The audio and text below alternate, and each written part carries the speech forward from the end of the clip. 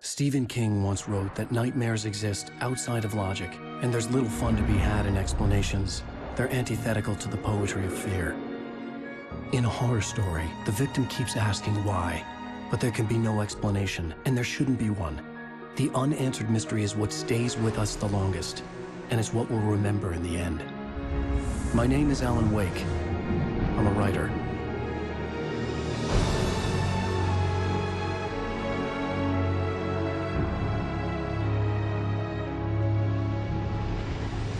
I've always had a vivid imagination, but this dream unsettled me. It was wild and dark and weird, even by my standards. So yes, it began with a dream.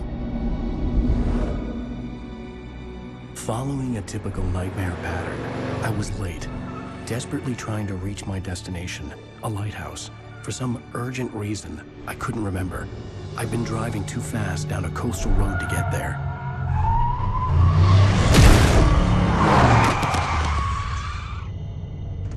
I'd seen the hitchhiker too late.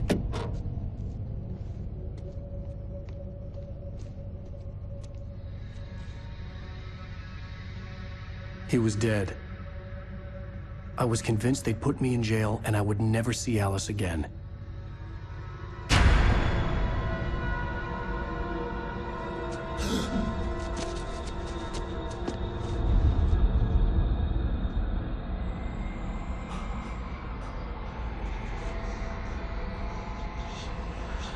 Suddenly, his body was gone.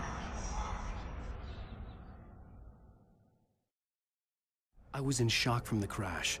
I could hardly stand my feet.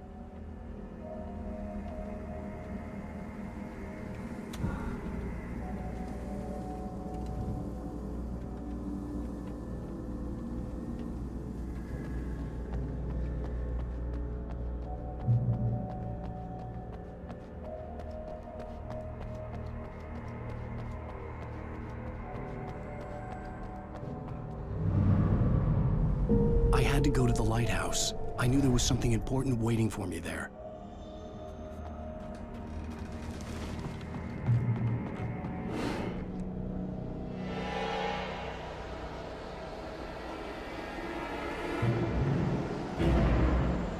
You don't even recognize me, do you, Ryder?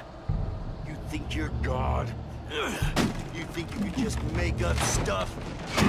Play with people's lives and kill them when you think it adds to the drama? You're in this story now, and I'll make you suffer. You're a joke. It would be a single readable sentence in your books if it wasn't for your editor. You'll never publish another shitty stories. Sorry.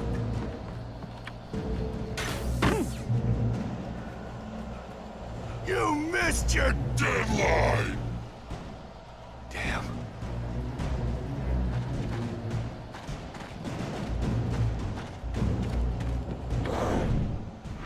You can't stop me!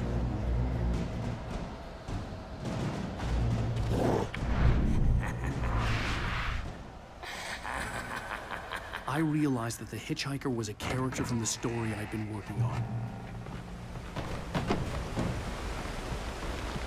How does it feel to die by the hands of your own creation?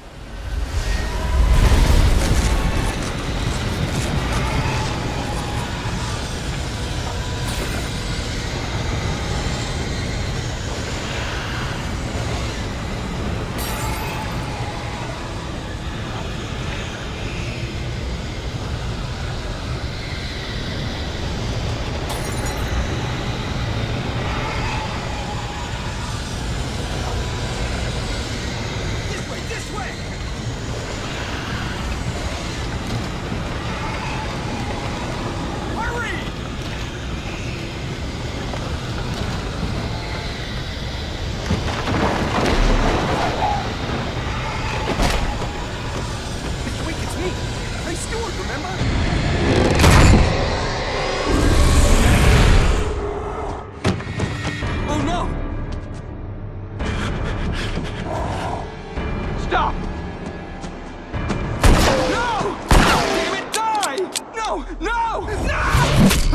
I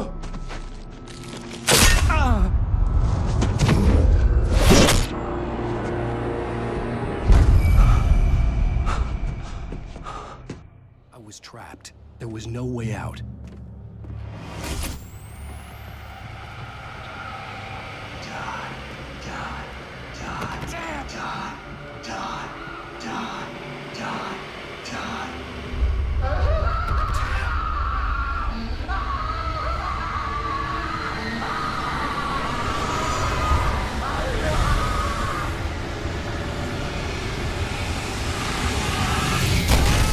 The cabin was a death trap. I had to get out.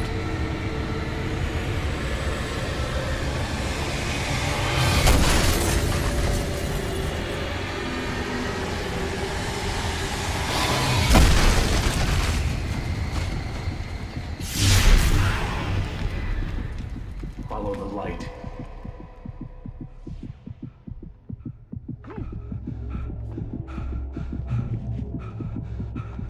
You are hurt. You should go into the light. You are only safe there.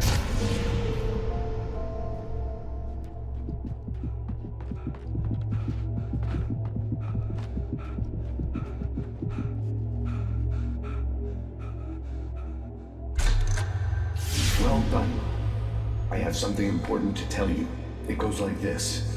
For he did not know that beyond the lake he called home lies a deeper, darker ocean green, where waves are both wilder and more serene. To its ports I've been. To its ports I've been. Do you understand? No. Follow my light.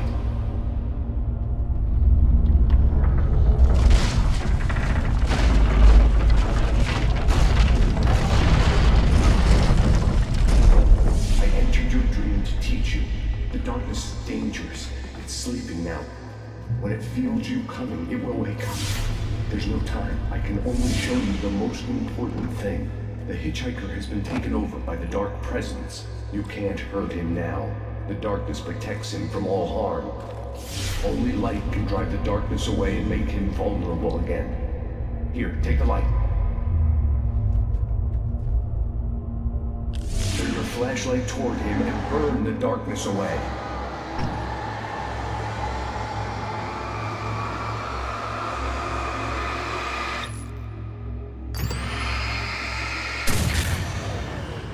You did it. Now the darkness no longer protects him, but it's still inside, controlling him. He can't be saved. He's still a threat. He is still your enemy. Here, take the gun. Now you'll die.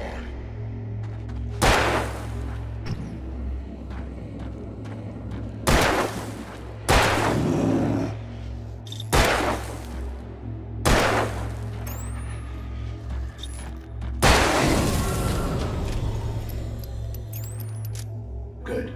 You've done well. Remember what I've taught you. That is all. I will give you back your dream now. In the nightmare, a terrible darkness was taking over the world. The lighthouse was the last safe place on Earth.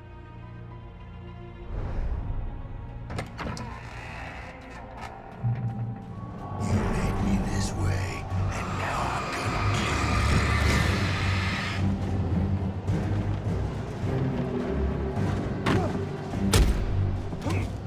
This is it, Witch!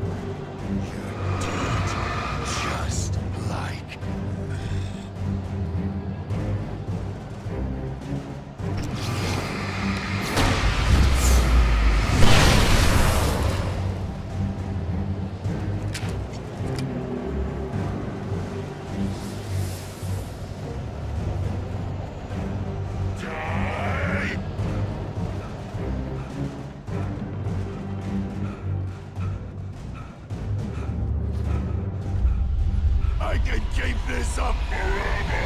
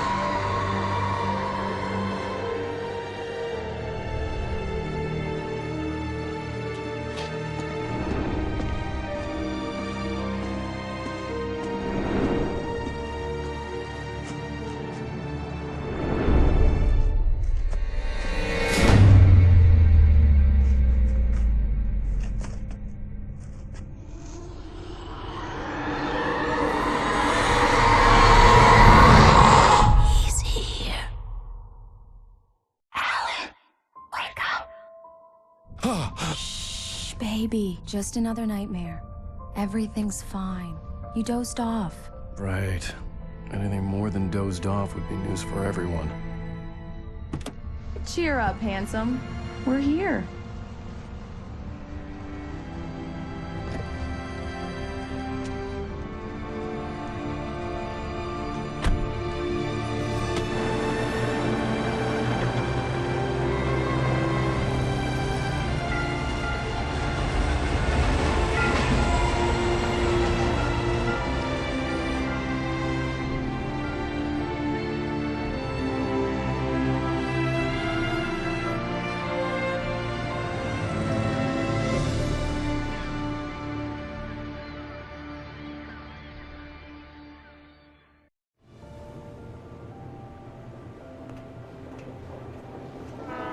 Let's act like we're on vacation.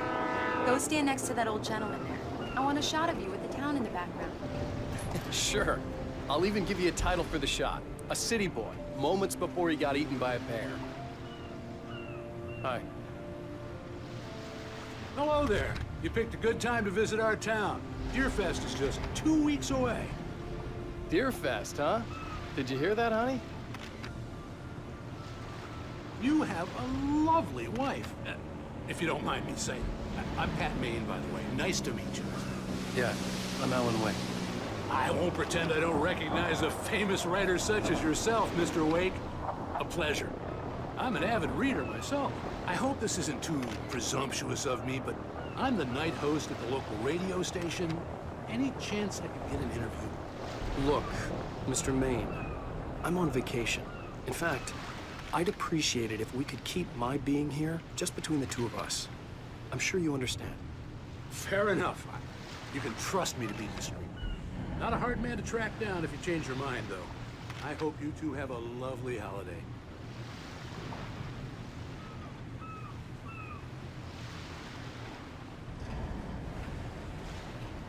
Very nice. I got a couple of really good ones. And I see you made a friend. That's cute. Right. Yeah? Hey, bestseller. How's my favorite writer? Are you there yet? Barry. Yeah. We just got here. Are the locals giving you trouble? Just say the word and I'll hop on a plane and come make sure that you're left alone, Al. No, Barry, we're fine. Great, great. Just want to make sure you can relax and recharge. So, how is the place? Has it gotten your creative juices flowing? Barry, we're just settling in. Okay, Al. I'll call back later to make sure you're doing okay. And you call me if there's a problem, okay? Okay. I'm just looking out for you, buddy. Talk to you later. I love you too, Barry. You know he's going to be calling you every 5 minutes. Barry is Barry. I can always turn off the phone. What did I tell you? Text message from Barry. He says hi to you too. Alan, we're here. Come on, let's get back to the car.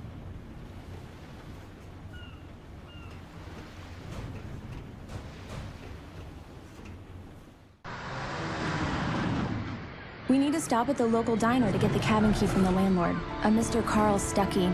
He's waiting for us. I'll go fill her up while you get the key. I'll pick you up here in, say, 15 minutes? Sure. Alan, thank you for coming here with me. I love you too. Go on. I'll promise to behave.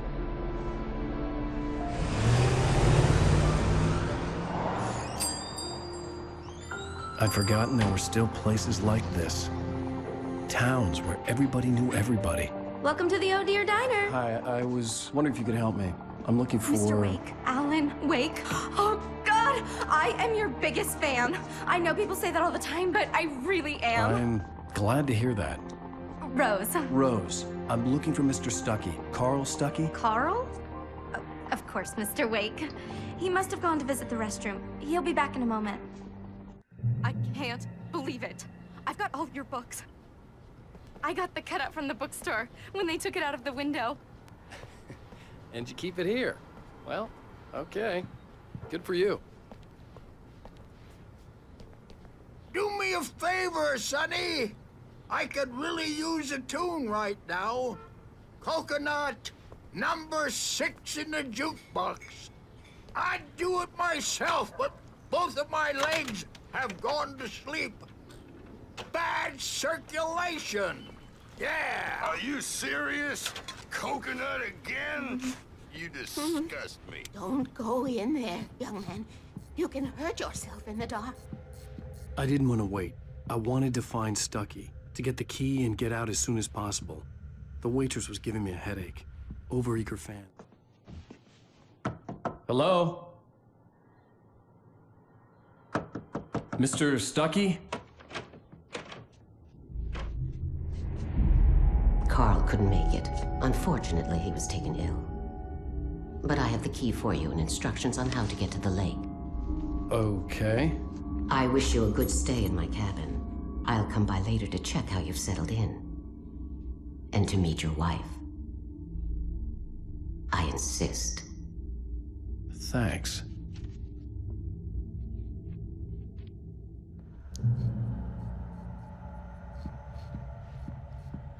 Cauldron Lake is a special place. Very inspiring. You got lucky this time, young man. You can hurt yourself in the dark. This really ought to be fixed. Even that sounds better than your singing. Are you all right? Splendid, splendid. Damn hernia. It swells up like a balloon if I lift anything heavier than a spoon. Yeah, splendid, splendid. It's been a long time, Tom. Good to see you. The Andersons, they're, local musicians. We're waiting for Dr. Hartman to come pick them up. They wandered off from his clinic at the Cauldron Lake Lodge.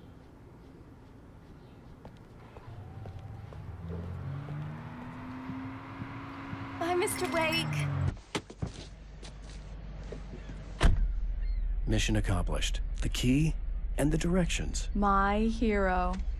I got some flashlights, just in case. Hey, wait! Mrs. Wake! Your keys!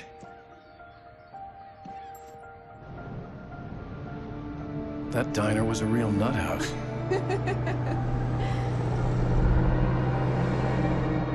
Can you believe this place? This would make a wonderful setting for a book. We're supposed to be on vacation, Alice.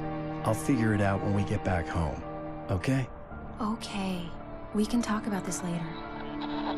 Bad man here on PBFF. I didn't want to talk about it. I wanted to bury my head in sand. Here's another one of my favorites to go with it. Once upon a time, I was a successful writer, but that was a long time ago.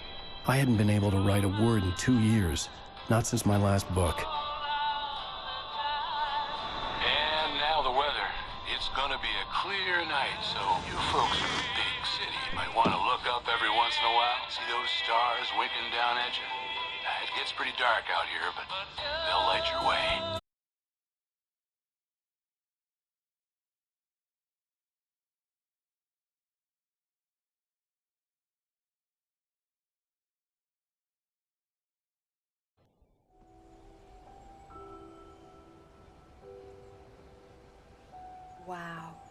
It's gorgeous, Alan. It's something, all right. Don't worry, honey. I'll get you inside safe and sound before it gets dark. And I've got the flashlight. I know. I'm okay. Alice had a phobia, the fear of darkness. I wanted to make sure we were inside with the lights on before sunset.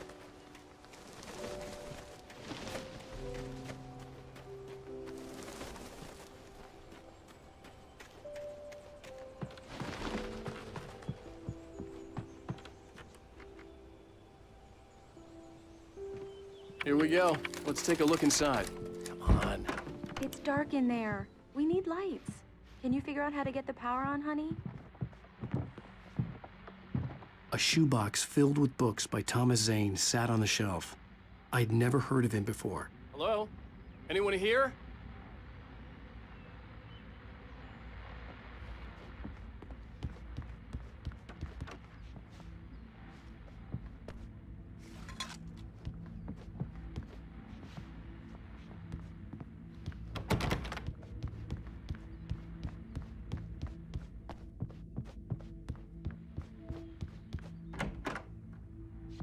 For a moment, the oppressive feel of the nightmare I had seen on the ferry returned. Damn.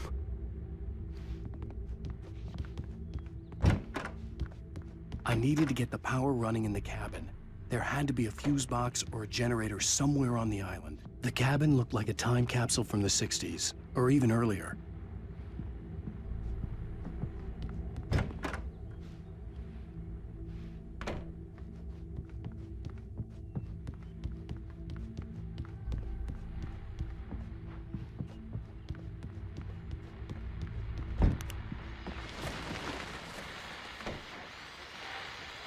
Your fest guests have already started to arrive.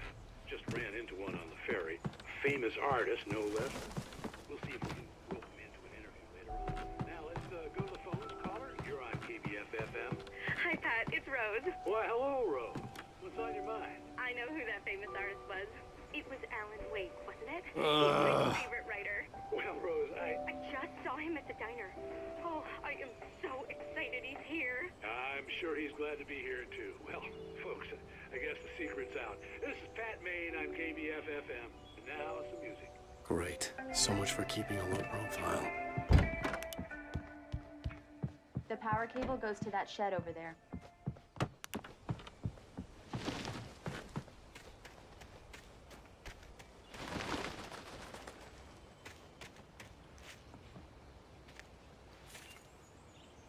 The island had once been the site for a love story. Maybe it would be that again.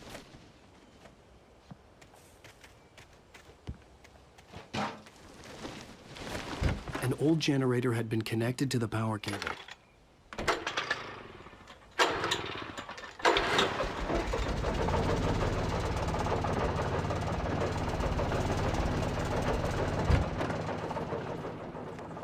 The lights are on! Good work, honey. I'll freshen up a bit and start settling in. Okay. I'll look around a bit. Sure thing! Have fun!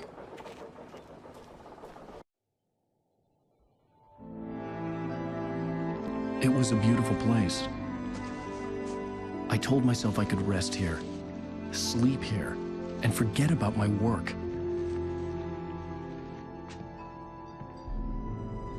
I thought we could be happy here.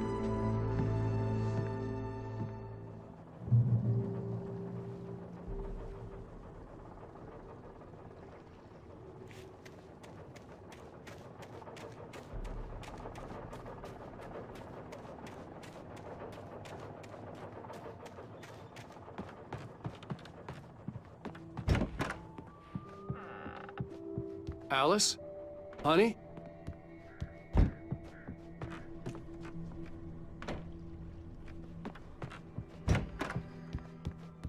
Alan, I'm upstairs. I have a surprise for you.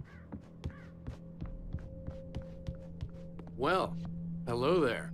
I'm not the surprise. It's in the study. Go take a look. Okay.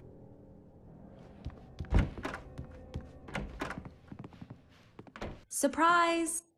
Alice? What is this? I guess I have a small confession to make. I thought maybe you could write here that a change of scenery would get you past... Damn it, Alice, everyone Hey, keeps... hey, just hear me out. There's a local doctor, Dr. Hartman. I read a book of his. He has a private clinic here. He specializes in helping artists. Maybe... So now you want to get me committed? No, it's not like that. That's not... Alan? Alan? Just don't! I don't want to hear it! God damn it, Alice! God damn it! I knew she wouldn't follow me in the dark. I needed some time alone to think things through.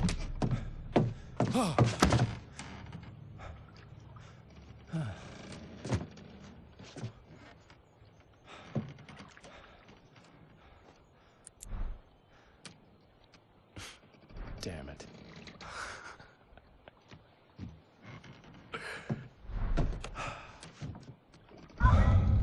Alice? Alice? Alice!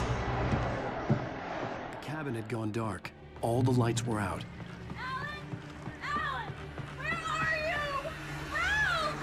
Alice, I'm coming! It's all right, I'm coming! No! What the hell? Alan! Help me! Alan! No! Alice? Alice?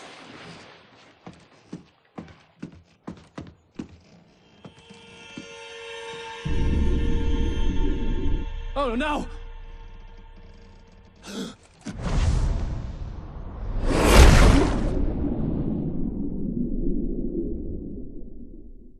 Keep going.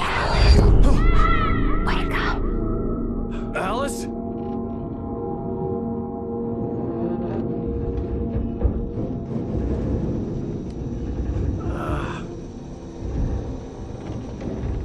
Waking up in the crashed car felt like I had woken from one nightmare and entered another. I couldn't remember how I got there. All I knew was that something terrible had happened to Alice. The phone was dead. I'd have to find help on foot.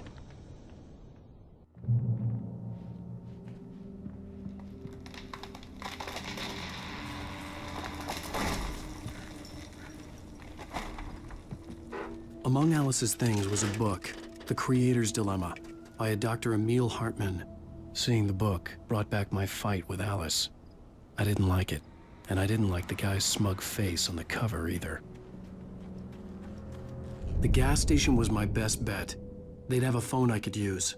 It looked like a long hike through the forest to get there.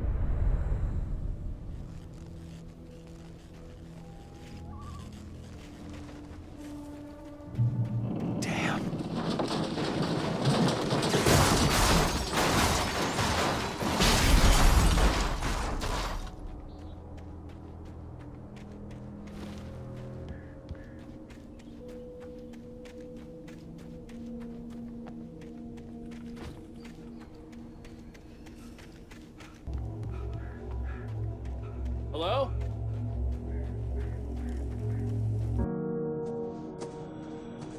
Hello? Is someone there?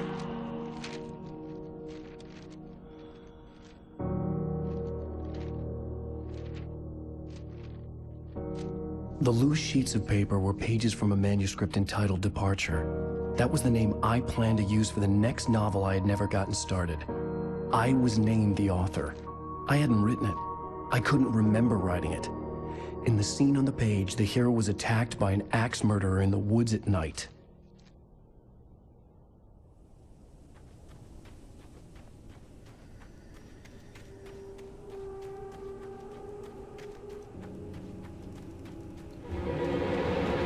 Anybody there? Please, I've been in an accident.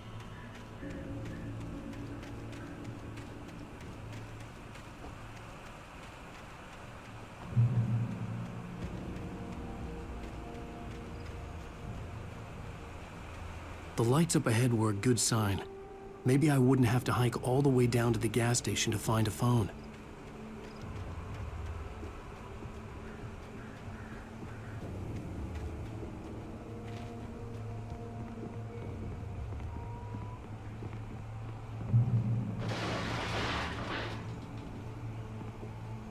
Anybody there? Please, I've been in an accident. Hey! Hey, you! Phil! There's been an accident. I need help.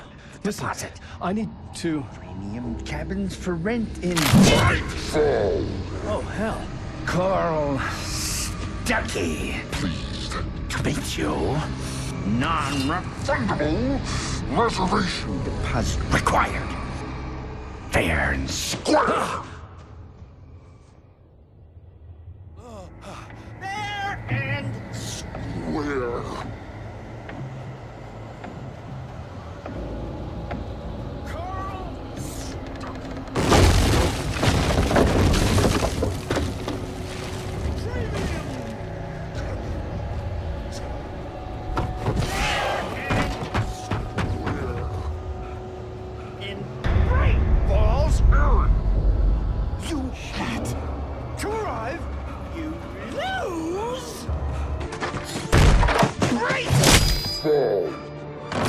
I had to figure a way out of this.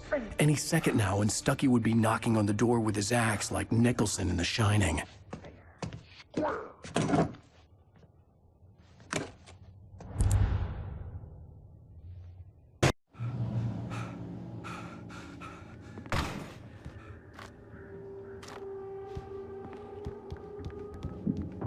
During your trying. Yes. It's the latest. Bright Falls Sheriff Station. Homie, Hello? Roman! Now, let you shoot. This is bad.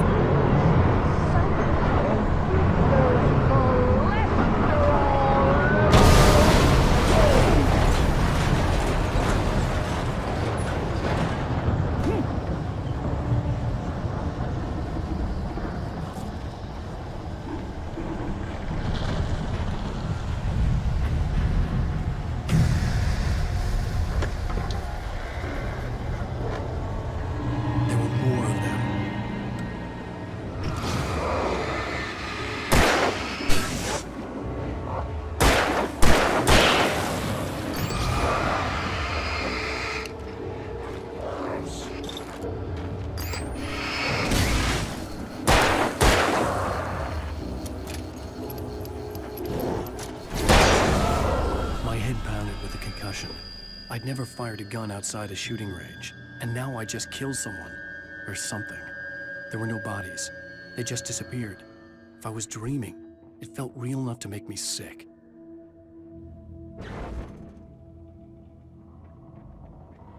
The dark forest was the last place I wanted to go, but I had no choice. I had to get to the gas station.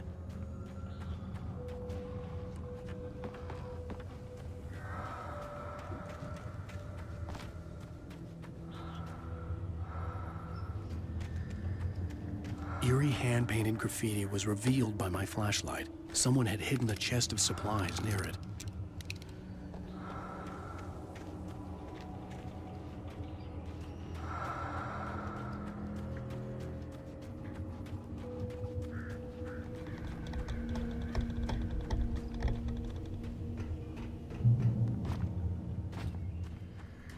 It's rabbit season!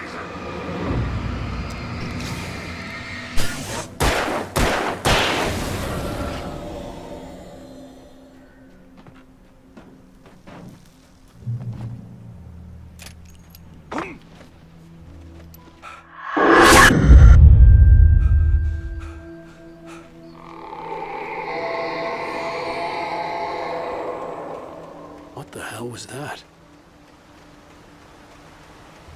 When I saw the river below, something uncoiled itself inside my head. I realized that I'd have to find a way across. I didn't even want to look at the water.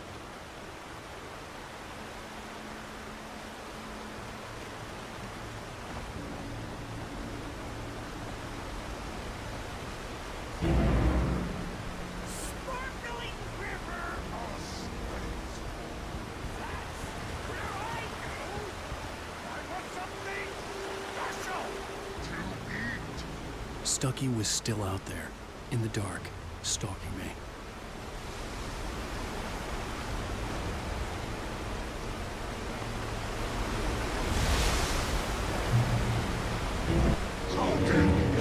hazardous occupation.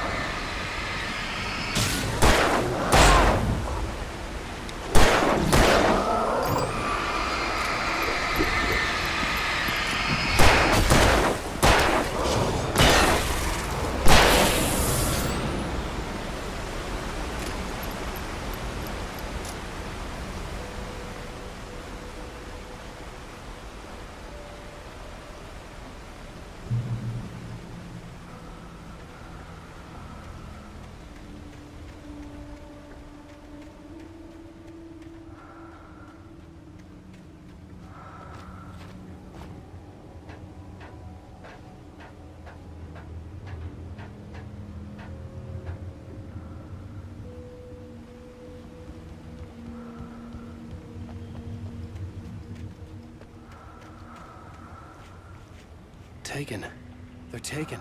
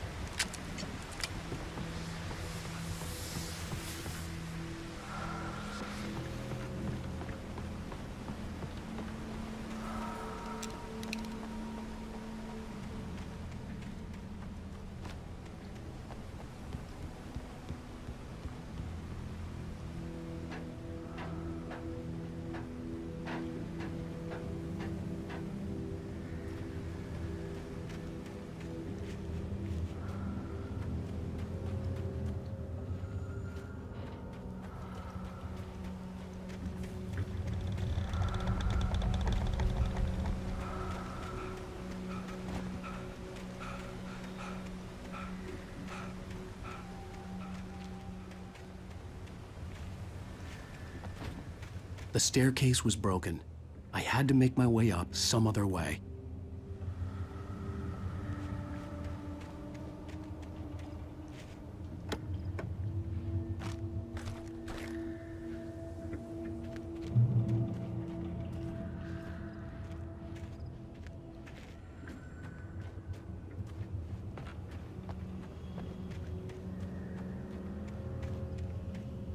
There was no power. There was bound to be a generator somewhere at the logging site.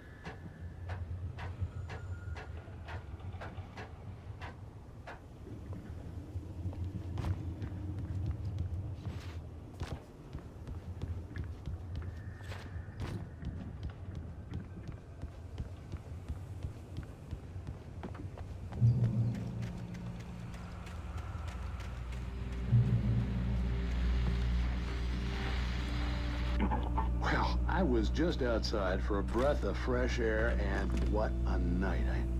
I know most of you are probably in your beds by now, but if you're still up and around, take a moment. Step outside for a spell and breathe in deep. The weather is absolutely still. The sky is crystal clear. It's like the forest is quietly breathing along with you. But you listeners know I'm a night owl, and it's on nights like this I wish I wasn't cooped up in the studio. Makes an old man but here I am. All night long if I want. Looks like I'm not the only one staying up late. Caller, you're on the air. Hey, Pat, it's Maurice Horton. Hello, Maurice. What are you up to? Well, I was just taking Toby on his walkies. Oh, isn't it beautiful out there? Sure, but Pat, the reason I called is that Toby heard something rustling in the undergrowth and took off after it, and I couldn't find it. Probably a rabbit. Sure. Toby loves rabbits. Well, sure. Anyway, I figured that, if anyone runs into Toby, they could grab him. My number's on his collar. And Toby's a friendly dog? Toby loves people. Usually he comes back, but we were pretty far from home, and it sounds like he went pretty wild there. Great dog, but...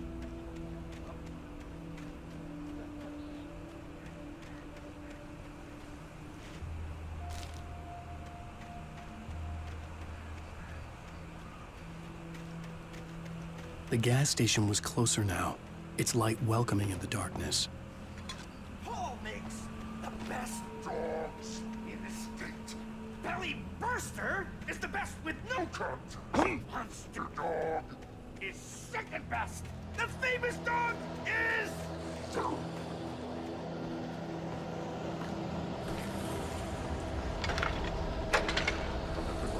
Watch your house.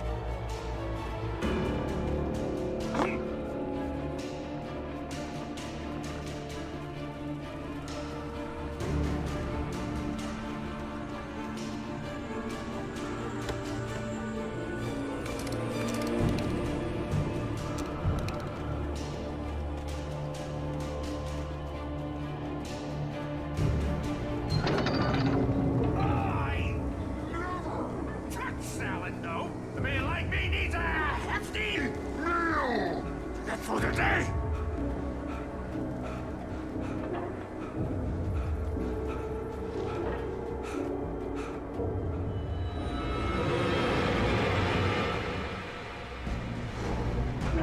We enjoy the magnificent!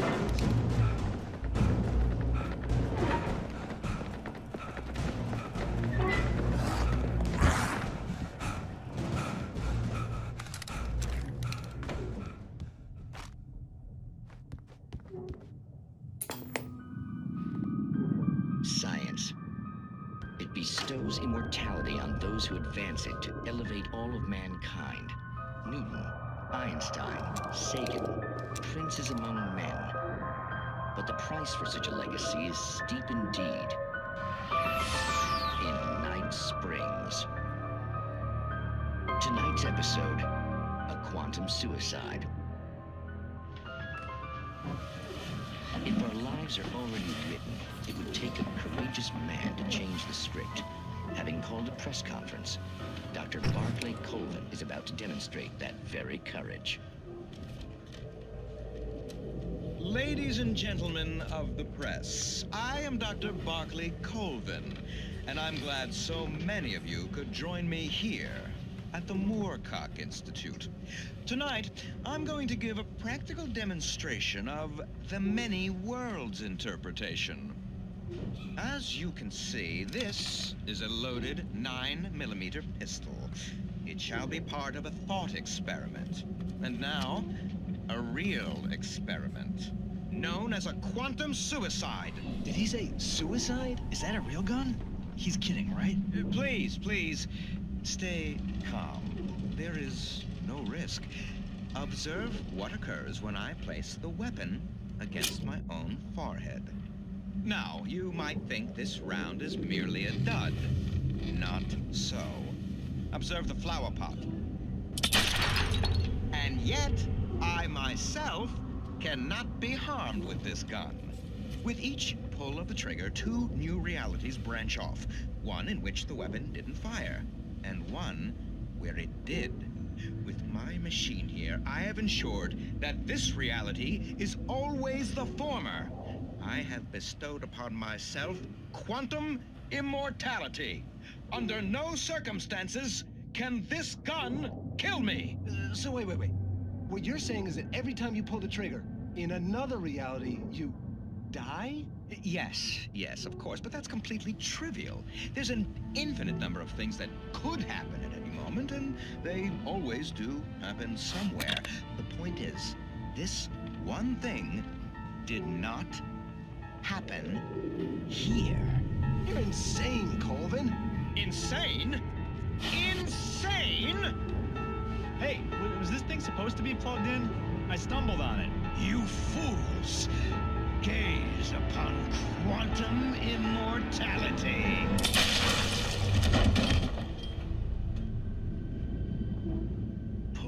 Poor Dr. Colvin, felled by his own hubris or the ignorance of the masses. Perhaps he should have left the crate unopened, the decaying atom unobserved. Curiosity often kills the cat. In Night Springs.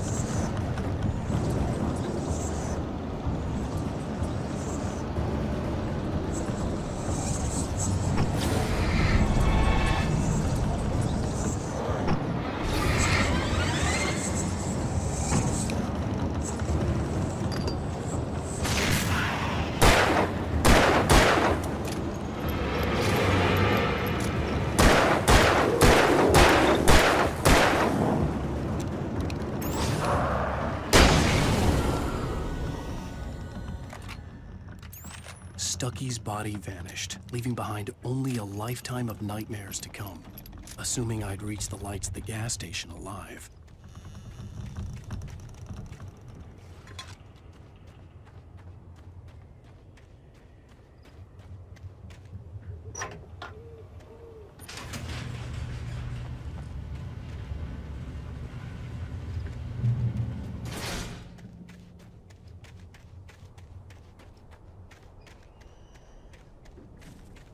I recognized the parade float I had seen in Bright Falls when I first arrived with Alice.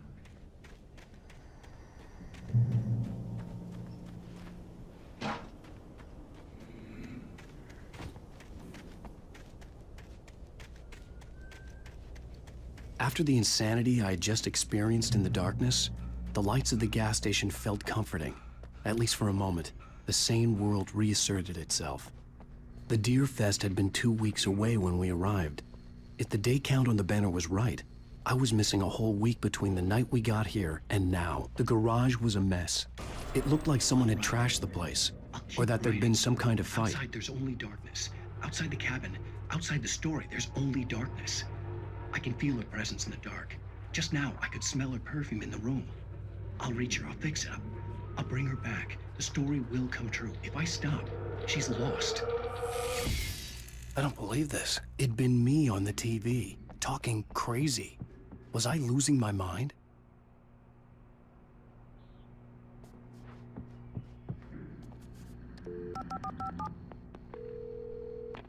Bright Falls Sheriff Station.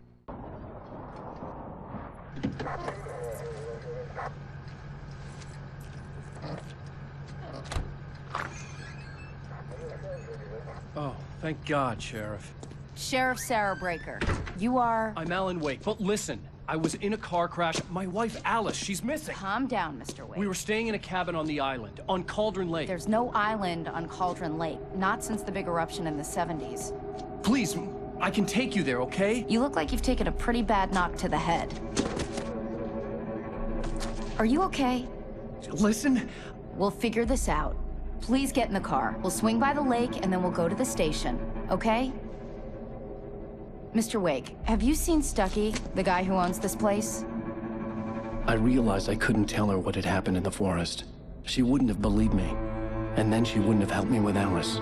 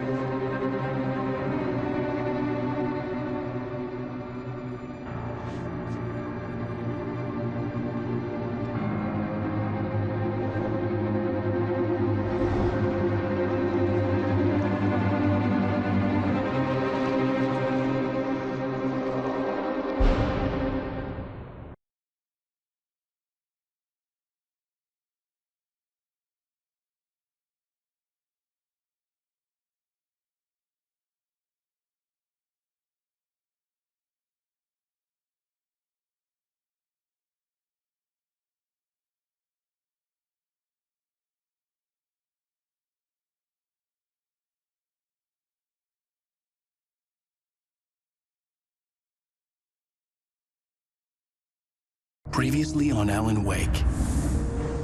I came to Bright Falls with my wife, Alice. Thank you for coming here with me. I thought maybe you could write here. I don't want to hear it! God damn it, Alice! Now, she's missing. Alice? Alice? I woke up behind the wheel of a crashed car. I'm missing a week. I was attacked by shadowy men straight from a nightmare. The sheriff took me to the lake Alice and I had stayed at. But the cabin had disappeared.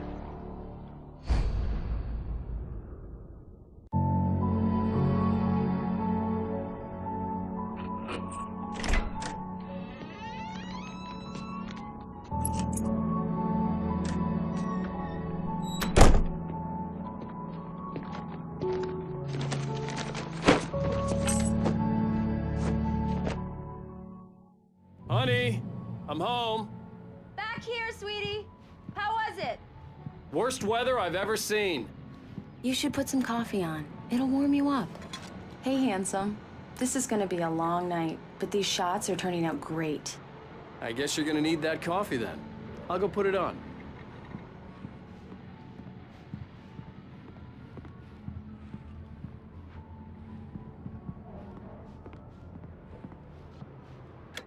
Coffee's on. Great, thanks. I'll need it if I'm gonna finish this by tomorrow.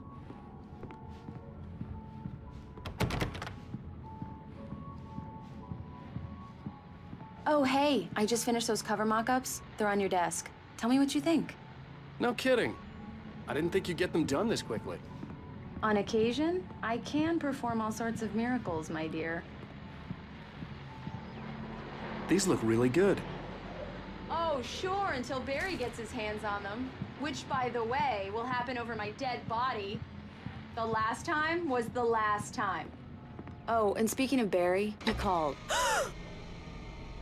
Alan? Alan, please check the fuse box. I'm right here. I'm on it, honey. Please hurry!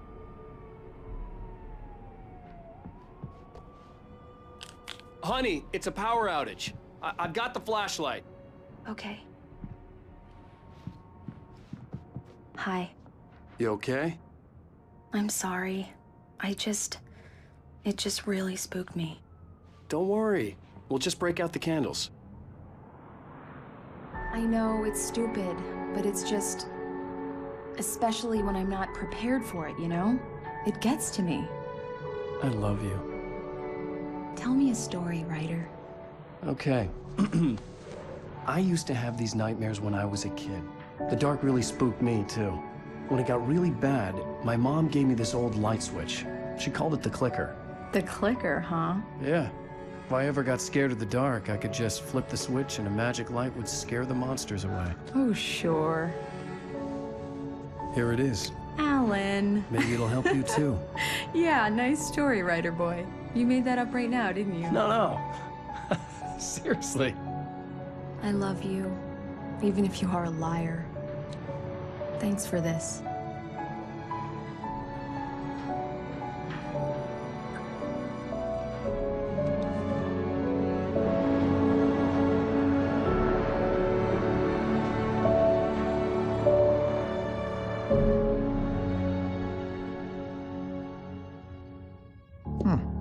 How do you feel, Mr. Wake? Any nausea, disorientation, anything like that? Mr. Wake, how are you feeling? I'm okay. My head's fine. I had to lie about my headache and memory loss. He'd send me to a hospital for tests. I couldn't leave without Alice. Very well. I don't think you have a concussion, but you've obviously been through quite a shock. You should take it easy for a couple of days. Thanks.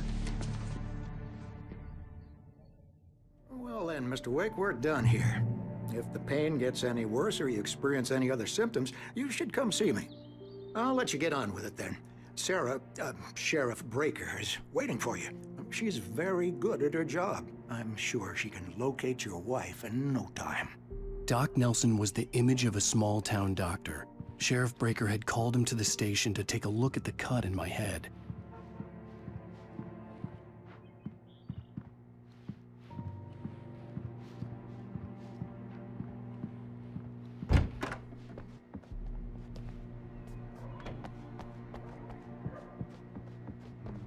Thank you for testing the lights, Mr. Weaver. Come in, Mr. Wake. Your phone's on the desk. The battery was dead. It's charged now. Have you started looking for my wife yet? My men are already on it. Now, can you tell me what happened? I'm not sure. I can't remember. We were arguing. I walked out of the cabin. The cabin on Cauldron Lake? How did you end up at Stucky's gas station? I wanted to tell her what had happened last night, but I couldn't. She'd lock me up. Excuse me. I need to take this. Hello? Alan, please help me. Alice? Stop talking to the law. You'll do exactly what I say if you ever want to see your wife again. Who is this? Go to the back lot. There's a hole in the fence on the left. Look inside the junker. I left a little something there to convince you we're all on the same page here. After you ditch the cops, you're gonna meet me in Elderwood National Park. There's a spot called Lover's Mr. Peak. Wake, can I help you with Midnight. anything? Don't do nothing stupid, pal. We're watching you. I need to get some air. The sheriff said I could go out back. Of course, Mr. Wake. You can get there through the cell corridor. More light in here. Damn it! More. Hey, mister! Hey, can you turn the lights on? The deputies, they don't understand. Thank you, man, thank you. Hey, you're all right. You're a good guy. Don't let anybody tell you different. You know, I shouldn't even be in here. The cops, they got it all wrong. See, sure, I beat him up, but I wasn't drunk. I mean, I wasn't drunk at the time. I only got drunk afterward. Okay, listen, you gotta listen carefully now. Here's the kicker. That wasn't Danny. No, sir. It only looked like him. You wanna know who it really was? I'll tell you who it really was. It was a goddamn space alien! I know it sounds like... The early morning light hurt my eyes and made my head ache. The man on the phone had said, go through the fence on the left.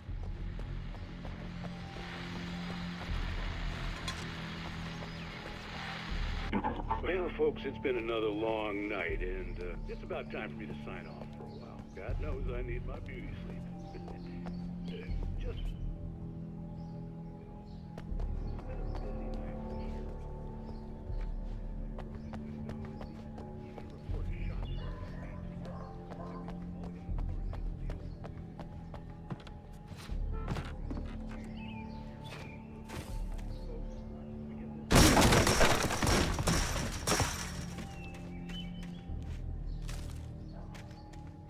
Alice's driver's license had been placed on the front seat. The caller meant business. Barry? Ow! Thank God! Where the hell have you been? I've been trying to reach you for a week, you and Alice. I've been worried sick. I flew out yesterday. I'm here in Bright Falls. Barry, listen to me. I'm at the sheriff's station. Come and get me. I can't talk now. Ow! What the hell is going on? I had to get the sheriff to let me go. I needed to get to Elderwood National Park to meet Alice's kidnappers.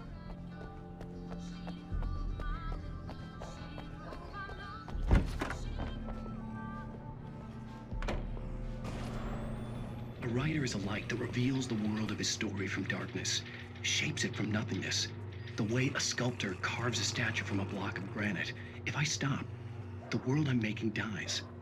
Darkness will reclaim it. It's a long, hard journey into the dark. Alice's life is at stake, but I can't think about that, or I'll lose it. The dread lingers at the edge of perception. I'll push on. Anything is possible here. I'll write the story. I'll save her. Marvelous, Sarah. I just wanted to settle all the damage the Anderson brothers might have inadvertently caused on their recent and regrettable... Are you feeling any better, Mr. Wake? I'd like to leave. Am I free to go? Well, we still need to talk about... Am I under arrest? No, of course not. But I need to know where you'll be staying so I can get in touch with you. I'd avoid the motel. The Majestic is known for its roaches. The cabins at Elderwood are pretty nice, though. That sounds perfect. I'm Dr. Emil Hartman. I'd like to invite you to stay at Cauldron Lake Lodge. Did you talk to my wife? I had the pleasure of discussing your situation with her on several occasions. Did you set something up with her? I invited her here. My clinic is a place where... Oh, hey! Oh, my! Take it easy. Hey, nobody move! Get your hands off of my client! Who are you? I'm Barry Wheeler, his agent. If you have business with Mr. Wake, you talk to me. You yokels won't know what hit you once I sick my lawyers on your asses. No harm done, Sarah. I'm all right. I don't want to press charges. Mr. Wake, my offer still stands. Get me out of here. What the hell was that about, Al? We don't need a replay of that thing with the paparazzi. I thought they were gonna lock you up. I had to talk to someone. I told Barry everything. He thought I was certifiable, but when he heard about the manuscript, I had him. The fact that I'd written something, even if I couldn't remember it, was enough for him. He smelled money. And he believed that Alice had been kidnapped. Anything beyond that was another story. I had a midnight appointment with the kidnapper in a place called Lover's Peak, somewhere in Elderwood National Park. The plan was to rent a cabin. I don't like it, Al. I don't like any of it. It's not good. In fact, it's the absolute opposite of good. Mr. Wake! Barry, you found him. Hi, Rose. Oh, wow. I was just thinking about you, too. Great. I was just bringing Rusty some coffee. He's on the balcony, looking after Max. Poor thing. I really need to go. Great to see you again, Mr. Wake. Later! Who's Max?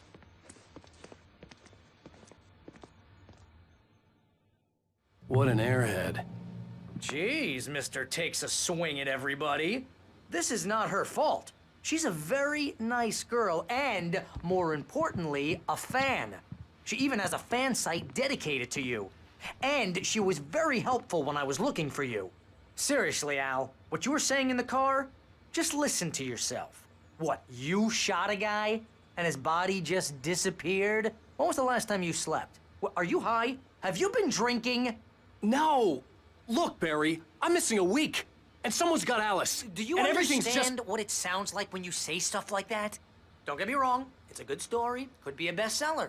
But when you start confusing fiction with reality, you're buying yourself a ticket to the funny farm. All right, wait here.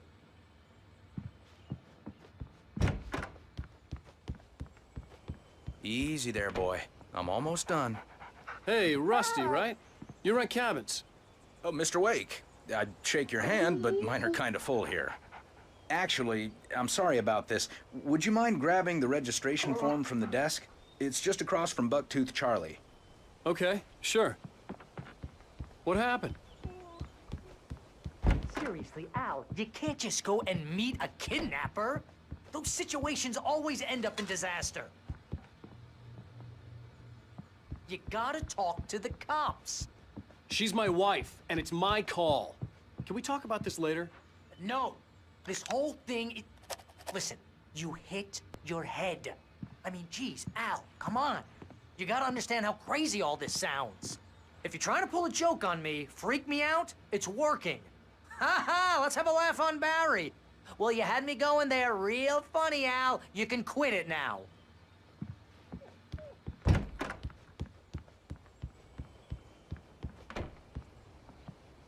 I think this is the form you wanted. And here are the keys. Okay, you're all set, Mr. Wake. Glad to have you staying here. Thanks. Can you tell me how to get to Lover's Peak? Oh, sure. It's at the end of the nature trail. Just follow the paths, you'll get to it eventually. It's an easy walk. Nice spot, too.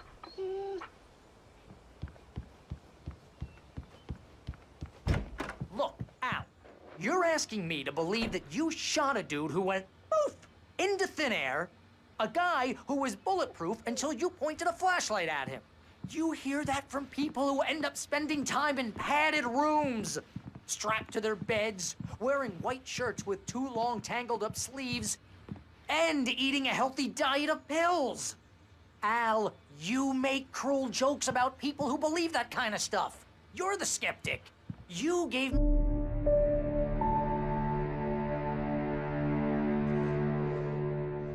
That's just crazy talk, Al. Al. Al? We should go to the sheriff or call the FBI. Damn it, Barry, they'll kill her! This is not a goddamn debate, Barry. I'm going to Lover's Peak. He said to come alone. Okay then. I understand. You're my best friend, and I'm worried that you're not right in the head. Tell me what to do to help, and I'll do it. You stay here, and if I'm not back by morning, call the cavalry.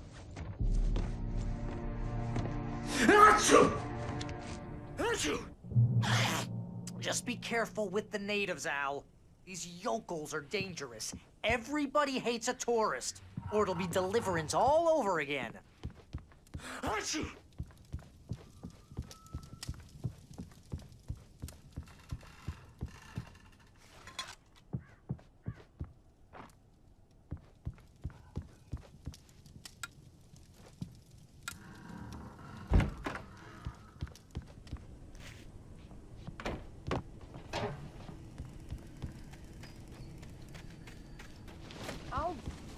here, Al. I'll hold down the fort. I'll be with you in spirit every step of the way, Al. Lock the door now.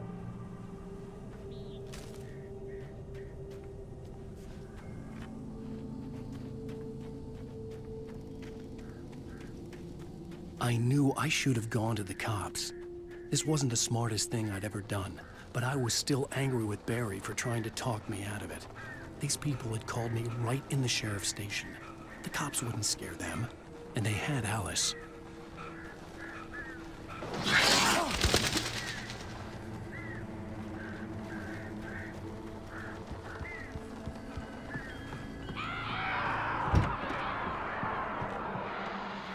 Welcome back to the show, folks. As promised, our very own Dr. Nelson has just parked his rear end in the studio. Doc, what's your Deerfest plan like?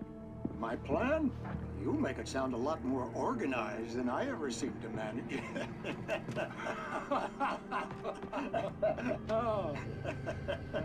No plan, really. Just taking the atmosphere. I'm getting a little too rickety to do much more than that, you know. Oh, tell me about it. No sack race for us older gentlemen, huh? Yes, exactly, Bat. But I'm gonna check out the parade, of course. And I'll be one of the pie contest judges, too. Well, that takes a different kind of constitution. Oh, yeah. It's my kind of exercise. Now, Doc, seriously, you're in pretty good shape, though. You're the outdoors type. I know for a fact you're an avid fisherman. That's right. Matter of fact, just caught a heck of a largemouth bass early this morning. But you're not taking part in the fishing festival? No, not this year. See, that, I just...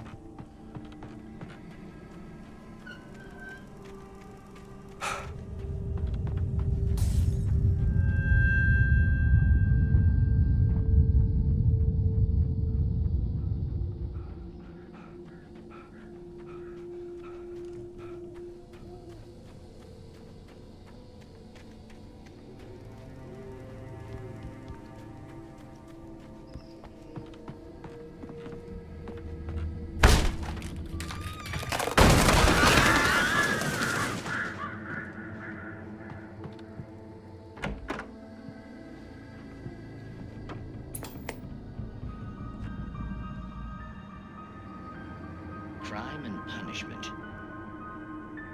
The cancer and cure of civilization. But some crimes are impossible to punish, especially in Night Springs. Tonight's episode, The Man in the Mirror.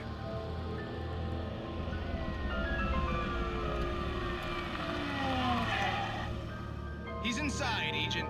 He's a weird one. So, you're confessing to killing that guy, huh? Why? Had it coming? Yeah, but why would you do that? I mean, you're a nice guy. Normal.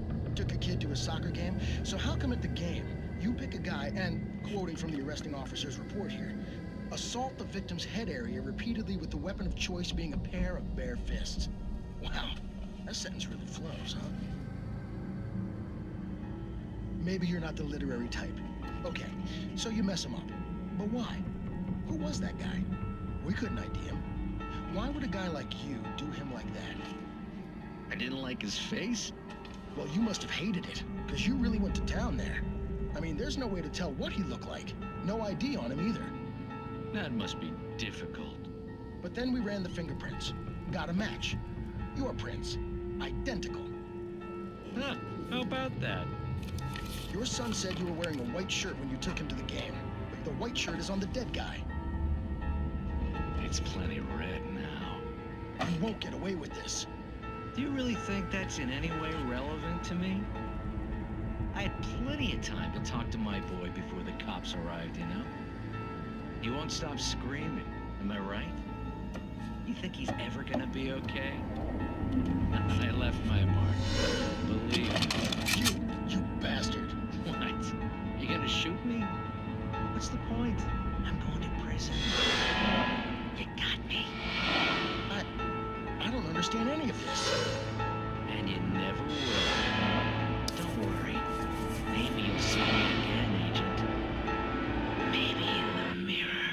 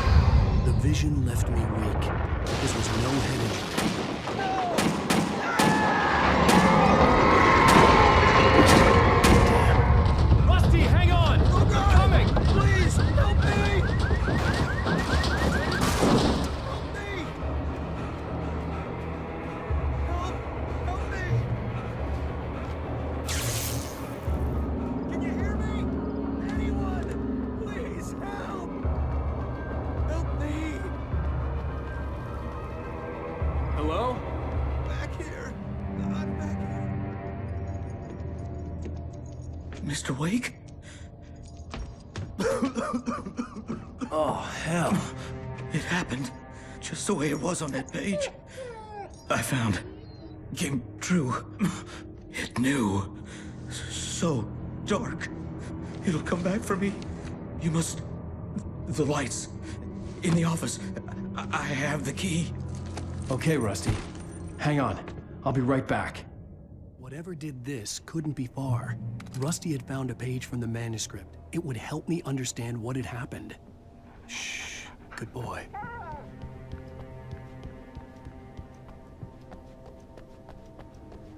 The only way to make sure that Rusty was safe was to get the power running and the lights back on.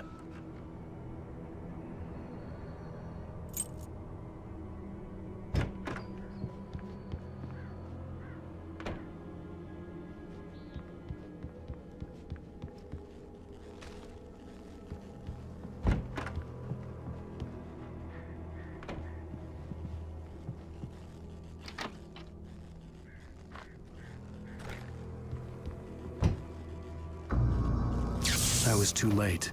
Someone had destroyed the circuit breaker. There was no way to get the lights back on.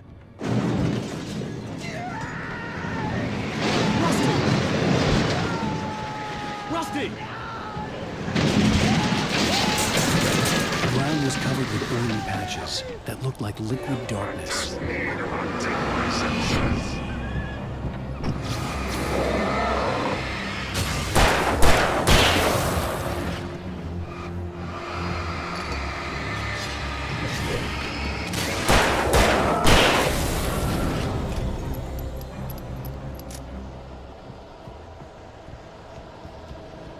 Something had torn a mammoth-sized hole in the wall.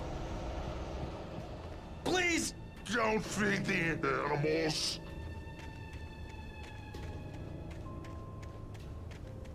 Fishing! For those who purchase a park license, obey! The park ranger's instructions. At all times. Rusty? Rusty, no! Never approach closer than 100 yards. To bears and wolves, never approach any other Wildlife closer than 25 yards. Pets must be leashed. At all times. Never leave your pet unattended. It is against the law to remove any natural objects or historical items.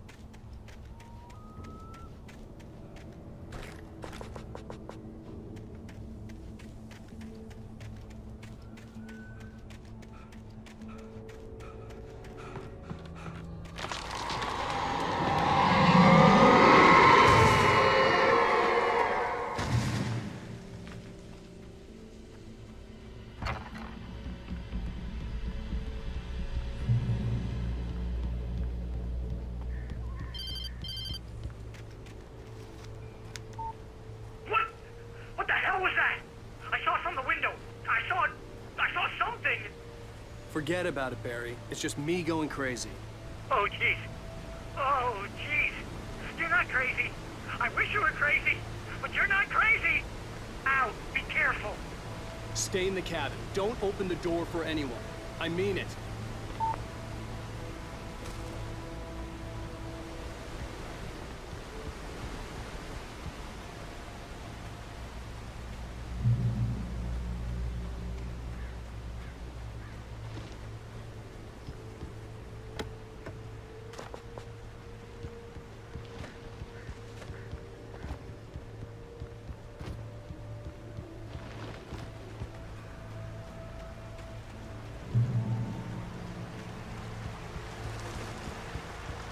Lover's Peak was at the far end of the nature trail.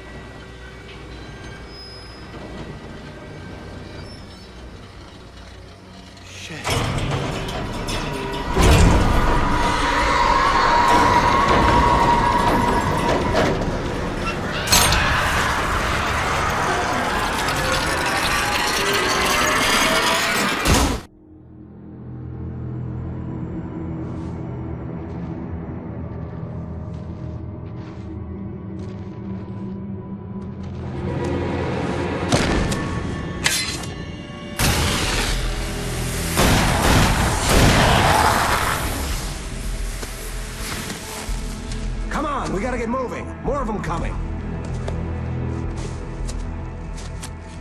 That flashlight's kid stuff. The flares will keep the bastards away.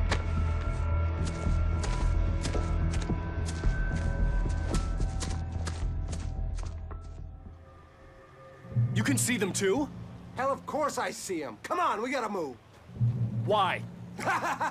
Because that's the way the story goes. Yeah, but... Let's move! I lost my gun back there. Oh, I've got a gun. Just keep that light steady on him. It took a moment, but then I recognized him. He'd been on the ferry when I first arrived here with Alice. He knew my name. We were headed in the direction of Lover's Peak. There was no way this was a coincidence. He was the kidnapper. Come on, Wake! You better keep up.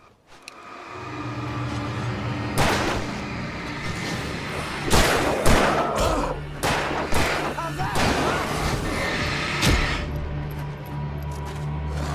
What I got for you?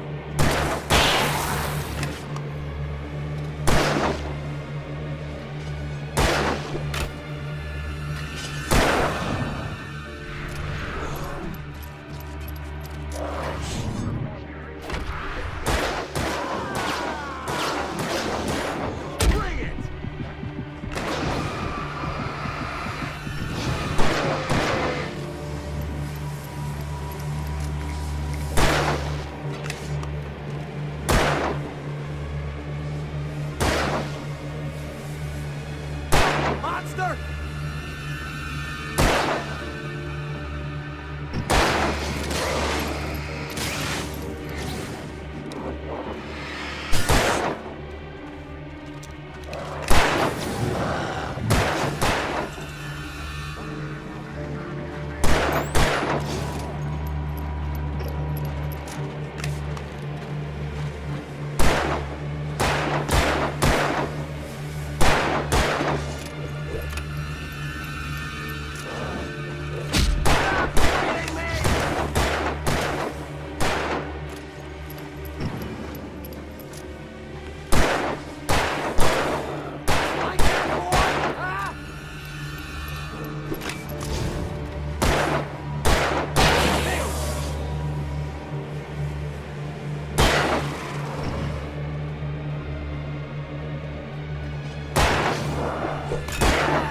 That's right!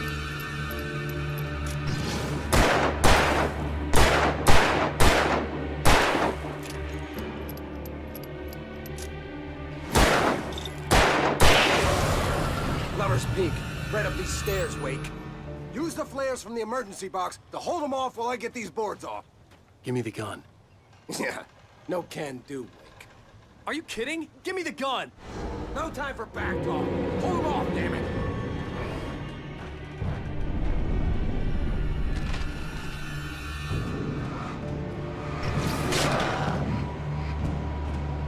Just a little longer. Scare them off.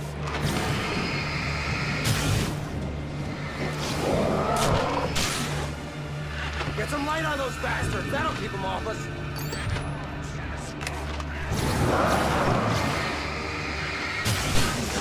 Just a little longer. I almost got it. Oh, it's open. Move it along.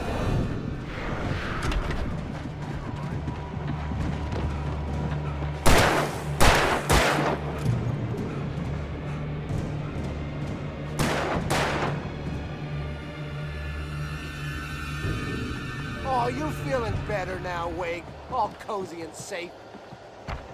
Better get ready. They'll be on us soon.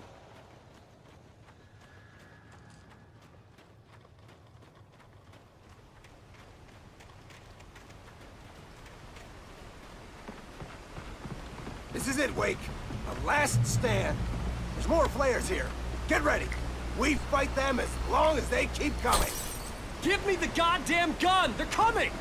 That's not how this goes. Get with the program, Wake.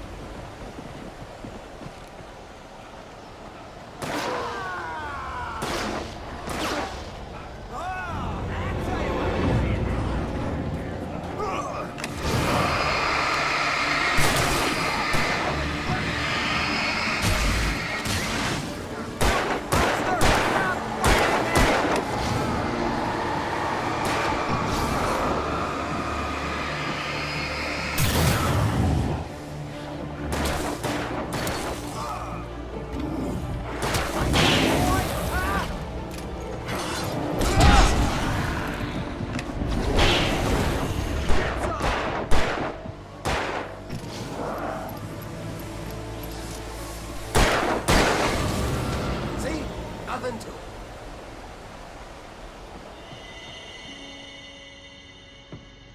Let's cut the act now. Where's my wife? I knew you were gonna say that. I read it all before. You're a hell of a writer. Congratulations. You're gonna bring about something glorious and terrible once we get you some proper editorial control. What the hell are you talking about?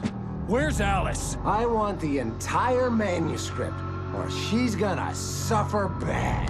You touch her mouth.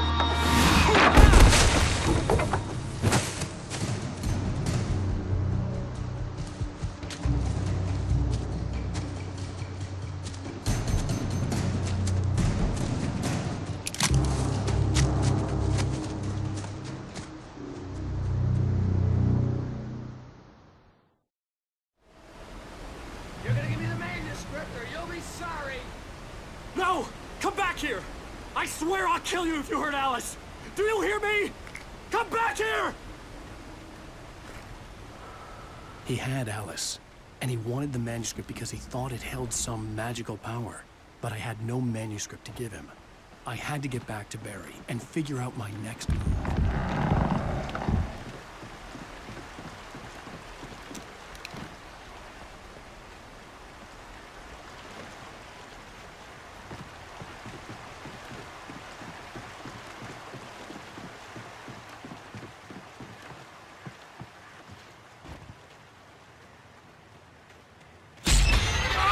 What the hell? Rusty had warned me about these traps. It hurt like hell. I was stuck.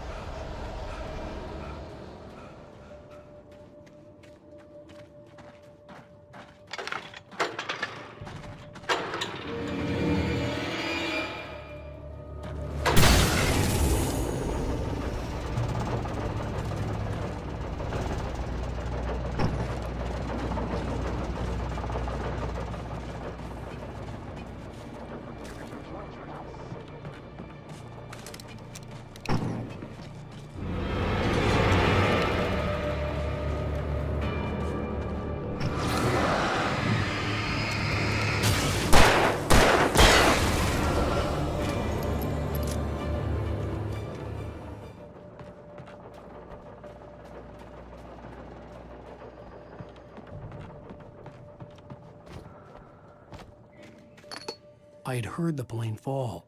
It made no sense. It was clear that it had just fallen here, but it was very old and obviously hadn't flown in decades. Looking at it sent a shiver down my spine.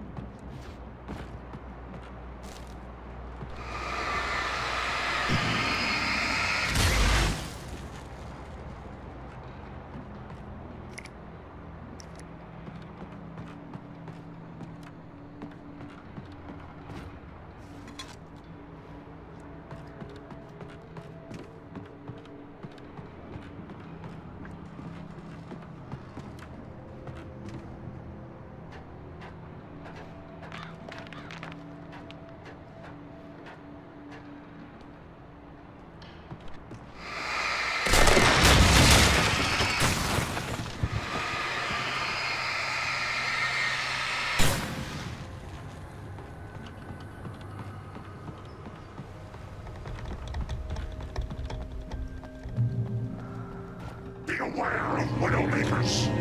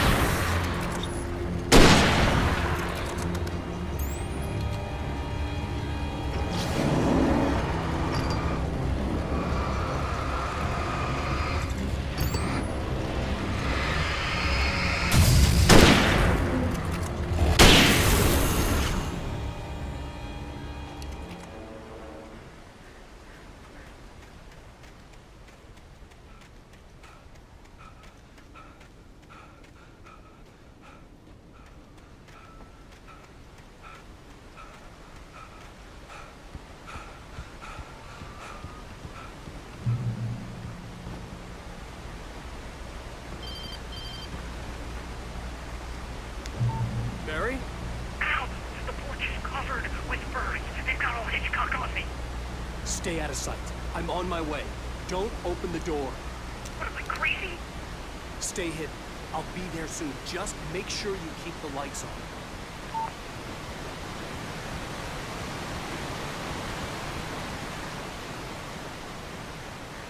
I still had to reach Barry at the cabin, but at least I was out of the woods.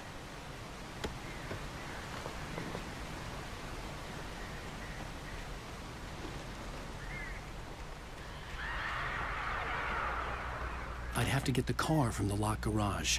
It would get me back to Barry faster, and the headlights were a welcome bonus.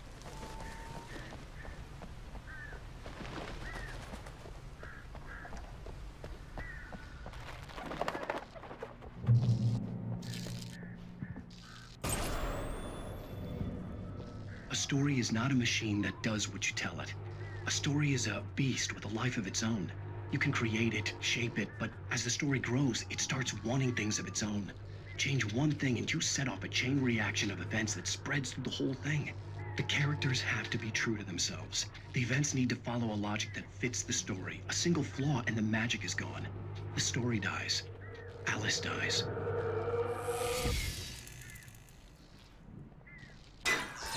You can learn about nature and yourself.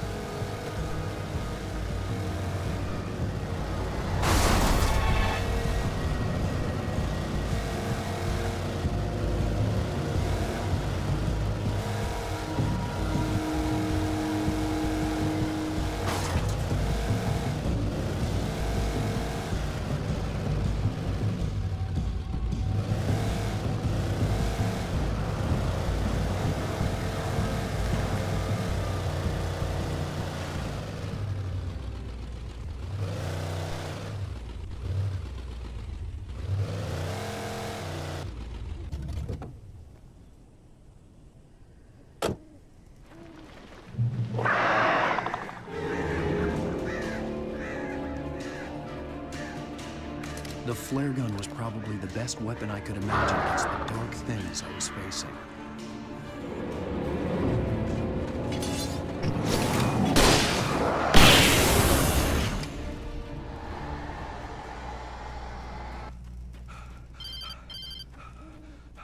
It was the kidnapper. You son of a bitch! Where's my wife? Enough horseplay, Wake. You deliver the manuscript, and you can have your woman back. Simple as that. I don't... Listen. I'm gonna need time to finish it. I still need to write the ending. I need a week. Not done? I need a week. 2 days. The old Bright Falls coal mine is nearby. You can find it easy, city boy. The main building, there at noon. You bring the manuscript, you'll get your wife. If not, well, get me? Yes, I get you.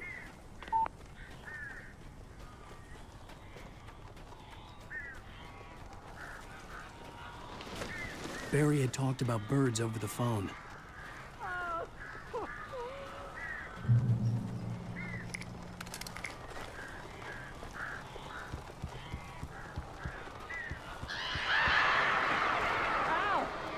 I am so glad you're here. A couple of them got in here before I blocked the chimney.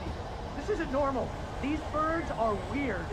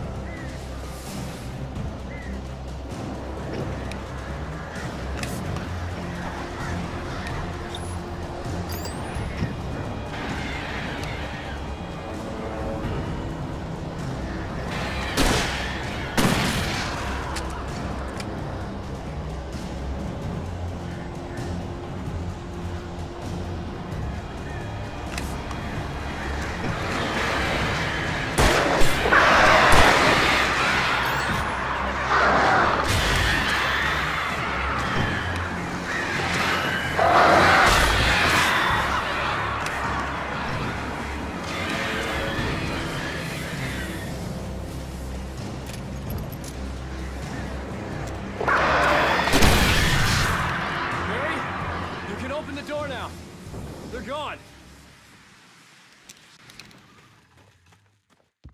Hey, Al. I'm sorry for thinking you were having a psychotic episode, man. I sent Barry to the town to ask around about a man fitting the kidnapper's description. He'd go through the archives of the local paper. Perhaps he could learn something. Anything about the island and the cabin that had disappeared. The man wanted a manuscript. I had to try to write him one to get Alice back.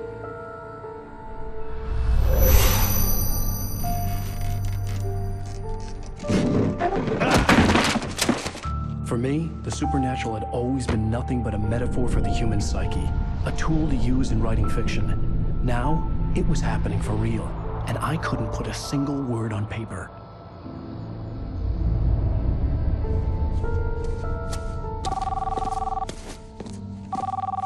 Barry Wheeler speaking. This is Rose. Rose? I found Mr. Wake's pages. Oh, you sweet, brilliant girl. Could you and Mr. Wake come get them? I live in the trailer park outside the town. We'll be there in less than an hour. Bye now. See you soon. Have a great day.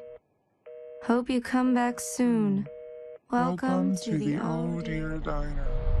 Good girl.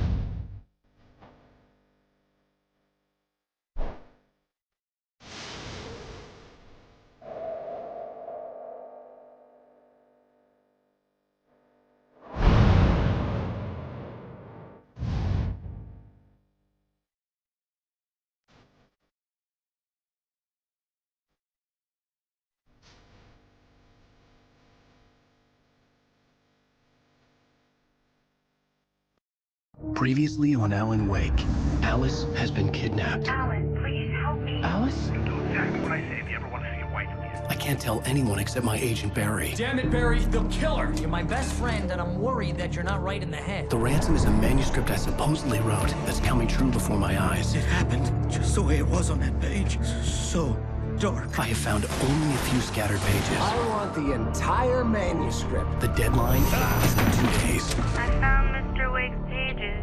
Good girl. How the hell did she get her hands on the manuscript anyway? I don't know. She's resourceful. I told you were too hard on her. Listen, I found out all sorts of interesting stuff while I was digging around. Yeah. Mr. Wake, it's Sheriff Breaker. We have an FBI agent here, Agent Nightingale. FBI?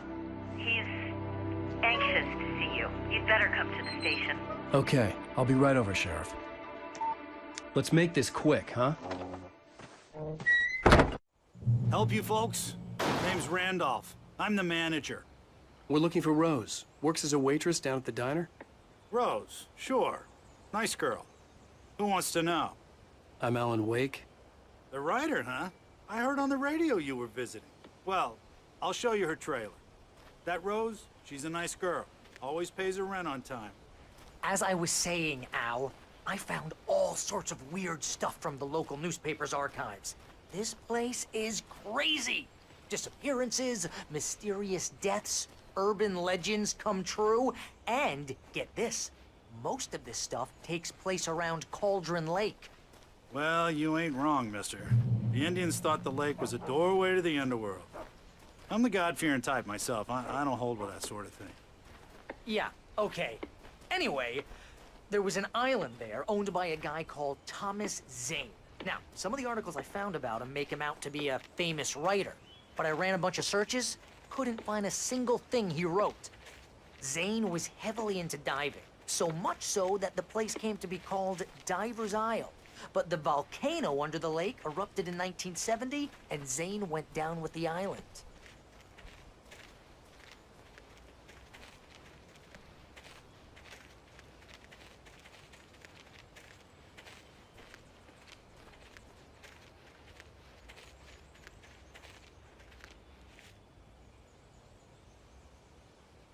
It gets better. A local girl, Barbara Jagger, drowned in Cauldron Lake just a week earlier. they were lovers. Sure, Jagger's a local spook story. The Scratching Hag comes for you in the dark. Childish stuff like that. Anyway, Al, I'm just getting to the best part. All of the articles about this stuff were written by Cynthia Weaver. I asked around, and she's that crazy bag lady you met. What, the lamp lady? She can be a little loopy, but she's not homeless or anything. Yeah, anyway, she knew both Jagger and Zane before they both died, and she had some kind of a breakdown.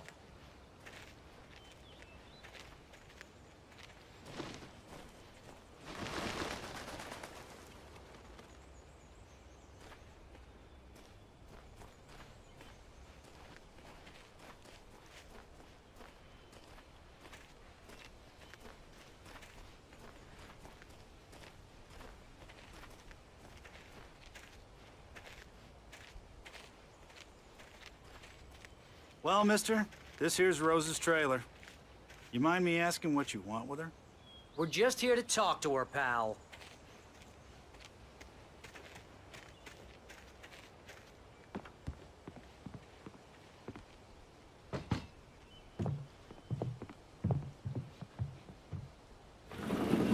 Welcome to... Oh dear, Mr. Wake. I'm so glad you're here. Rose, you have my manuscript? Oh. Oh, yes. Yes. Please, come in. Hey, this is really good. Rose, Yes, my manuscript. I really need it. I understand. I know what you need. A muse to inspire you. Oh, for Barry? She doesn't have anything. Yeah, hey, Al? Al, what's... Oh... Barry! What? What?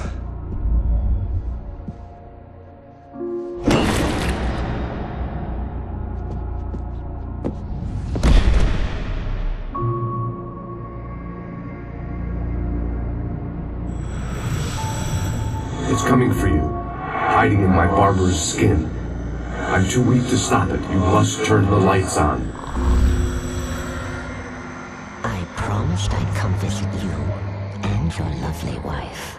You must finish what you started. I insist. You must turn the lights on. Turn the light on. Back to work, boy.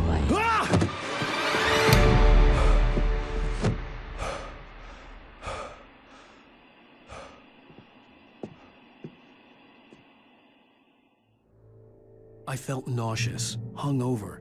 Only anger kept me going. Rose took a day from me. I had less than 12 hours left to meet the kidnapper. All I could do was get Barry into the car, work something out once I got on the road. I call her Barbara Jagger. She's very strict. My gun and flashlight were gone. I'd have to find a way to get Barry into the car as quickly as possible. There was no time to waste.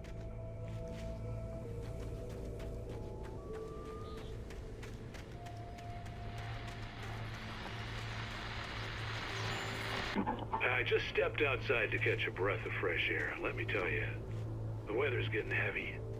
Nights like this make me especially glad I'm here talking to you and not home in bed. Once the weather takes a turn like this, I can't sleep at all.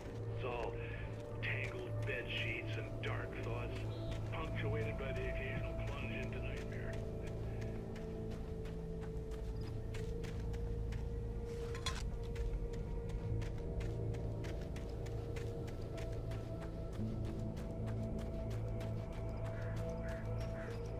Oh, you're gonna get it now.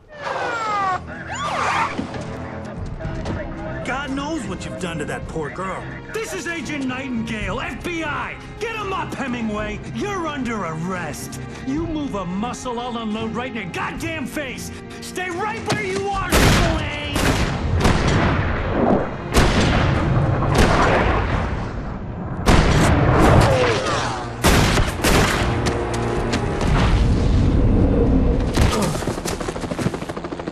What are? I'm standing right here, you goddamn maniac!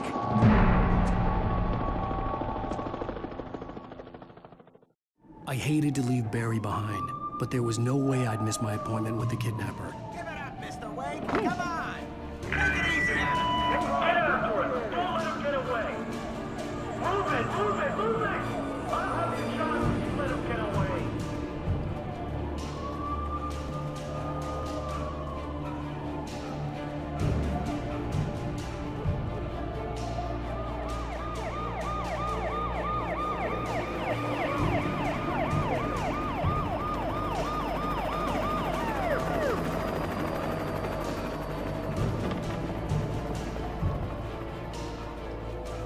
There! Freeze!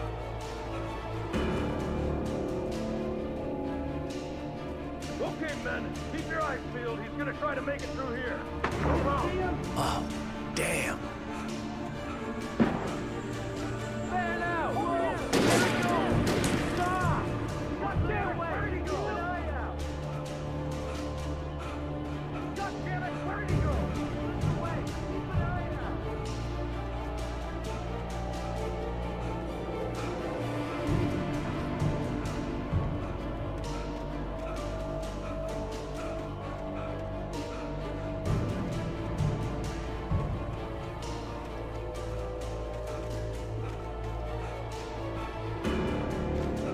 He's gone! Come on, guys! We need to head him off!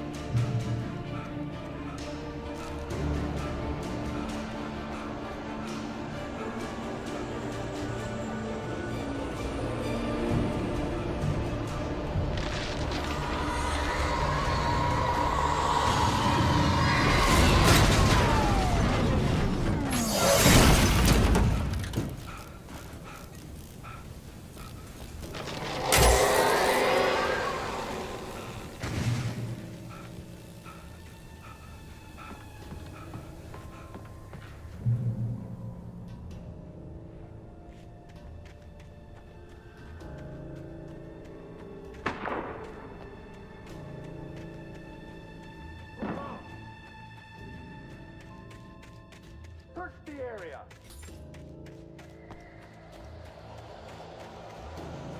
Stay sharp! This way! Over here!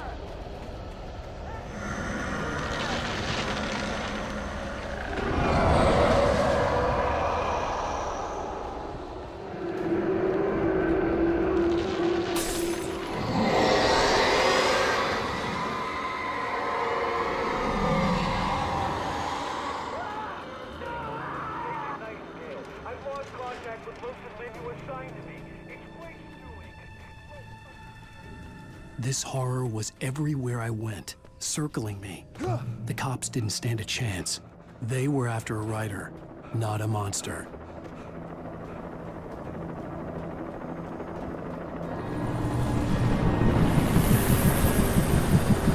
You on the ground. Hold it right there. There's nowhere to run. Freeze!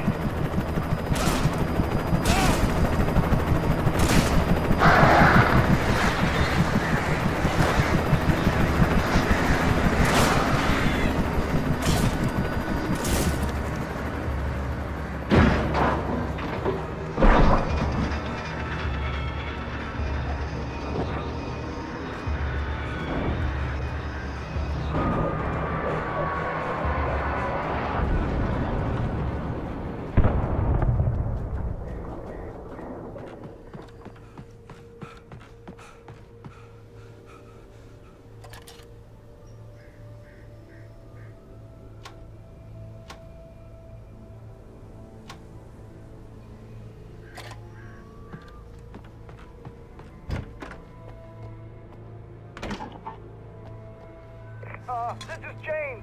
Mulligan, Thornton, come in. Over. Thornton here. Jake, we got both Wheeler and Rose in custody. They didn't put up a fight or anything. Why didn't we... Hey, what are you... Come on! Sit down and give me that. James, Mulligan here. Over. Go ahead, Mulligan. Over. We got Wheeler and Rose here. Wheeler's drunk or hopped up on something. Speaking of of which, that Fed had a pretty distinctive whip of Otis Scotch about it, you know what I mean? Over. I don't have anything on that. I could see the lights of the radio station in the distance. Well, whatever. Anyway, Rose is just being plain weird here. You better get Doc in to take a look at both. Over. Gotcha. You better get them here quickly. The Fed's gonna want to interview. Looks like they have a lot in common. I'll look it out. I imagined that the broadcast tower in the distance was part of the local radio station. Maine seemed like a decent guy. Perhaps he could give me directions to the coal mine.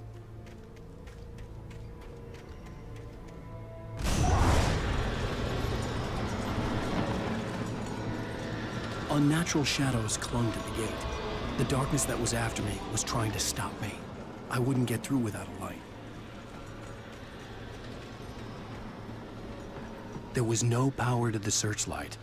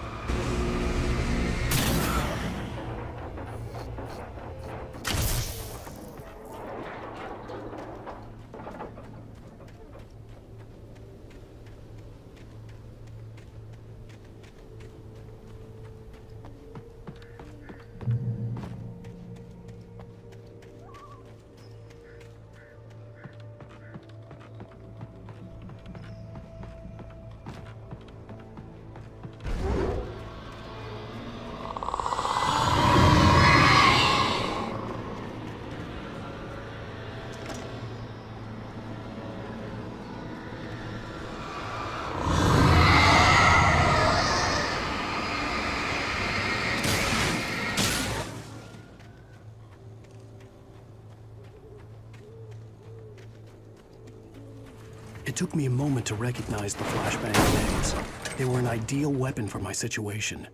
Team 1, come in. Over. Team 1, this is Sheriff Breaker.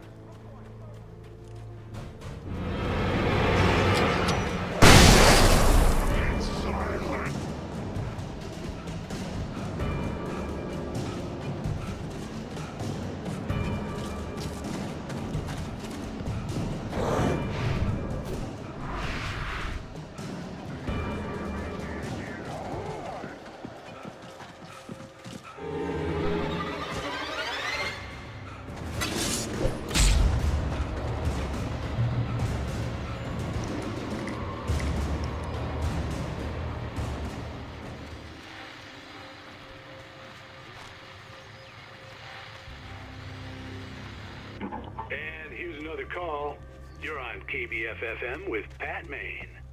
It's Milt Peabody, Pat. What's on your mind, Milt? Well, I live near the trailer park, Pat, and there's a big ruckus going on over there. Well, that's just up the road from me, too. What's going on, do you know? I don't know, but there's a bunch of police cars there, lots of sirens, a helicopter buzzing around, and I think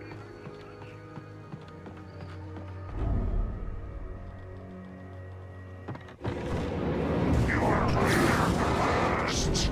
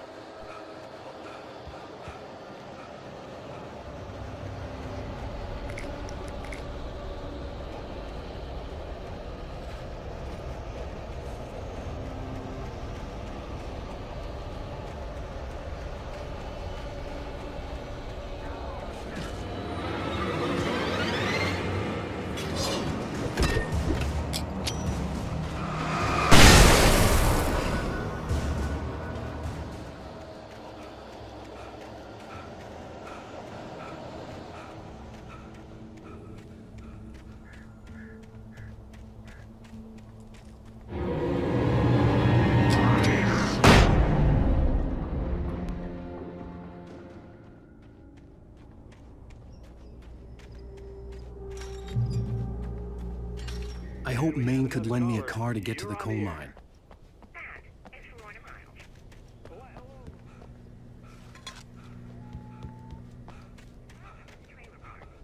What do you mean? It's a trailer park. Of course you're going to have trouble in a place like that. I mean, what do you expect? The sheriff should be helping us normal citizens instead of wasting resources on those people. Well... let the trash sort themselves out. I'm sorry, but my granddaddy settled in Bright Falls in 1911. Well, thank you very much for that compassionate viewpoint, Lorna. Oh, here's a little surprise.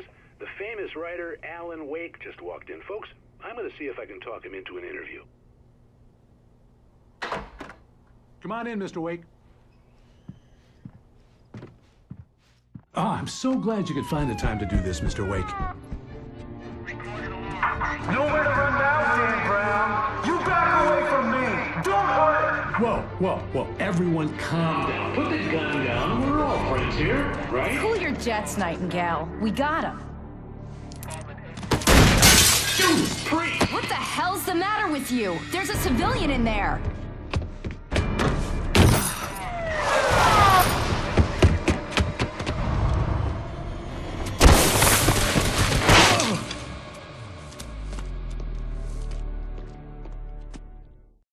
I'll get you yet, even if it kills me. You hear me? You hear me, H.P. Lovecraft?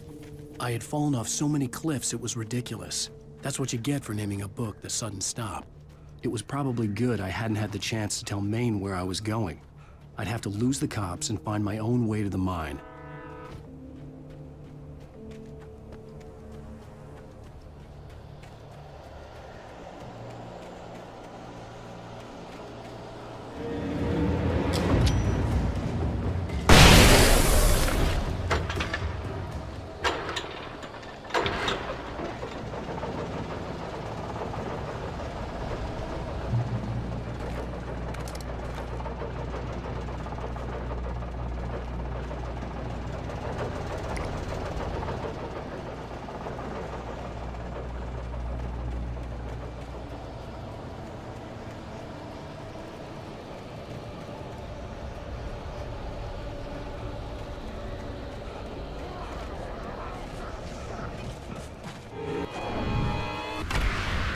There was no sensible reason for the power company work lights to be here.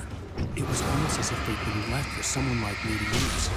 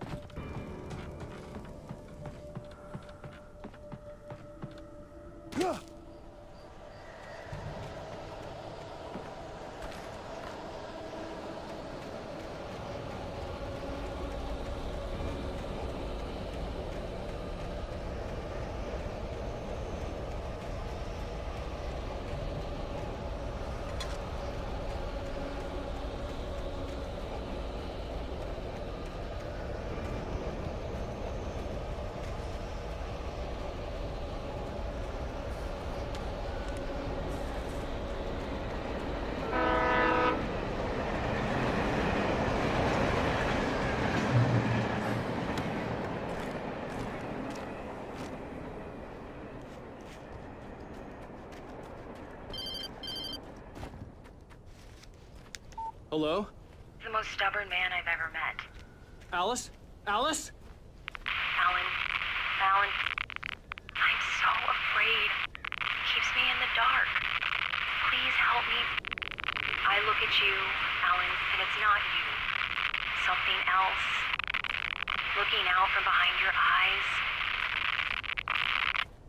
Alice, I'm here. I'm so alone here. It's all gonna go to hell. You need to be careful. Cooperate. The connection had been terrible, but that wasn't the only thing that hadn't been right with the call. She sounded wrong somehow, but she had called me. I could see a railway bridge up ahead and a warehouse of some sort on the opposite shore. I hoped I could find a car from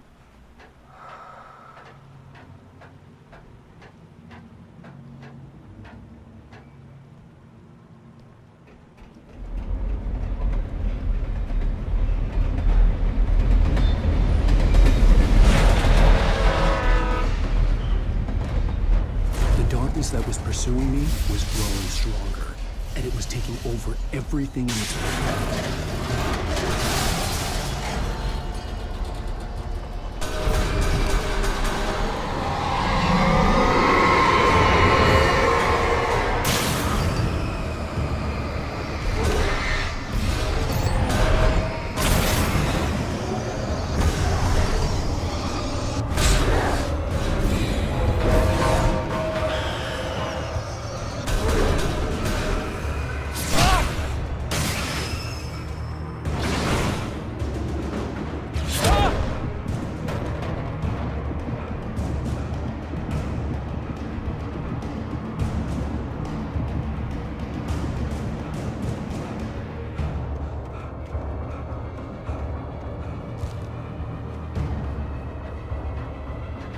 As a teenager, just starting to get interested in writing, Stephen King had been a source of inspiration to me.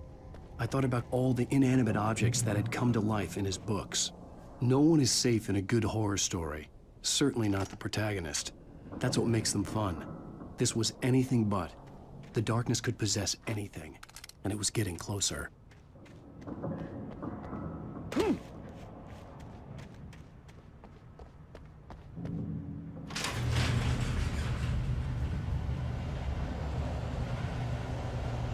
Did you call 911?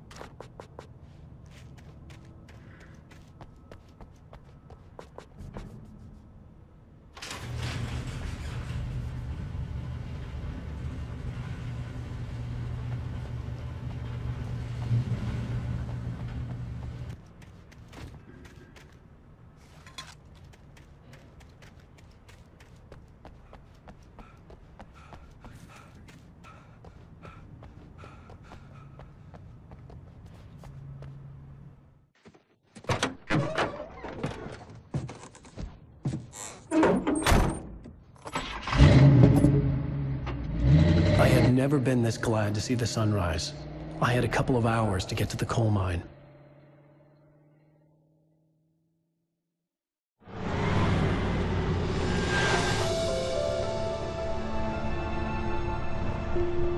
The coal mine wasn't far now.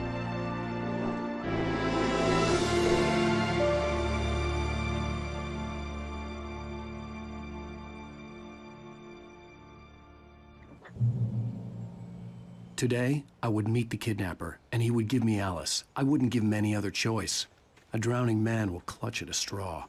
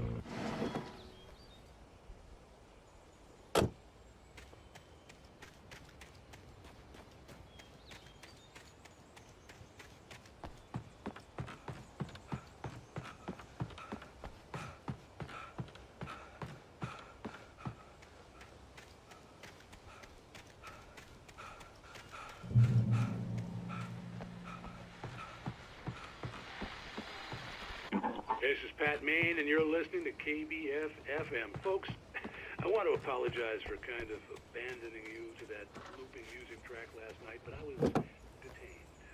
You see, I encountered a big-shot G-man with an itchy trigger finger who could use a lesson in manners and a boot in the ass. Not necessarily in that order either.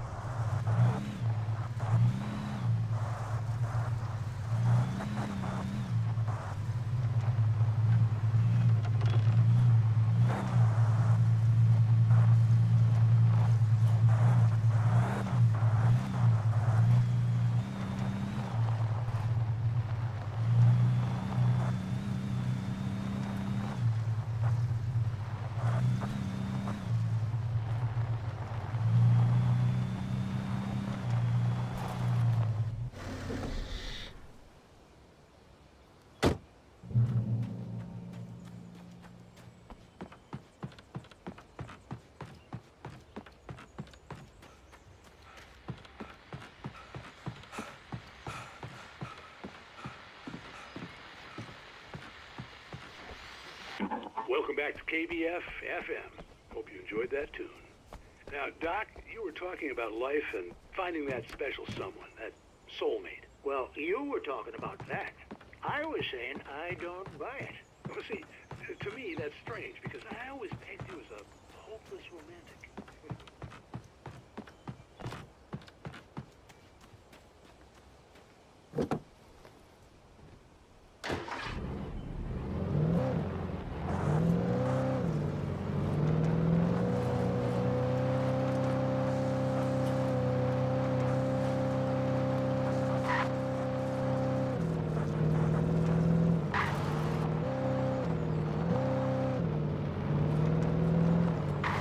I was early.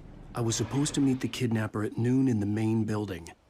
The coal mine was quiet. It was a museum now.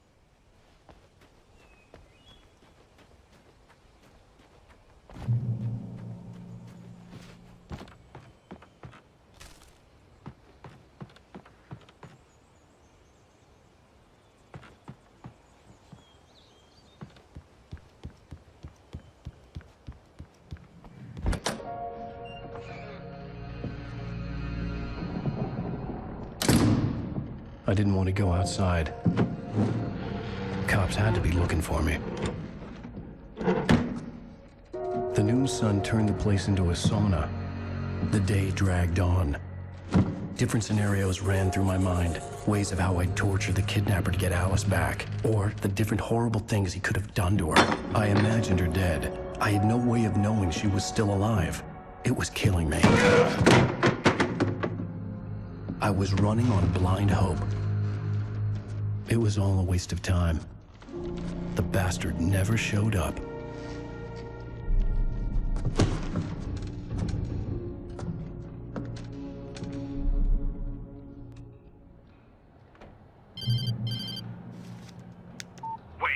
Where the hell are you? Change of plans.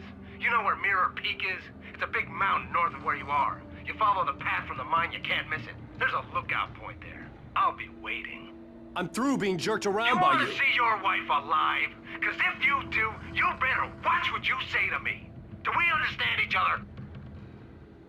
I want to talk to Alice. Yeah, and I want the manuscript. Don't keep me waiting, Wake. Hello? Hello? Ah! I'm gonna kill him. I had to get to Mirror Peak.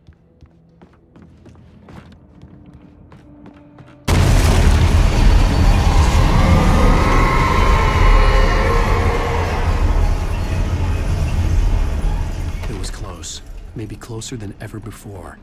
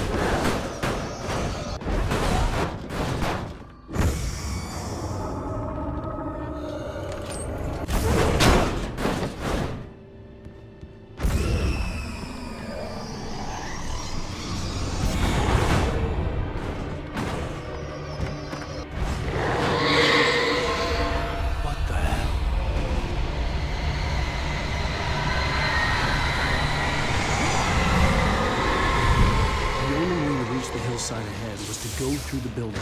I had to find a way to avoid electrocution.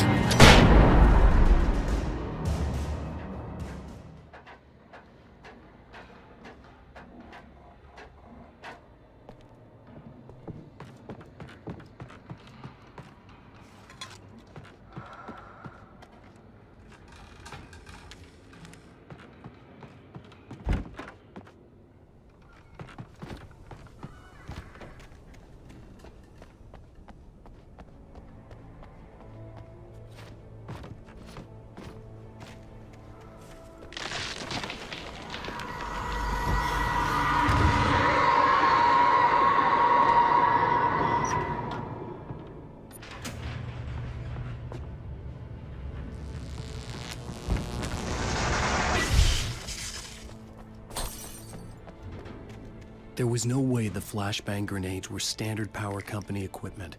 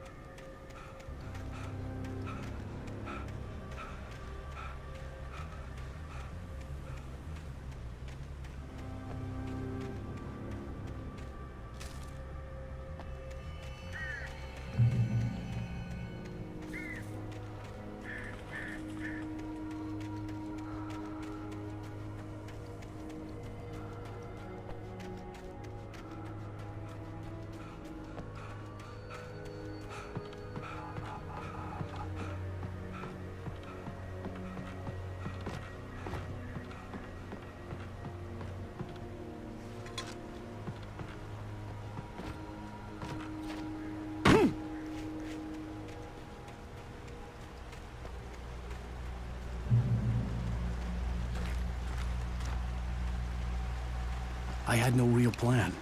I was going to give the kidnapper all the manuscript pages I had for Alice. If that wasn't enough, I'd hold him at gunpoint and make him talk.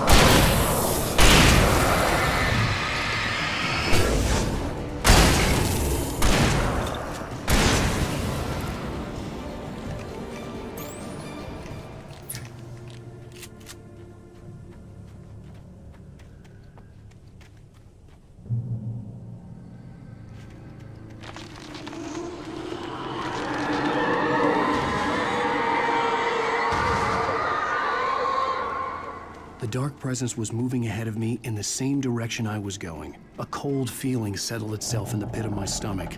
Was it going for Alice? The graveyard shift may cause cancer.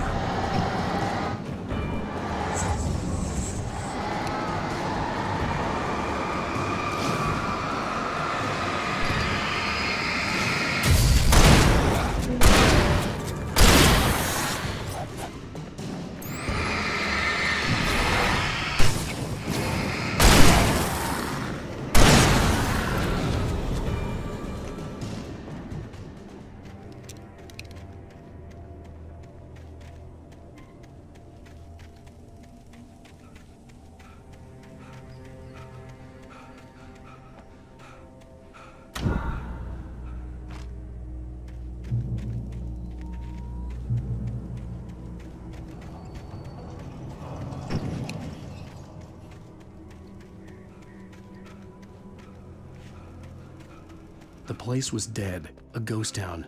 Had been for decades, maybe a century.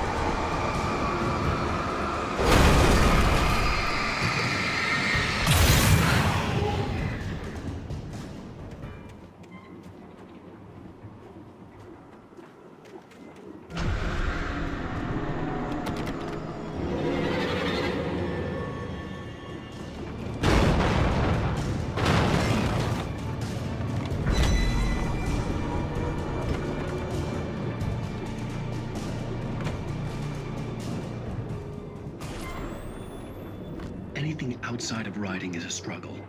I feel ill. I managed to make my way downstairs. There's a shoebox filled with books and papers by Thomas Zane. It's very hard to focus, but I managed to read some of it.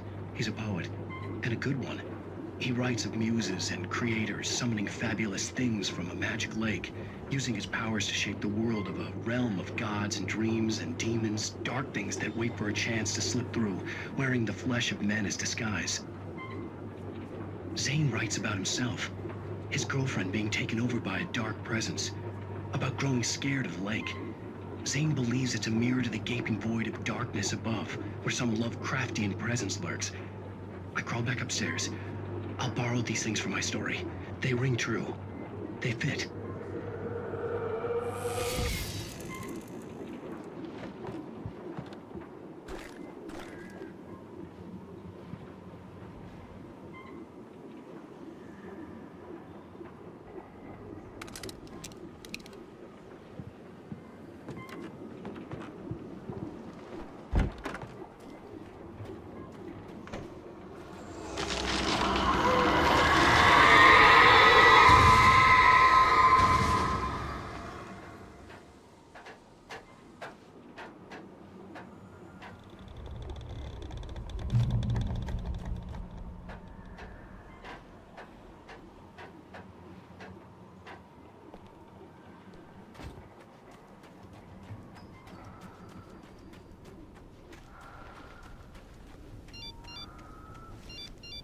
The kidnapper had sent me a text.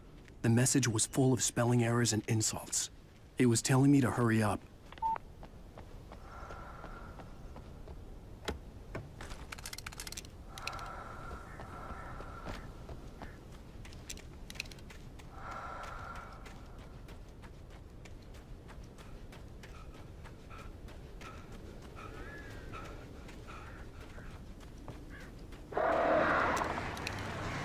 birds.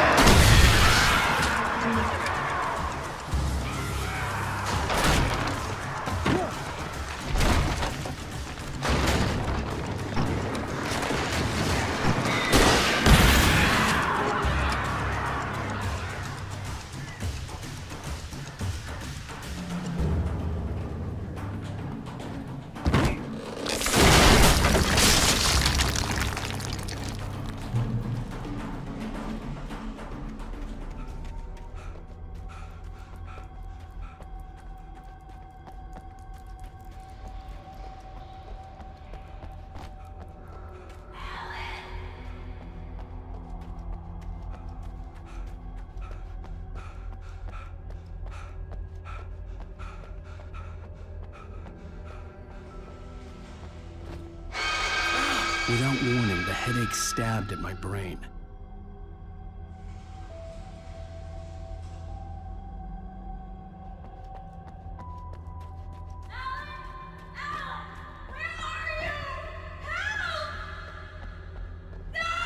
Alice? Alice!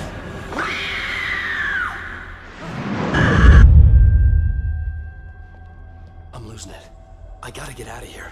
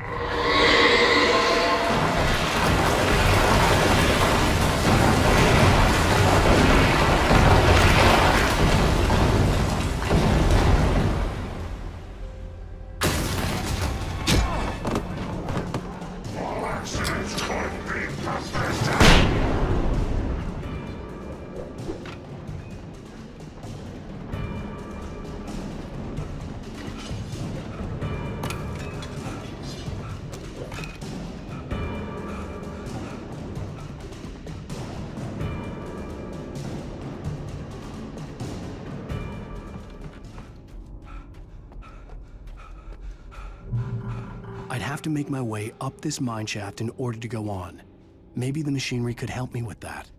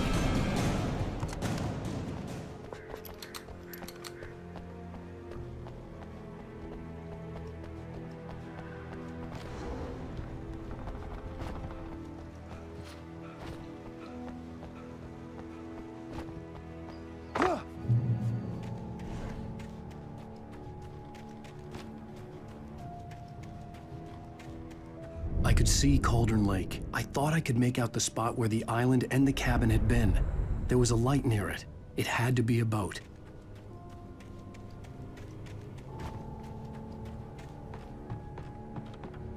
I was close now.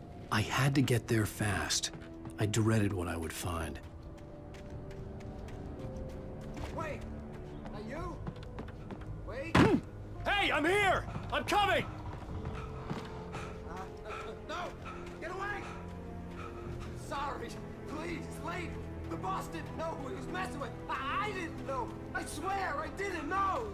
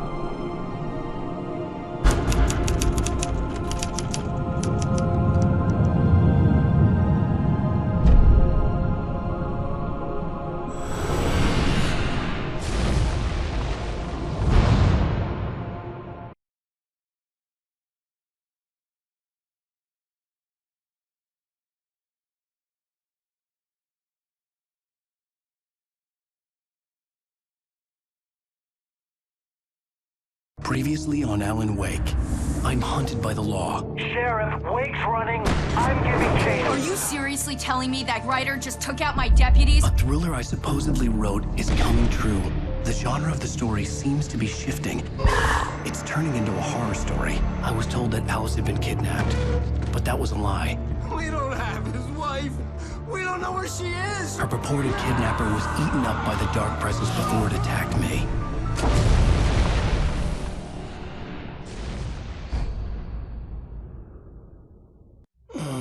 Alan, shh, baby. It was just a nightmare. Alice. There you go, Alan. Hartman. I fell. I had to give you a sedative. Don't fight it. You went through another rough period. What? Right now, it's very important that you stay calm. We don't want you to have another episode. You're a patient at my clinic. Have been for a while now. The shock of your wife's death triggered a mental illness. No, you lying. You're suffering from various symptoms of undifferentiated schizophrenia. Bastard. It's okay, Alan. Just let go.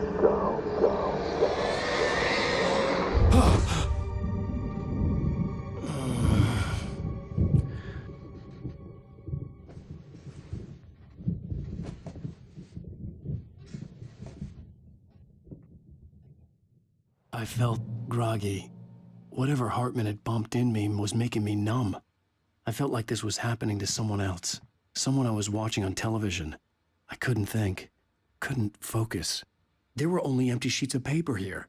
No manuscript pages.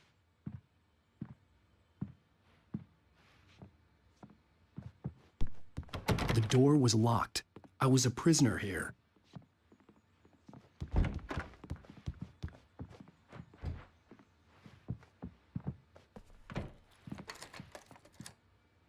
Good evening, Alan. Are we feeling better now? Feeling calm? Yeah. I see you brought your pet gorilla with you. So sure, I'm calm.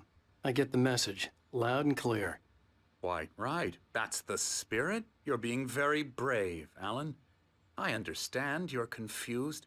I would be more concerned if you weren't suspicious of me. I don't blame you for it. Big of you. Now, why don't you come with me? We'll reacquaint you with my clinic and go over everything you might have forgotten. Little walk and some fresh air? Yes, it will do you good.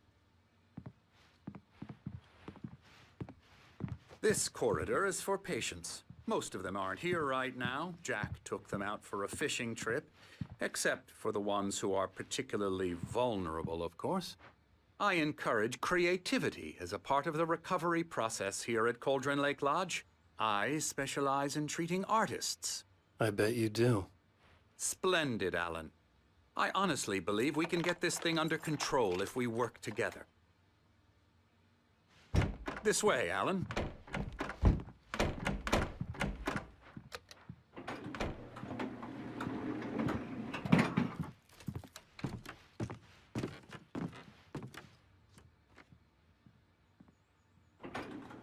Now, Alan, from past experience with you, I know I need to get right into the heart of the matter as quickly as I can after an episode. So I'm just going to say this. Alice is dead. No. You're in a very vulnerable state until you understand and accept this. Alice drowned, and you couldn't face that. You're suffering from hallucinations, paranoid delusions, unusual thinking, an obsession about light and darkness, a feeling that everything revolves around you, your thoughts and dreams. Your mind has constructed an elaborate fantasy scenario in which your writings are affecting reality. She has been kidnapped and supernatural forces of darkness are trying to stop you. We go this way, Alan. I wasn't ready for another shot, so I went along with it. He had to be lying. But under the influence of the drug he had given me, I had to fight not to believe his words. It's all in your head. You've been making it up. Apart from the tragic accident with your wife, no one has been killed. Your delusions are just a manifestation of your subconscious mind trying to protect you from the too painful truth. Unless we fight the fantasy, it will return. I know the instinct is to resist me, but think about it. Doesn't this make far more sense than the insane supernatural conspiracy you have concocted in your mind? You're a skeptic by nature, Alan. We both know this. Everything can be explained logically.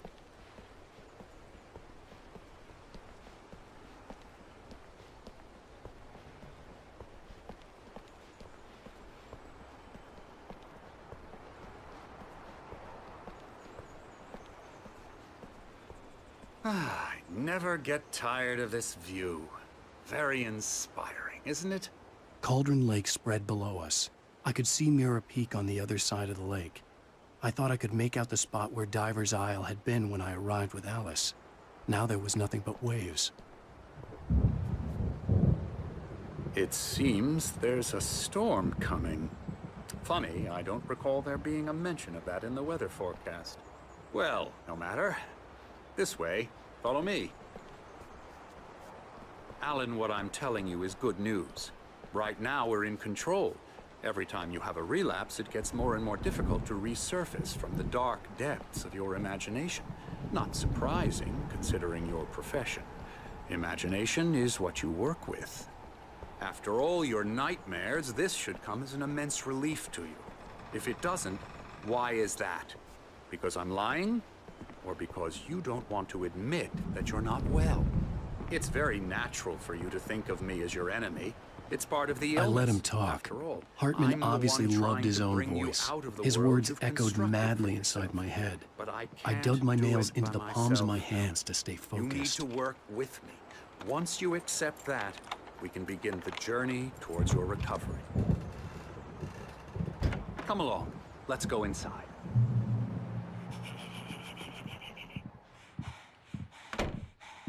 Here's the entrance to the office wing. That's for staff only.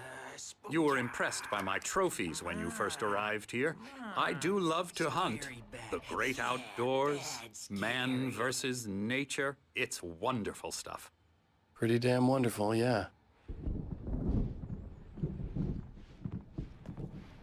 Scary, scary, scary.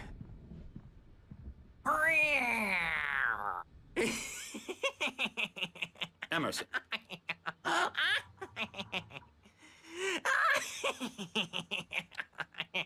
I'm a real bad dream, mister. You should be afraid of me. Don't want to run into me in the night, that's for sure. Please, Emerson. Mr. Wake is confused enough as it is. Yeah, you'd like me to go away so you won't be scared. But you can't just decide what kind of dream you have or when you have it. Emerson. Okay. Sorry. Boo. That's Emerson. We're actually making some progress with him, I'm happy to say. He works on video games. Ooh, yeah. It's trash, of course, but it does involve some small creative effort, which makes him receptive to my therapeutic methods. No kidding.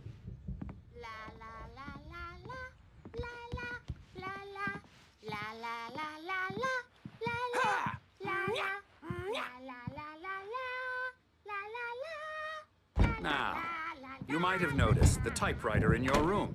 You've been writing as a part of the therapy. As soon as you feel up to it, you should continue.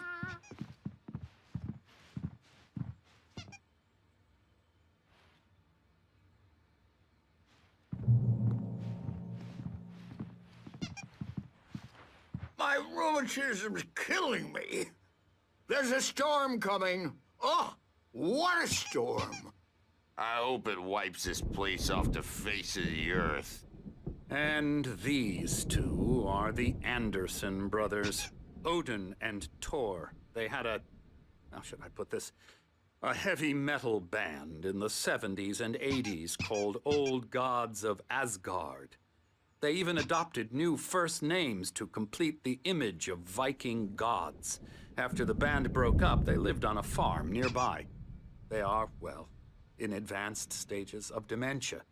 They're well cared for, TLC and all that. There's nothing more that can be done. I'm afraid that the rock and roll lifestyle has left its mark. Oh, that won't do. I'm so sorry to cut this short for now, Alan. The power has been acting up. I'd better go check on it. We'll continue this soon. Meanwhile, when you feel up to it, return to your room and try to write. It really is for the best. Don't you think? I'd like to bash his head in with a hammer. Oh, he'd love to fish out our secrets, but he has no clue. He's not crazy enough. Not crazy like us, Sonny. Yeah! Being crazy's a requirement, Sonny. Who else could understand the world when it's like this? It takes crazy to know crazy. That's the sanest thing I've heard in a while. Zane! You're all right, Tom. Hey, we like him, don't we, bro? He's got to go to the farm. The Anderson farm. Valhalla! We wrote it all down, lest we forget. A crash course. All you need to know to get your head right. You need to find the message. Here, Sonny, here's something for you. Gave me a rash, but I kept it safe from these bastards. My head was clearing up, or according to Hartman, I was sinking back into the fantasy. I was convinced he was lying to me about everything. Crazy or not, the Andersons made more sense.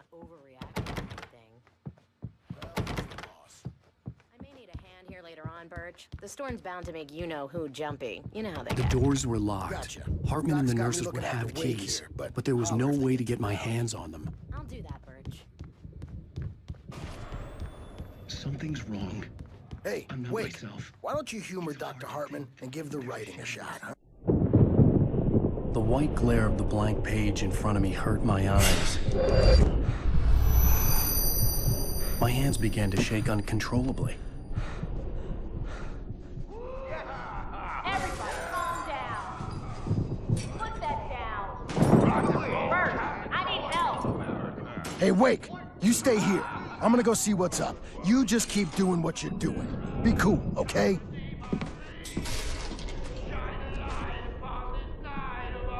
I didn't know what the chaos was all about, but it could be my only chance of getting out of here. Where the hell did he get a damn hammer? I don't know.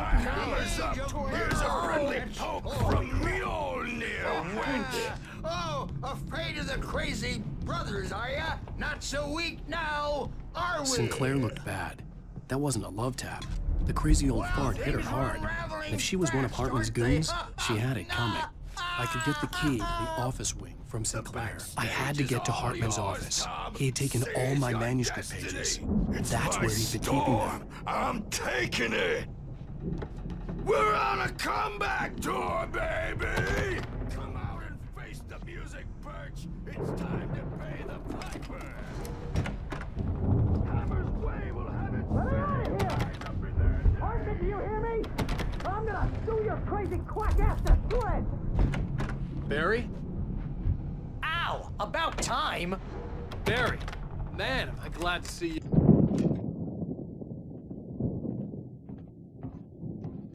These were all the pages I had on me. And more.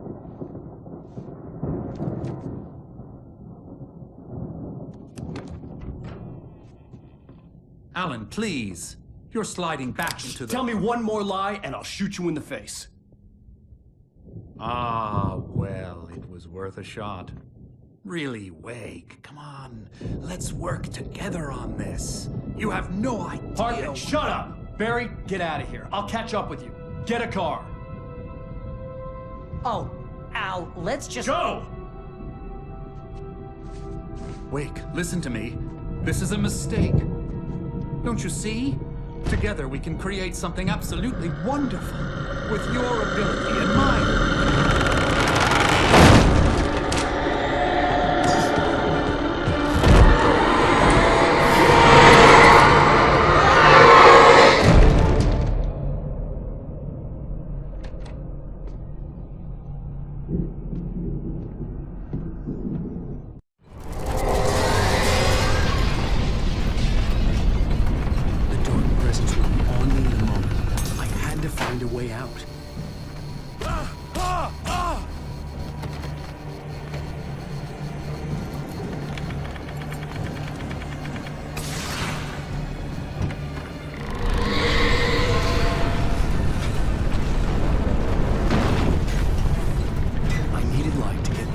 Bookshelves out of my way.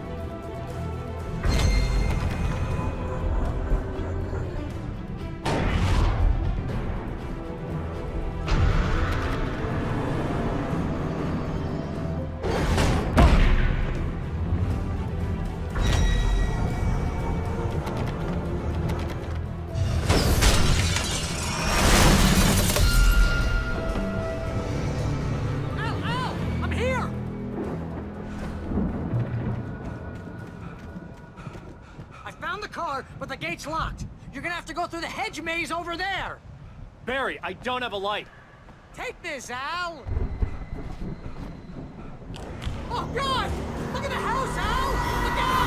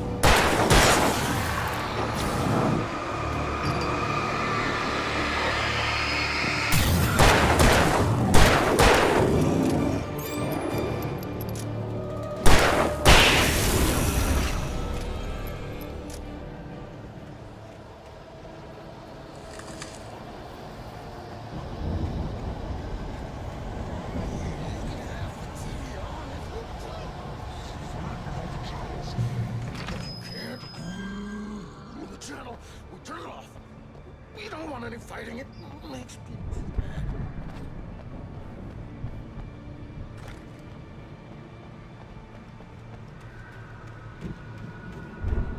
You get 2 pills in the morning, and then you'll be nice and calm. You get 3 pills in the evening. You'll sleep like a baby.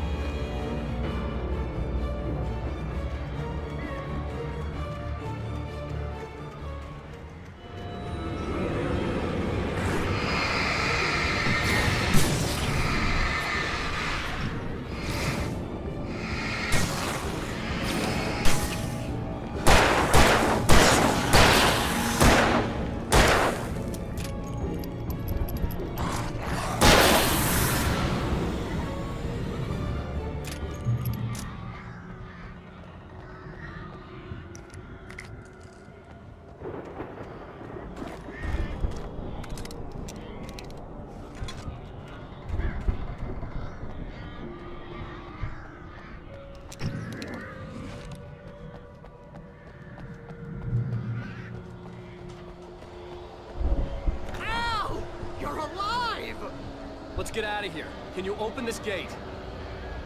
Maybe. Barry. Well, I slammed it shut when the nasty showed up, and the key fits kind of loose in the lock, so, Barry, I'll find it. Don't worry about it.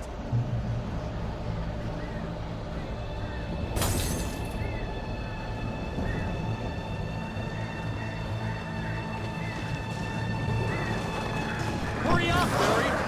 I'm on it! I'm on it!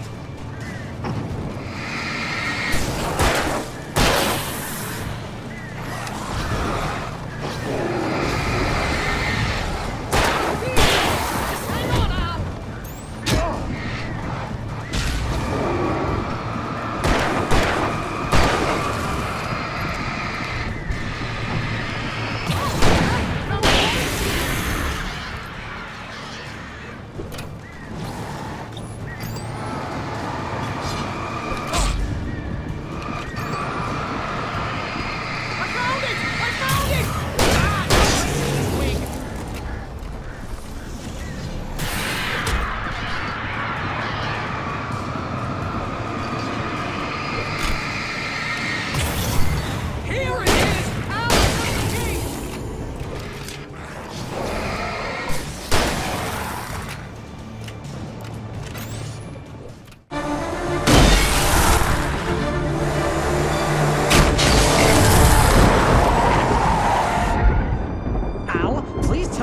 For the nearest, "You're now leaving Bright Falls. Come back soon" sign. We're going to the Anderson farm. I knew you were gonna say something like that. You know what? You owe me big time for this. When this is through, if we make it, I don't care what anybody says, I'm done with darkness. You're gonna buy me a tanning bed as a gift, and I'm gonna live in it.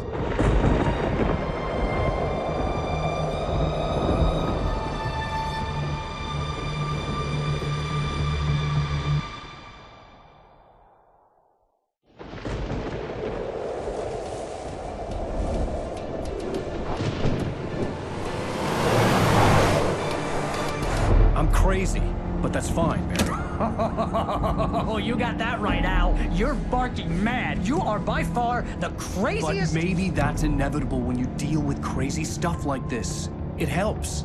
This is happening, Barry. Alice, they never had Alice. She's trapped in the darkness at the bottom of the lake, but she's not dead. Al, how can you know that? I know, Barry. I can... Al, No, listen. I can bring her back. I can find her. There's something special about this place. The lake, it does something to the works of art created here. It makes them come true. But there's a catch. The dark presence, whatever that thing is, twists it to its own ends. That's why all of this is happening. It's using my manuscript to take over everything. Al, I believe you. It happened to Thomas Zane before, it happened to the Andersons. I believe you. Crazy or not, you're not delusional. Weird shit's going down. That's a fact. I'm on board, man. I'm with you. The Andersons knew about it, but they were too far gone to tell me with all the drugs they were on. But they wrote it down. There's a message somewhere at their farm, Barry. We just need to find it. Look out!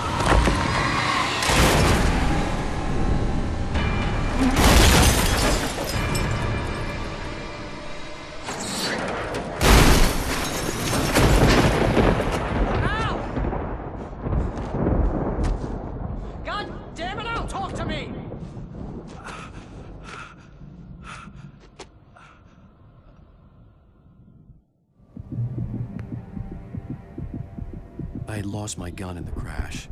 Barry was nowhere to be seen. Barry! Barry! Oh, man, you're okay!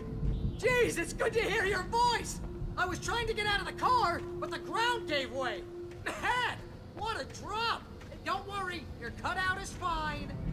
Forget that! Are you okay? I hit some bushes, didn't get a scratch. There's no way you can climb down, though. It's like a sheer wall. Al! There's something moving down here! Barry, it's a take-it! Use a flare, Barry! Yeah! Barry, are you all right? I'm good, Al. I'm great. Guess you never messed with anyone from New York City before, huh? You're gonna have to find your way around to the farm, Al. I'll be waiting. Barry, just wait for me, okay? Ow! I'm not staying here! It's suicide! I'm going to the farm! I'm gonna go ahead and secure the area. You can catch up. Don't worry about it. I'm on the case. Now he's Rambo. This would turn into a disaster if I didn't catch up with Barry.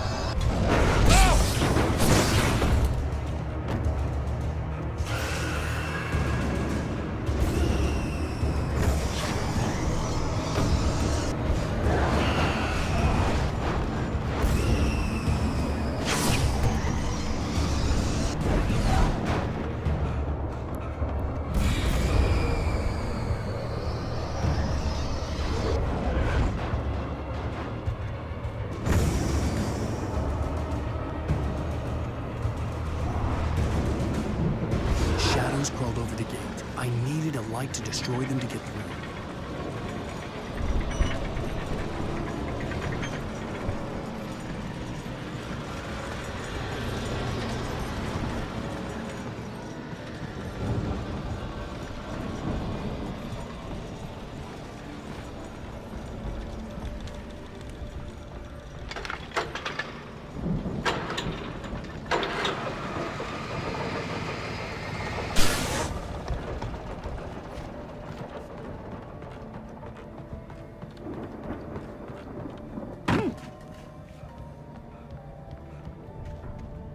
I could sense the movement in the woods ahead. Facing the enemy without a weapon was dangerous, but I had no choice.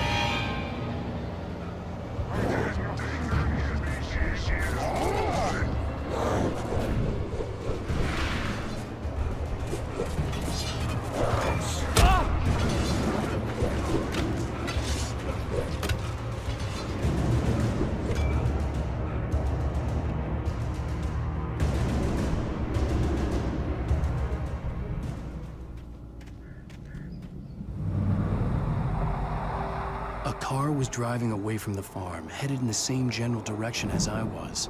For all I knew, it was Barry, caught in the consequences of leaping before looking.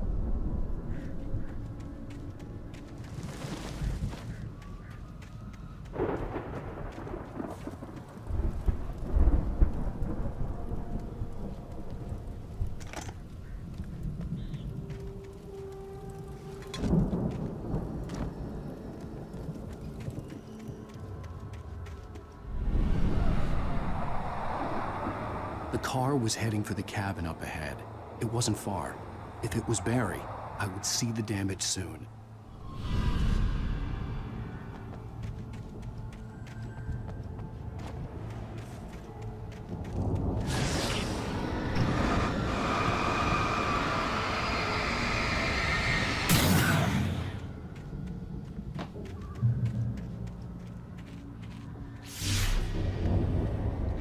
I'm trying to deliver each page to the right time and place. I'm trying to show you how the story goes. I had seen glimpses of the light before. I had seen it in my dream. It was a strange spaceman or a diver in a bulky suit. He was the one who'd been placing the pages on my path.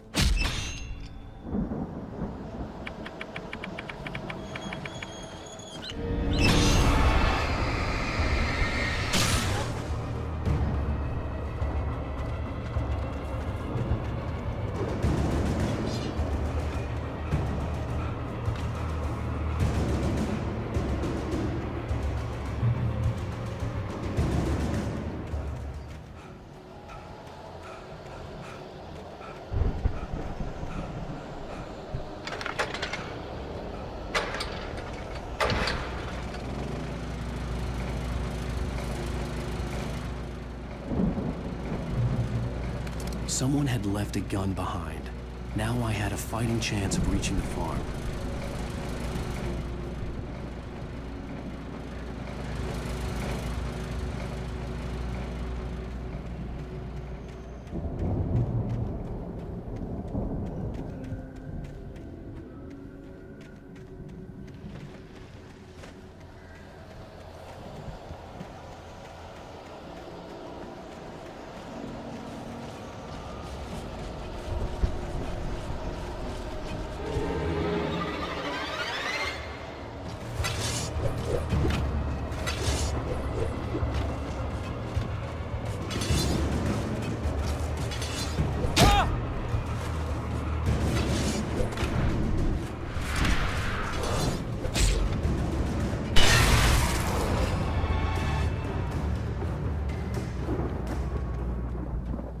I could see the car, but there was no sight of the driver. Hello? Anybody here? Barry! No! Danny, you're not! Please! What are you? No! Don't! I'm sorry!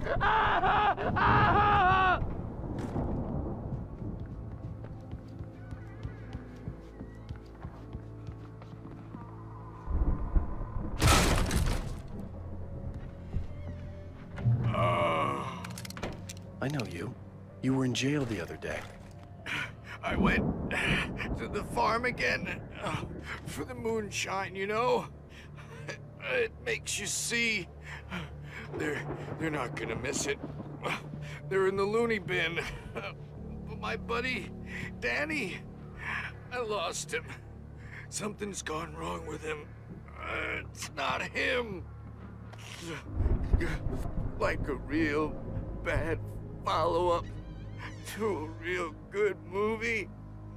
The best friend's suddenly the bad guy. Who wrote this crap anyway?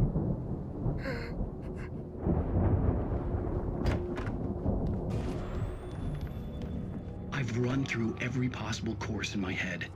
If I continue like the Dark Presence wants me to, the story I'm writing won't save Alice. It's a horror story, and it's going to kill her, and me, and everybody in this town. No one will survive. Darkness will consume everything. This is what it's wanted all along. It will be free, unstoppable. It used Alice to get to me, dangled her in front of me to keep me going. It was never going to release her. I'm going to change this. I'll escape. I've written myself into the story. I'm now the protagonist. This feels like a terrible risk, but it's the only way to save Alice. I'll be bound by the events of the story just as much as anyone else who's been woven into it. The story must stay true for this to work. There have to be victims along the way, near escapes, cliffhangers. In a horror story, it can't be certain that the hero will succeed or even survive. He almost has to die. I'll write my own escape into the story next. I need help. Zane's going to be the one who will help me. I'll make it happen.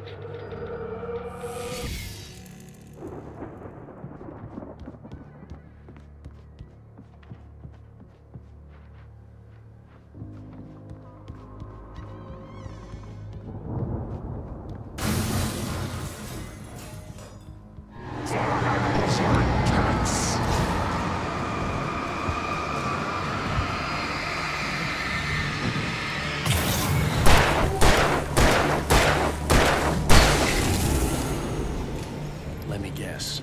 Danny, huh? The front door was locked.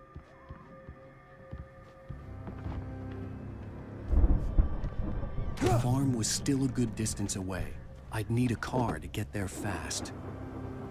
If Barry wasn't up here, he was probably in trouble down at the farm. For a moment, I felt bad for doubting him. After all, I made it this far myself. But Barry was Barry. Fast. If Barry wasn't up here, he was probably in trouble down at the farm. For a moment, I felt bad for doubting him.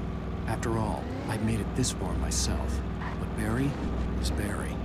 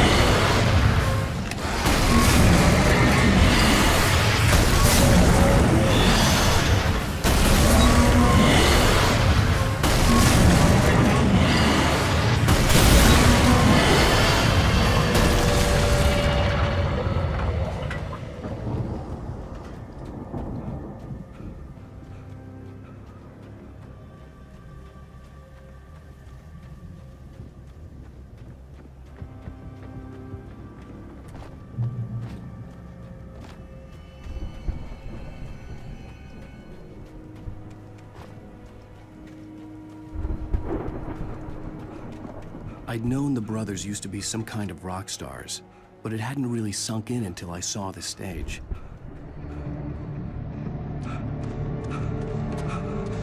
Ow! Run! Incoming! There's too many of them!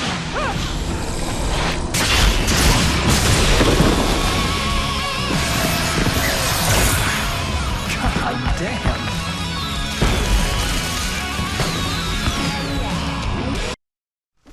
I'm so glad you decided to go it alone, Mr. Bronson.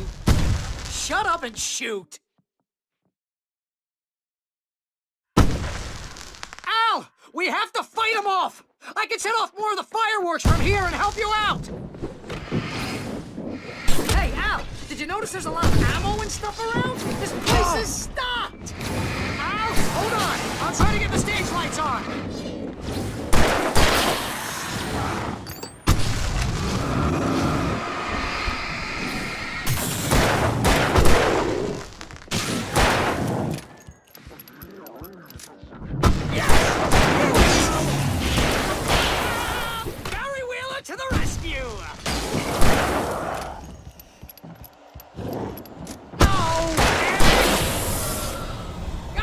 Turn of the century wiring!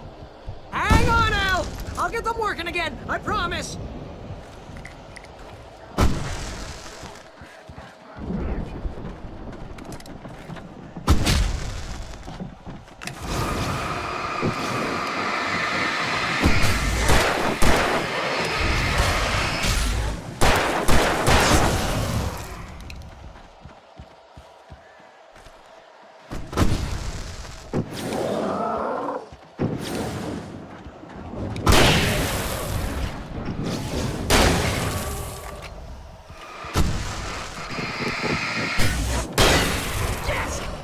Stay in the light!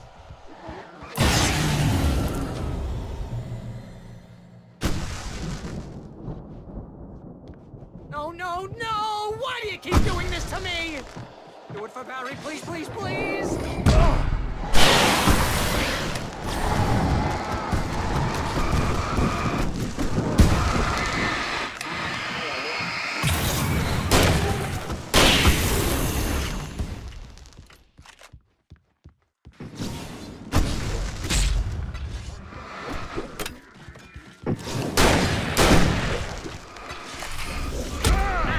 Don't let me die here. Although if I buy it, this is pretty much how I always wanted to go out.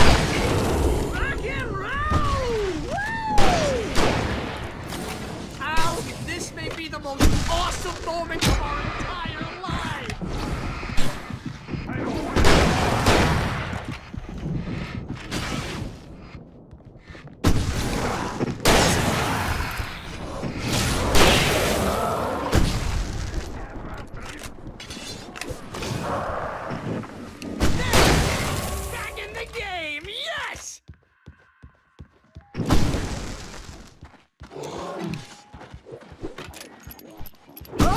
Did I do that?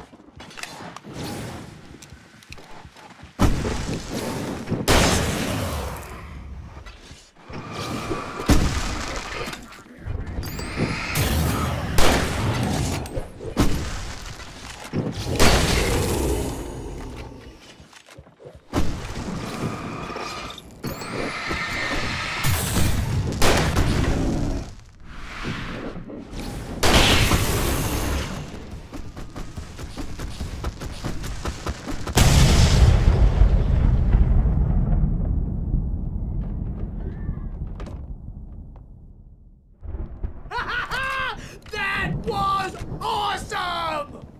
Bright Falls, rock and roll capital of America. Hey, Al! This way to the farm!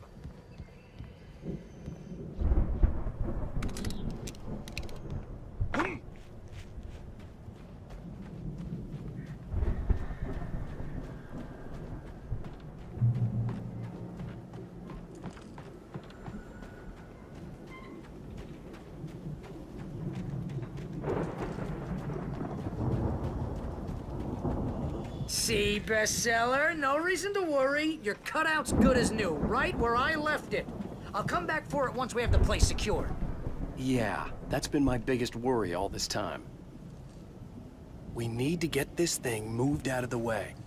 This is as far as I got before they ambushed me.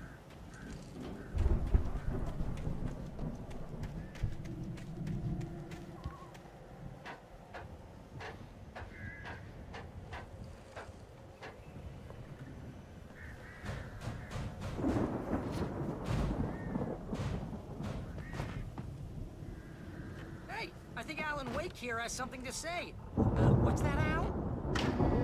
I'm Alan Wake. I'm always right about everything. And if I don't get my way, I'll sulk all day long. I'm always intense and moody. It makes me very attractive and mysterious. Right now, I'm just standing here because I need... Wow! You look at that thing, Al! They really went all out with this Viking crap, didn't they? Look at all this stuff. They must have done okay for themselves. So how come I never heard of these guys before? And this from the guy who learned about Ozzy Osbourne through reality TV? The Viking boat looked imposing, almost like a battering ram. Tonight's episode, The Dream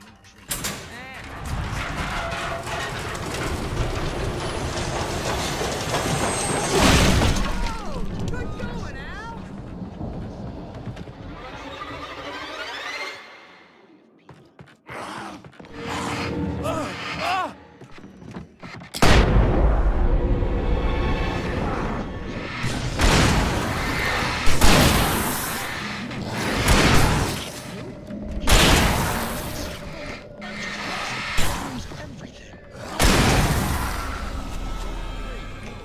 I'm the one who's dreaming. I'm asleep. Isn't this my dream? Oh, yeah. Sure. Get real, pal. You're just another dream. I'm a dream. You're a dream. The weirdo in the diving suit is a dream. And the girl made of smiles and sunshine is definitely a dream. But I'm pretty sure I'm dreaming this. Well, maybe you're a really confused dream. What am I, a shrink? All I know is I'm going with the smart guys. And they say that's the guy doing the dreaming. Right there. I don't know what that means. It means we keep him happy. No sudden falls. We make sure he has his clothes on when he goes out in public. No chases where the monster is nipping at his heels and he runs like crazy, but his legs don't seem to get him anywhere. None of that. Because if he wakes up in a cold sweat... Yeah, precisely. So we wait till he wants to move on. Keep things nice and calm. Hey, something's happening here. Yeah? What's that? What? Can't you hear that? Oh, God help us, it's an alarm clock. Oh, it's you, isn't it? Please, man, I got a wife and kids. Please don't wake.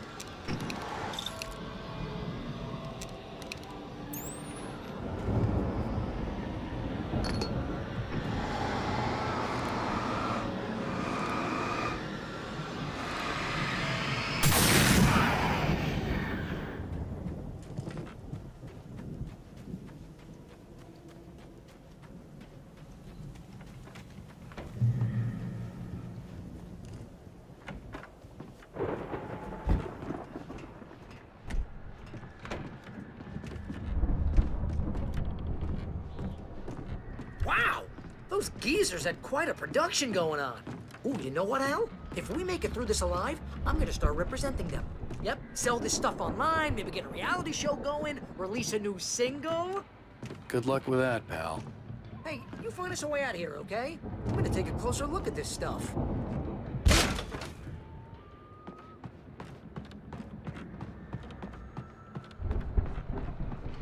Be careful, Al!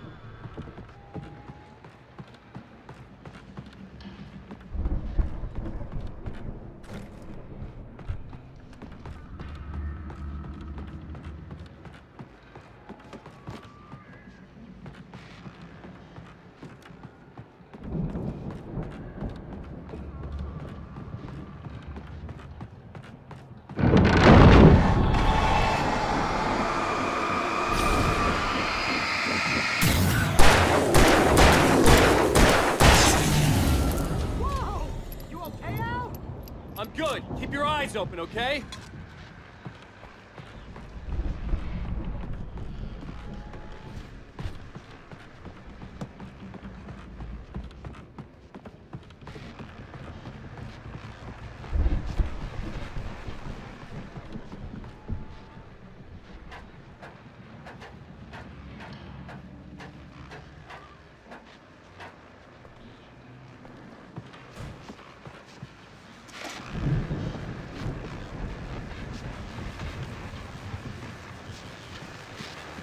As you regular listeners know, I tend to work through the night, but I'm not the only one.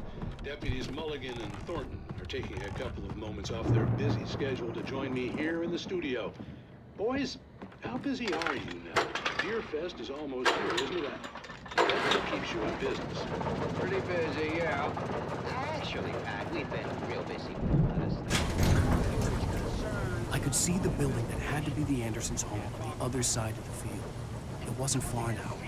I wasn't worried about trusting the ramblings of two burned-out geriatric wrecks. They had the goods.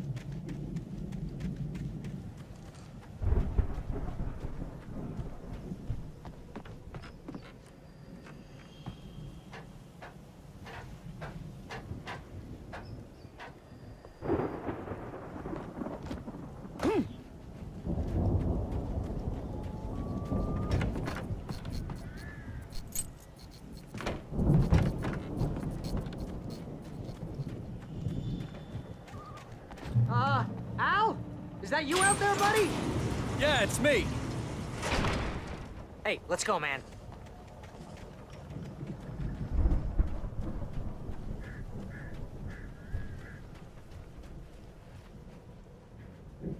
I think we're gonna have to work together to open this gate, Al.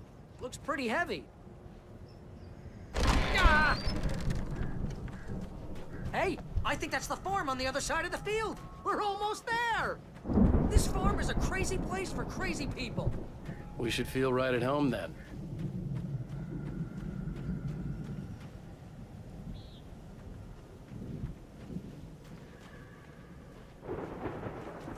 Come on, one more gate. Let's do this thing.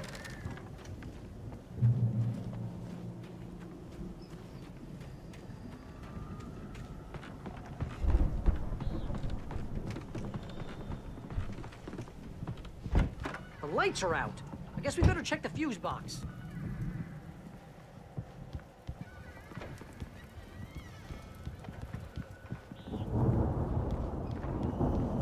You know, this place looks kind of lived in. I thought the Andersons were in the booby hatch.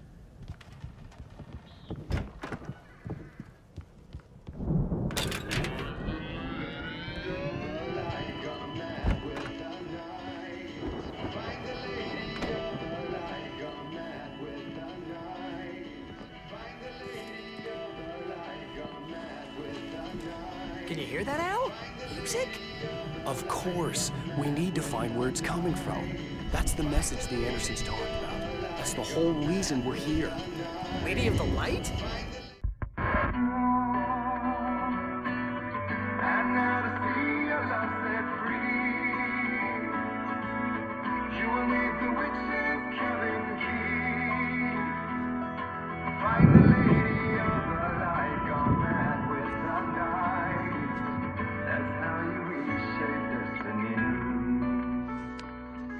Okay. We need to find Cynthia Weaver. We'll stay here for the night and head back to town as soon as it gets light.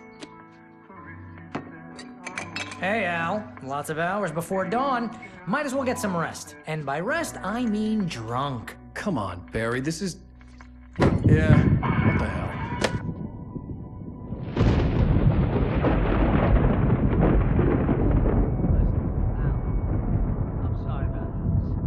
Seriously, because I know we don't get along, but we're gonna find her, right?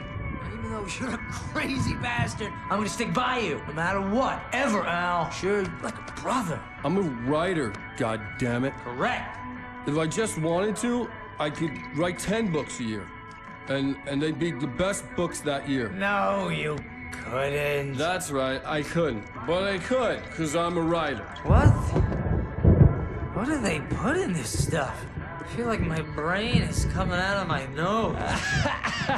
I'm gonna get the recipe off those coots and be a booze millionaire. I just miss her, Barry. I just want her here with me. I know, Al. I know. It's gonna be okay. We're gonna make it okay.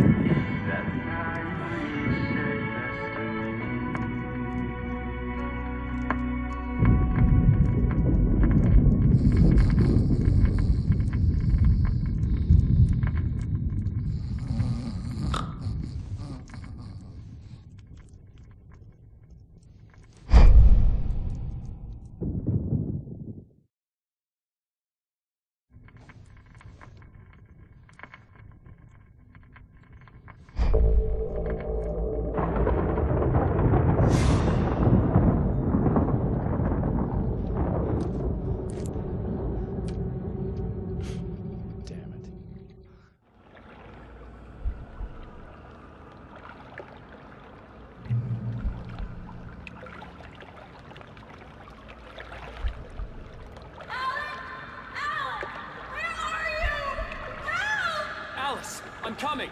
It's all right. I'm coming. It was a crazy, drunken dream. And yet, it was more than that. It was the truth. A suppressed memory unearthed by the Andersons' moonshine. I was there, an out-of-body observer. This was the night Alice and I had arrived at Bright Falls, the night Alice had disappeared. I had a chance to find out what had happened. I remembered being surprised to see the cabin dark. Alice would have never turned the lights off. I remembered thinking I caught a glimpse of her form underwater, sinking into the darkness. Diving after her was the last vague memory I had of that night. After that, the next thing I could remember was waking up behind the wheel of the crashed car and finding the first pages of the manuscript. Beyond this lost memory, there was nothing. I had to follow the footsteps of my past self to find out what had happened that night. I couldn't find her in all that blackness. I must have thought she drowned.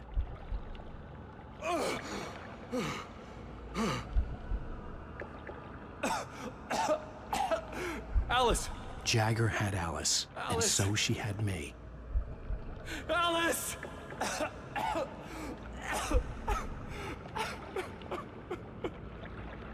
I'd been easy prey. Look at the cabin. Is there someone in the window? Alice? Maybe she didn't drown after all. Maybe she's inside. Alice! Yes.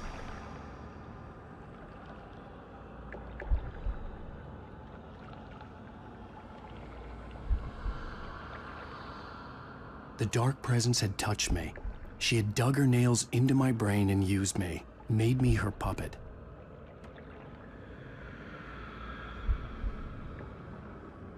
She must be here somewhere. Maybe upstairs in the study. Alice! Yes, that's where she is. You can apologize. Alice! You'll laugh at the whole thing together and put it Alice? behind you. She's not here. You were foolish to think so. No, she's dead. She drowned. No, no, no! It's your fault your wife is dead. You are guilty. All she wanted was to help you right. You killed her. Oh, hush. There's still hope. Cauldron Lake is a special place. Here, you have the power to change things. She wanted you to write. I will tell you what to do.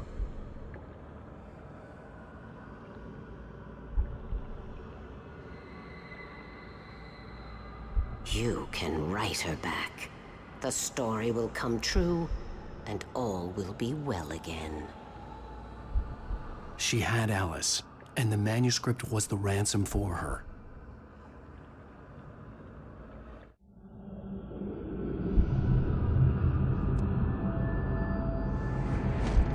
Yes. All right. I'll fix it. I'll bring her back.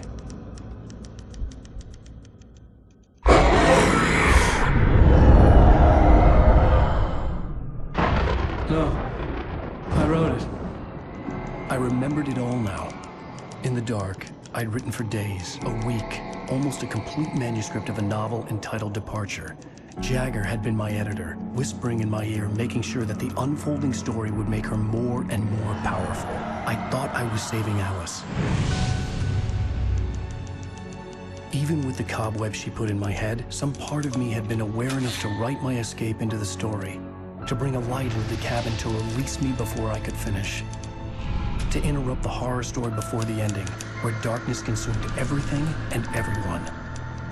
Zane was weak and far away, but I had written him into the story, and his light had been enough to set me free. It isn't here now.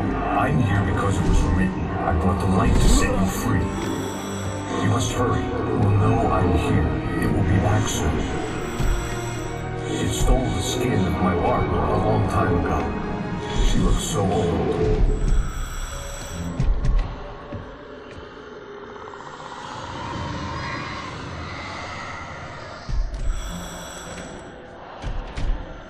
I had woken up, confused and groggy, my mind consumed by darkness and fear. All I could do was to escape.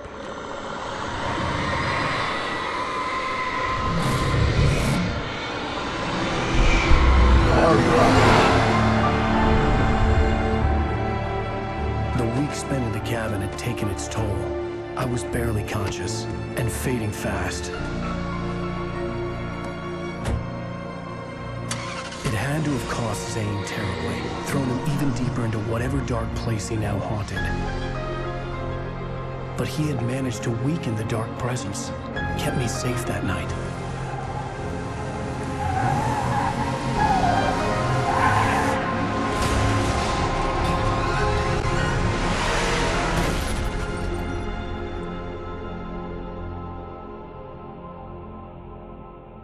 I wrote it. It's my fault. That's right, James Joyce. It's your fault, and you're gonna pay for it.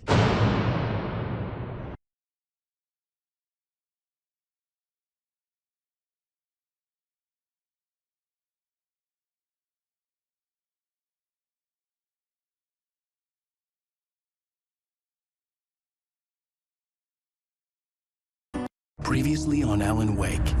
Under the influence of the dark presence, I wrote a horror story that is coming true. Jagger had been my editor, making sure that the unfolding story would make her more and more powerful. Some part of me had been aware enough to write my escape into the story. Together we can create something absolutely wonderful. The lake, it does something to the works of art created here. It makes them come true. My mom gave me this old light switch. The clicker. Alice is being kept in a dark prison. I need to find Cynthia Weaver to fix this. It's your fault, and you're gonna pay for it.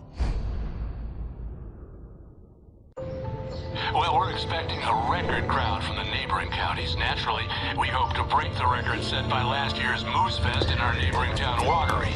Ladies and gentlemen, some people have asked me, what's the big deal about Deer Fest? And I think that this sums it up. It's about friendship and community. We've got a great party coming up, but let's try to hold it in until tomorrow and get through the night in one piece, all right?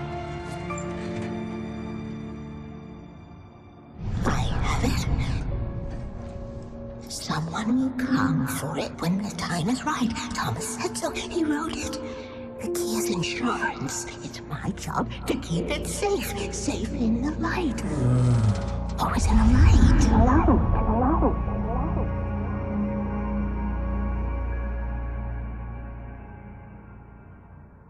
All the manuscript pages were gone. The FBI agent had taken them. I think my tongue just took a crap in my mouth. Ugh. Oh, wait, we're in jail now? Oh, Al. Al, this is not good. That about sums it up.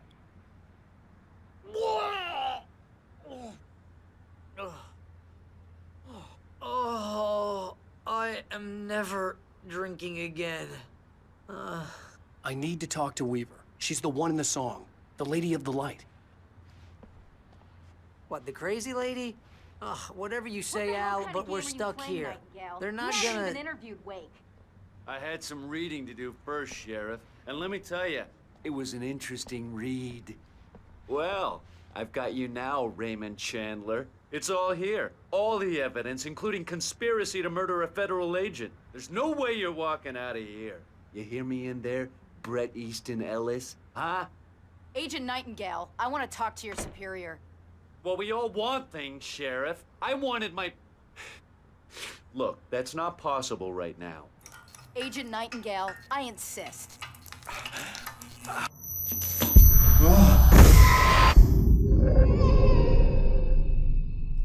Wake, what's wrong? Lady, are you stupid? It's a trick. It's an obvious trick. Okay, I've had enough of this crap. Wake, I'm gonna trust you with this. You're joking. Agent Nightingale, your opinion would matter more if you were sober and if I actually believed you were here on official business. Whoa! Get back in the cell, Stephen King. The only way you're leaving this place is over my dead... Wait a minute. I know... Oh my God! Light. We need light. It's the only way to fight this thing. In my office. I've got your things there. Follow me. Oh man, we're sitting ducks with the lights out. Stay cool. I can get the emergency power on.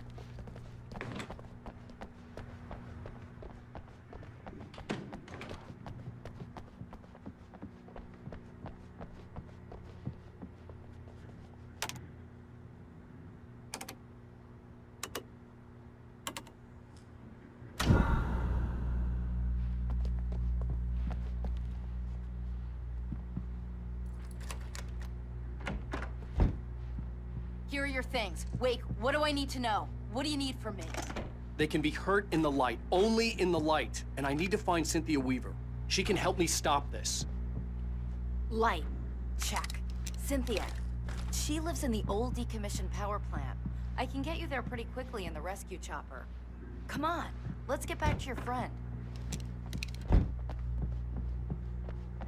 Wheeler, I need you to stay here. What? No! We're going to fetch our ride, but I have friends who need to be warned about this, and I can't be in 2 places at once. I need your help. Well, okay. Here's a list of people and phone numbers. I need you to call them and tell them you have a message from me. Night Springs, okay? They'll know what to do. Night Springs? Like the TV show? Gotcha. Oh, hey, that radio guy is on the list, Maine. Who's Frank Breaker? He related to you? My dad. Hey, is this like a secret society? Can you do this? You'll be safe here. The backup power's on. These guys need to be alerted, just in case we don't come back. You'll come back for me though, right? As soon as we get the chopper ready. Thanks, Wheeler. I owe you one. Okay, let's go, Wake. Through the back. My hangover wants a pizza. You think there's any way I could order one, Al?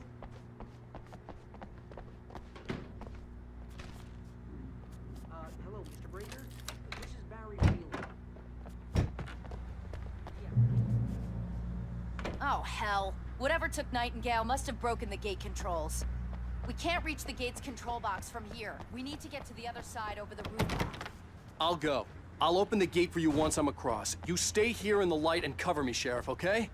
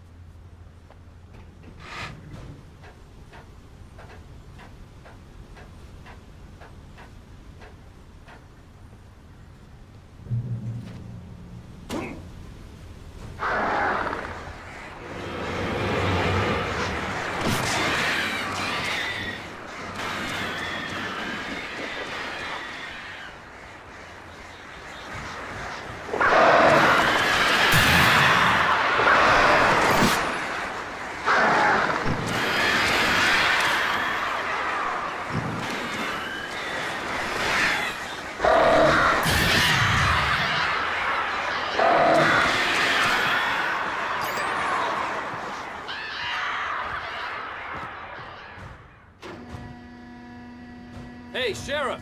Your password. Night Springs? What's that all about? It's a stupid joke we have. That Fright Falls is the original inspiration for the TV show. This town can get weird at times. Never this weird, though. We need to bypass the damaged control box. What am I, an electrician? Hold on!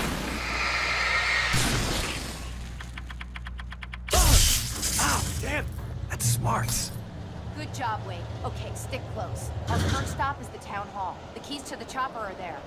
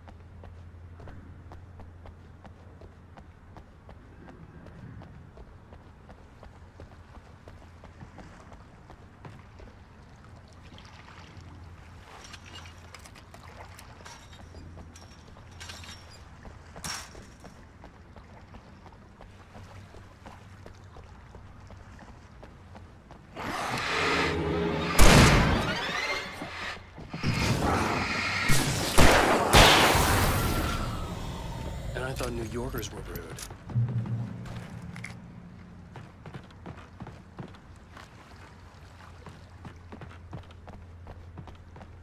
You have the right to remain.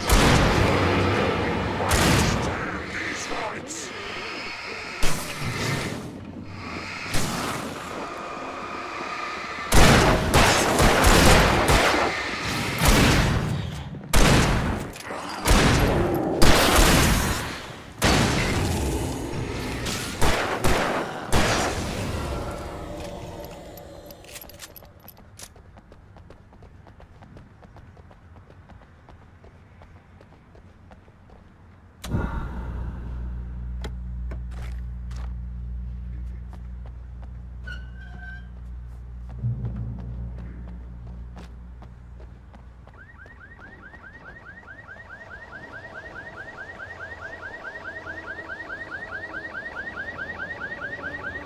Wake, over here! There's light!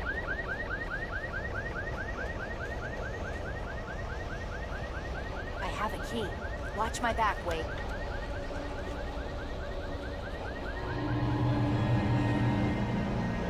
It's an ambush.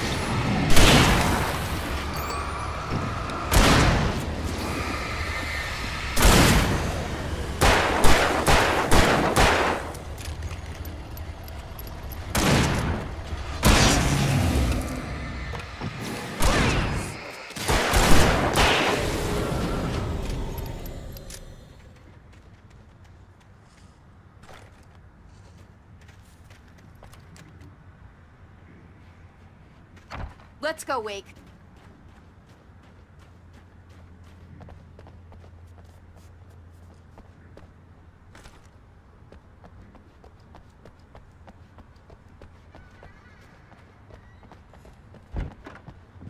Okay, someone's messed with the fuse box here, but you should be able to jury-rig it while I find the keys. I already got electrocuted once today. How about I look for the keys and you get burned for a change? Fine. They should be in the clerk's office on the other side of the building, near the main entrance. Gotcha.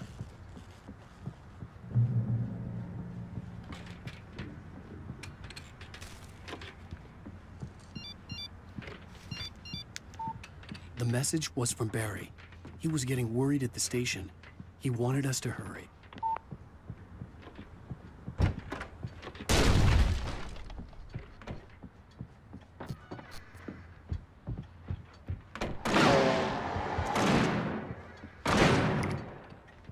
Where the hell did he go?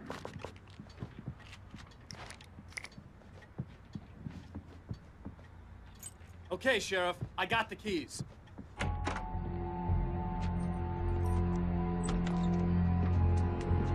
Barry? Why isn't he inside? Oh God! Oh God!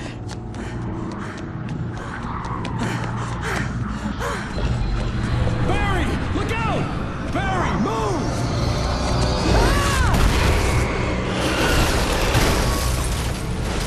Barry! He made it inside, Wake. He's okay.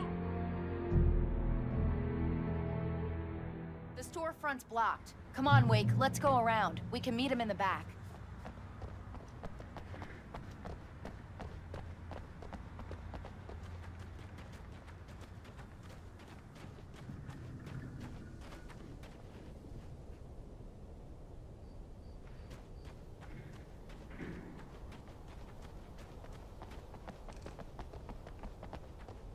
Watch out! They're coming!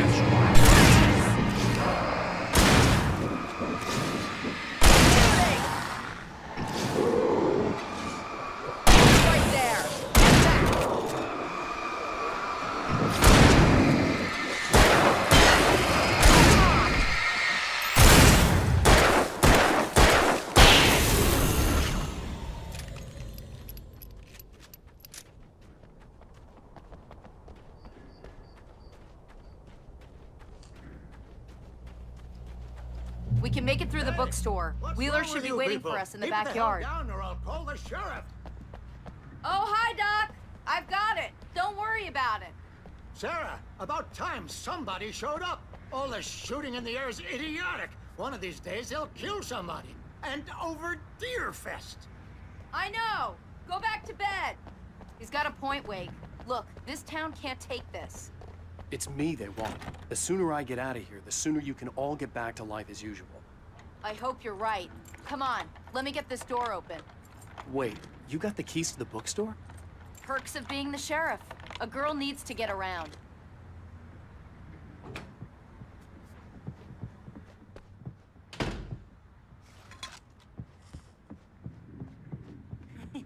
They're really taking advantage of your presence here, Wake. I heard they're selling a lot of your Alex Casey books. Right now, I'm not a big fan of my own writing. I don't see Barry. Look, Wake! Maybe that's him. That's the way to the chopper.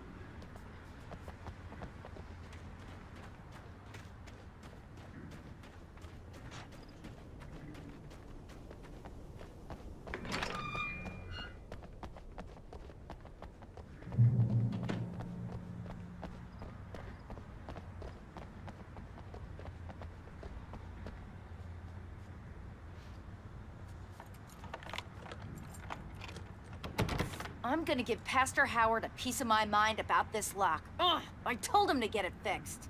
Here they come. Labor. Let's take a break.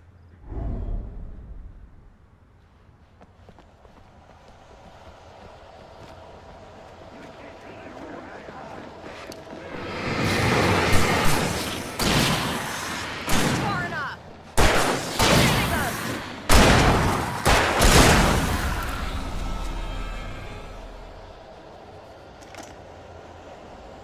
Omega-3 fatty acids are good for your heart.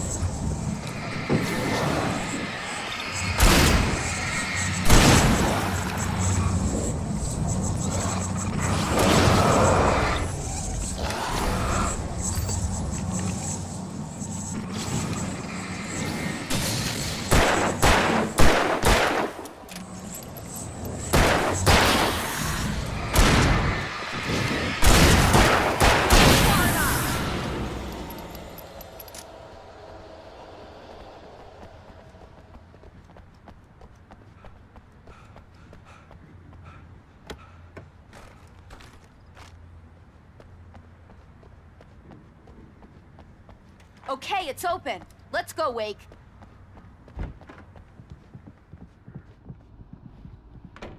Wow.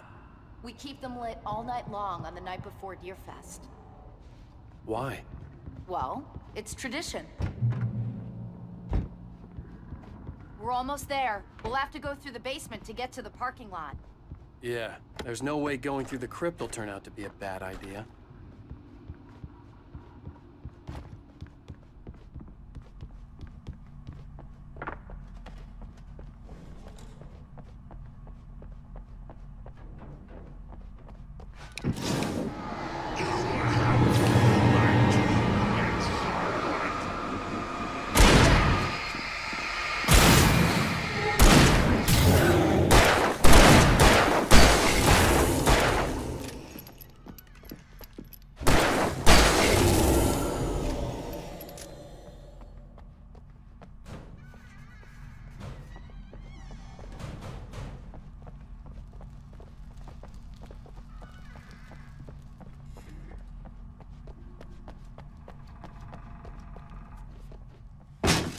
Did you call 911?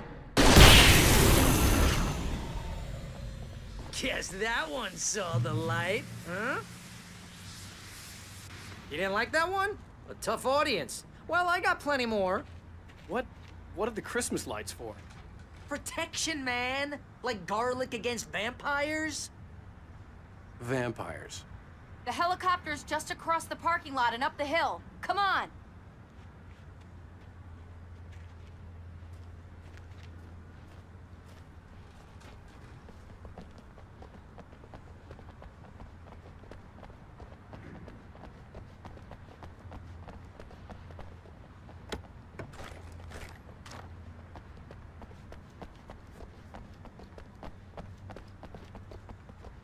The Bright Falls General Store is now my favorite place in the entire world.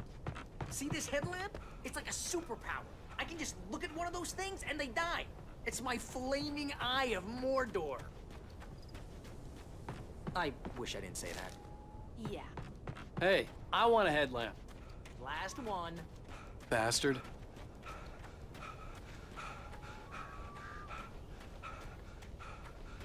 When someone throws a damn school bus at your head and you're about to take a helicopter ride with someone who may or may not have a pilot's license, or cleared for departure, tonight's spring.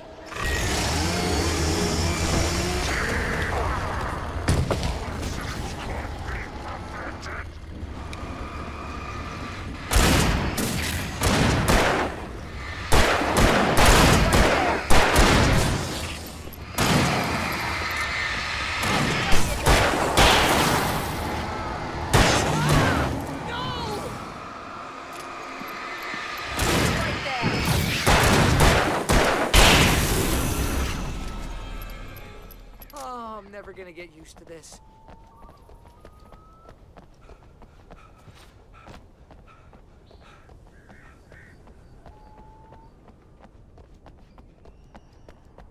The helicopter's just up ahead.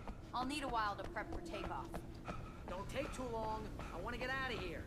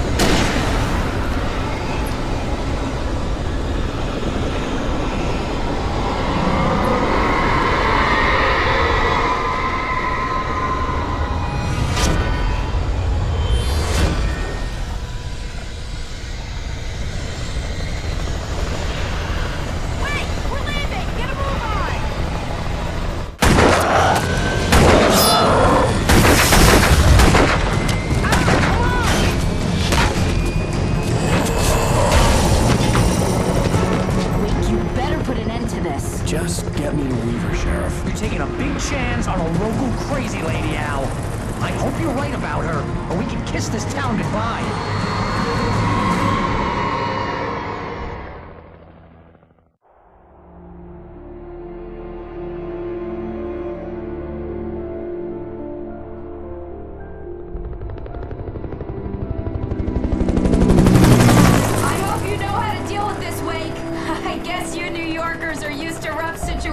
Like this. Right. The city's a war zone. King Kong, mutant alligators, and Alex Casey shoots the place up every weekend. Look, I never even carried a gun until a couple of days ago. Well, my dad used to be a cop there. Tells some pretty wild stories. Stuff like this? No, just normal bad stuff. Kinda like your books, Wake. I used to tease Dad that he was just like Alex Casey. You've read me. Oh, sure. You're a pretty good writer. A little heavy on the metaphors, maybe. Nobody's ever said that before. We're coming up on the power plant. See the lit building over there? And that's the dam further up the river. I can't land here. I'll take her down the road across the river. Just get me there, Sheriff.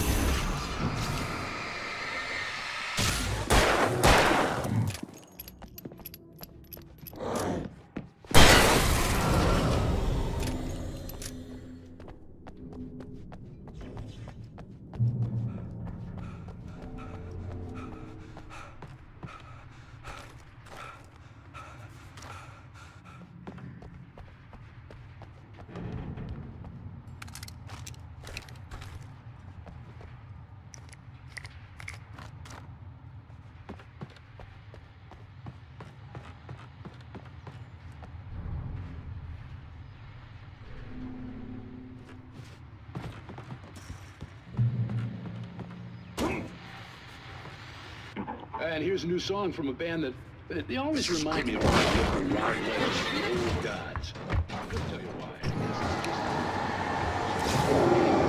Here's Poets of the Fall, the latest single.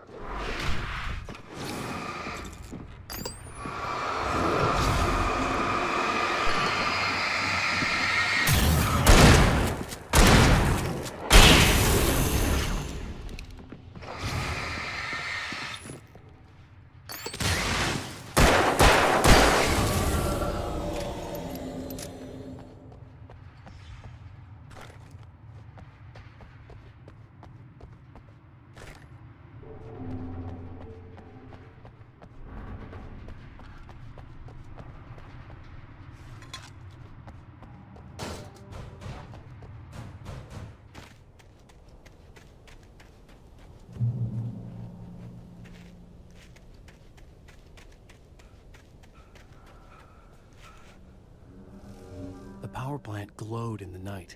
It was close, but I had to find a way across.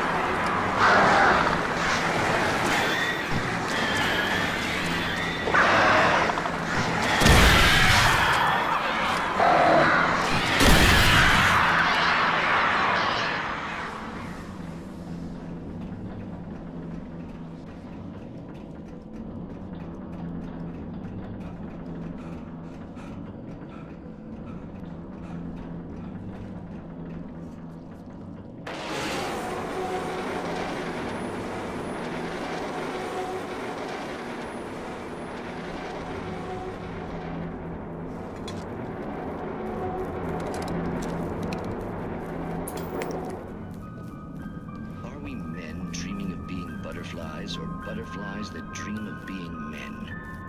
Such philosophical concerns are by necessity abstract. And yet, some of us can find concrete proof of the nature of our existence in Night Springs. Tonight's episode, an absence of creativity. Hello, Martha. What did you want to show me? Oh, Lydia. Thank God you're here. Please, it's in the basement.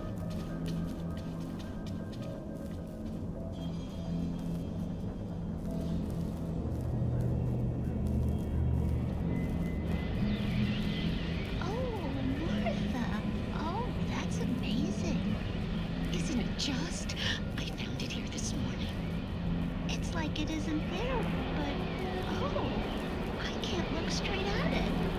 Yes, I'm sorry. How did you get here? Well, I'm trying to work. Did you put this thing here? In a way. To be more precise, I put everything here but that. Really? But what is it? Oh, I guess the temptation is to call it a hole, but it's really an absence, a profound lack of reality. In Martha's basement? Yes, I was doing so well, too. I came up with two old ladies and put something really weird in the basement. It was a great start. Completely locked now. I can't imagine what I was up to. Well, surely it's just an ordinary basement. Is it? Why did you call your friend here, then? Well, I don't know. Oh, well. Couldn't you just ignore it? Oh, no, I couldn't do that. It would probably turn into a plot hole. Might be one already. Could sink the whole enterprise. Oh, my. Listen, ladies, not to be rude, but I'm really not at all sure where I'm going with this, and you're just not helping. You should just go back upstairs for a cup of coffee while I try to figure out what I'm up to. Well, if you think that's best. Maybe I should just stop here. Or is that too moronic? Is that too moronic? Indeed. Who can tell? It's a fine line between the stupid and the sublime. Night Springs.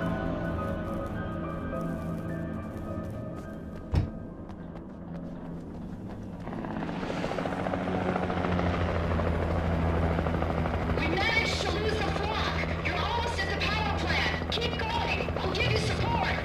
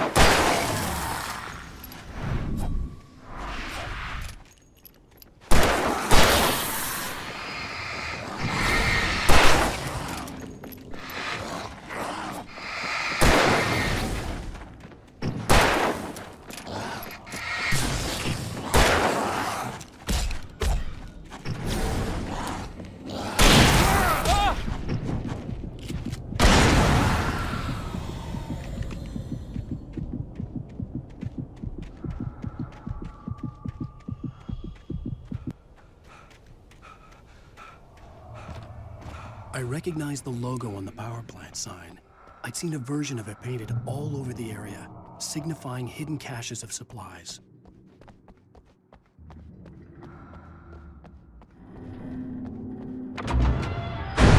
Hold it right there! Miss Weaver! Cynthia! I'm a friend! Prove it! You knew Zane! Thomas Zane! You're the Lady of the Light in the song! You can help me! About time! Young man, I've been waiting a very long time for you. It's in the well-lit room. Excuse me?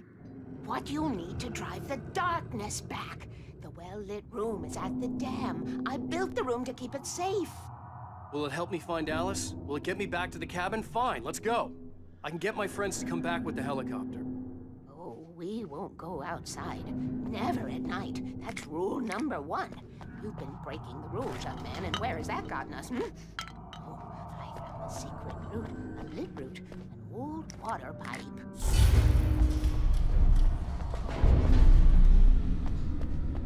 Something was damaged at the transformer yard.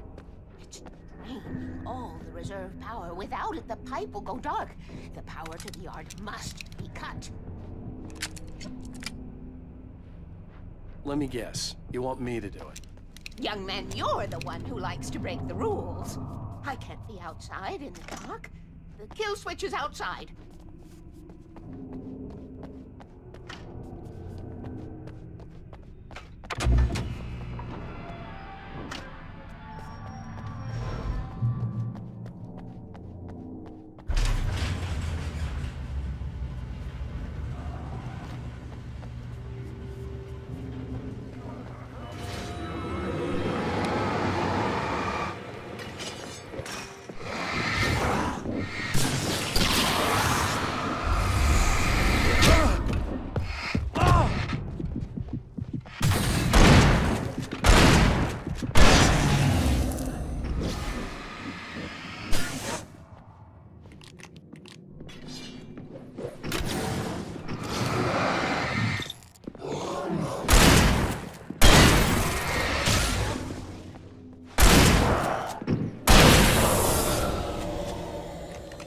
Weaver had sent me to cut the power to the transformer yard. I was willing to do grunt work for her to get her to help me. I hoped Weaver was dependable. I'd stumbled into this crazy world a little over a week ago. She had been living this insanity for decades.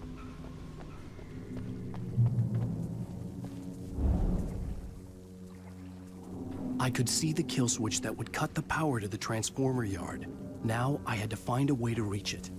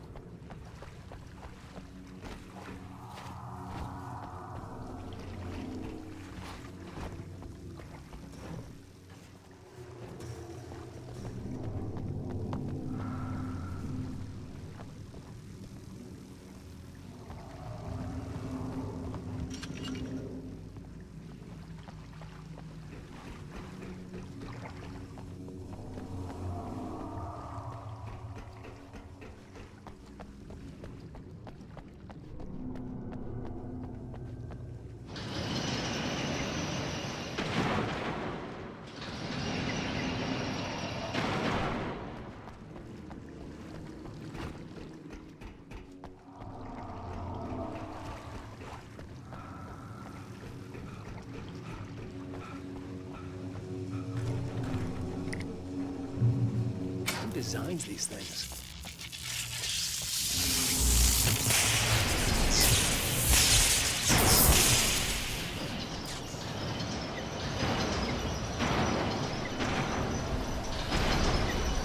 The transponder yard went dark and dead. Weaver's water pipe passage should now be good to go.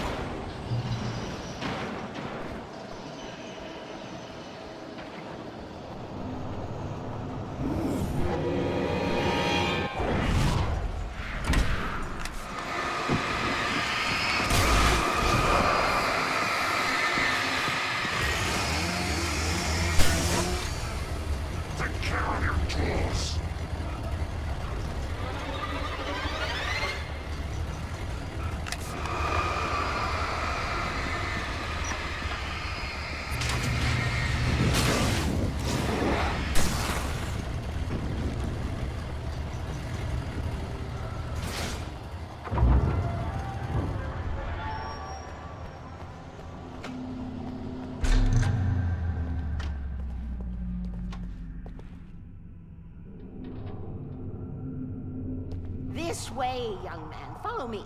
Come, come. The pipe's empty now. We're ready to go. This way. We need to go.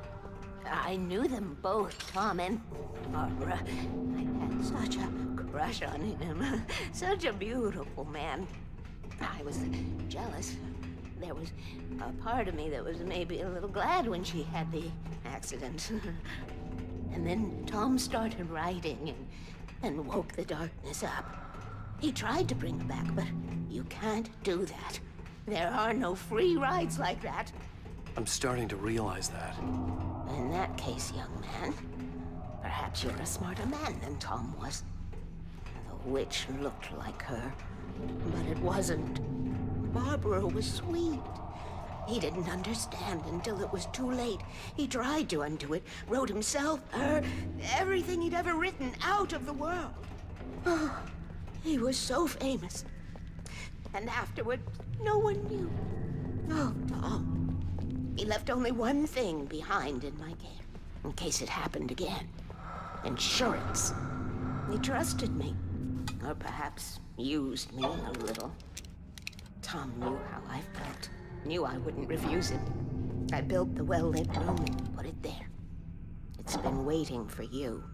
We are characters trapped in a story you have written, and none of us will survive to see the end of it if the darkness isn't stopped. She'll twist the story to her own dark ends. How do you know all this? Tom, that's the way he wrote it. He still talks to me, you know, in television, from beyond, from below. We have both been touched by the darkness, young man. He saved us both with light, but the darkness stays with you. Leaves a stain. This pipe will take us directly to the well-lit room. Okay, I need to call my friends, tell them where we're going. Hello? Al! Barry, we're headed to the dam in one of the pipes. Meet us there. Okay, I'll tell Sarah. It's Sarah now? Whoa! No! For the sweet love of... Barry! Barry! We gotta go see if they're okay. They're probably dead. You must reach the well-lit room. This is no time to be a selfish idiot. That's my best friend!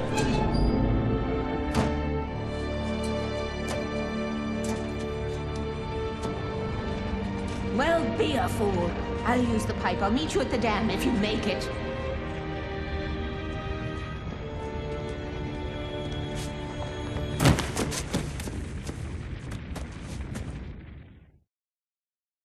At least I didn't have to worry about her. She knew how to stay safe.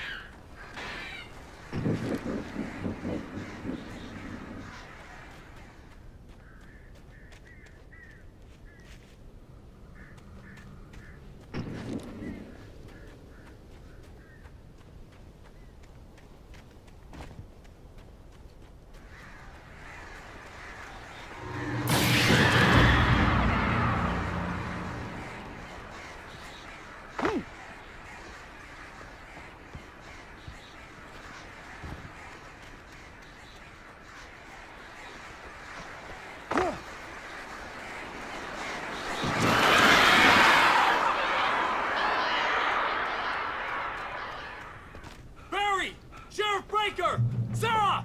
The crash site looked bad, but as far as I could tell, the wreck was empty.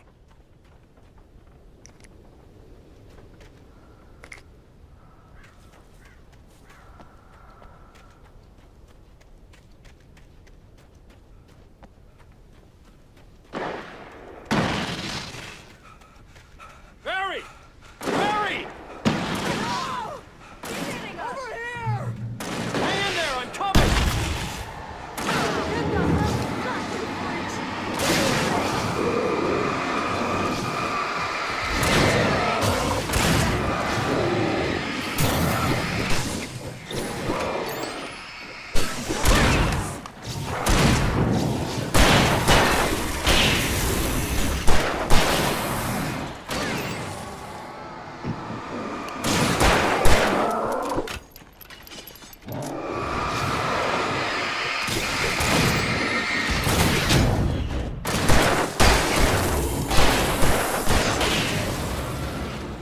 You know when to make an entrance, Wake.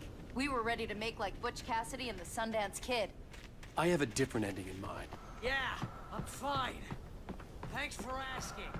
I knew you'd be all right. How's that? The flaming eye of Mordor? Laugh it up, funny man. Didn't we have somewhere to go? Weaver will meet us at the dam.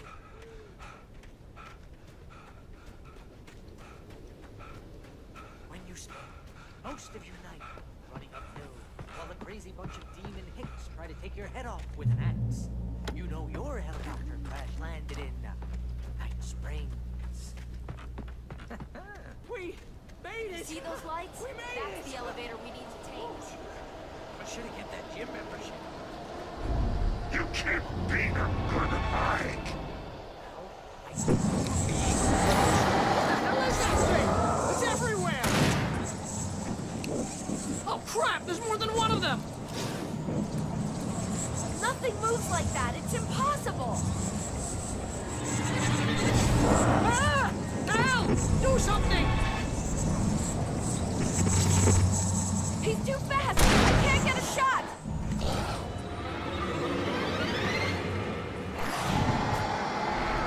There! No, there! Al, they're all over the place! How many more there? Where'd that one go? Ah, this can't be happening!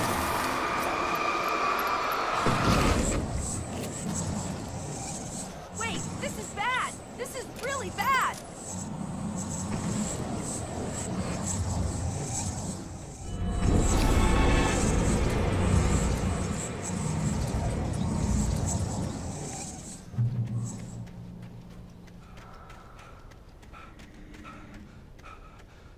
Was that Wait, it? call the Are we elevator. safe? I'm keeping watch. I think I hear That something was moving around. Wow. I think we're okay. Hey, Al, I got a bad feeling. Let's keep our eyes open. Heads up! Here they come! Oh no! Oh no! Come on! They're coming! We have to hold them off! Oh, no, you don't!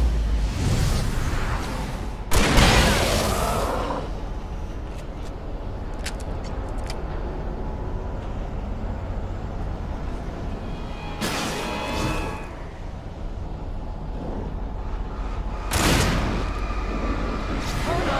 Oh no! Shooting!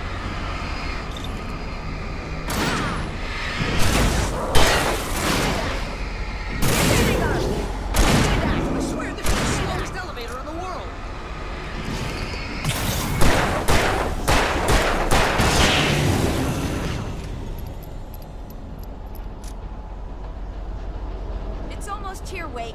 Just hold on.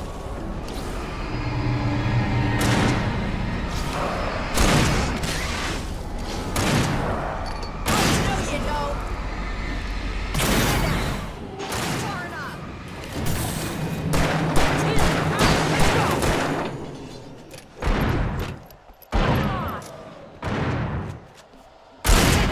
Al, hit the button.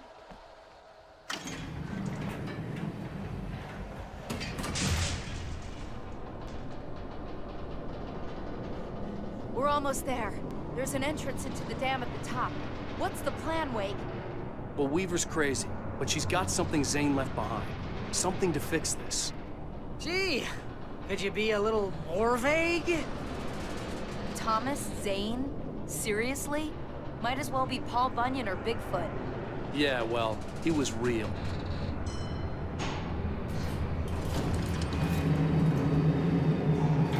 Let's be careful, okay? Oh, jeez, I hate this. Okay, wait. There's a button over there that opens the door.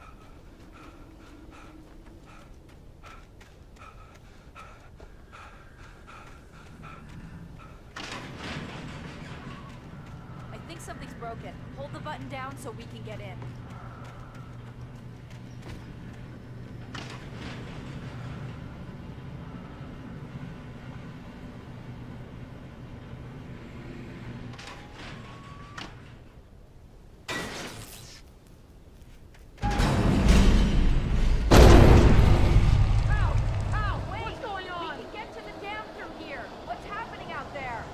You guys go ahead and find Weaver. She should be in the dam now. I'll have to make it alone through the top. Okay, wait. Good luck. Don't get yourself killed. Al, please, be careful. I'll take good care of Barry, Wake. You just look after yourself.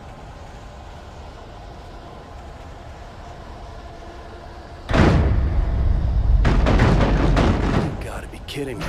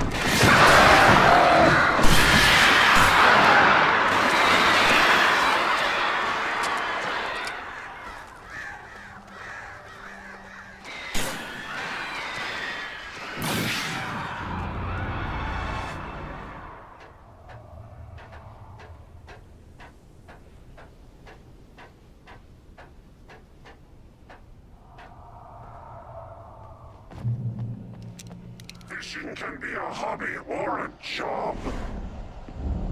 I was ridiculously outnumbered. The searchlight could even the odds.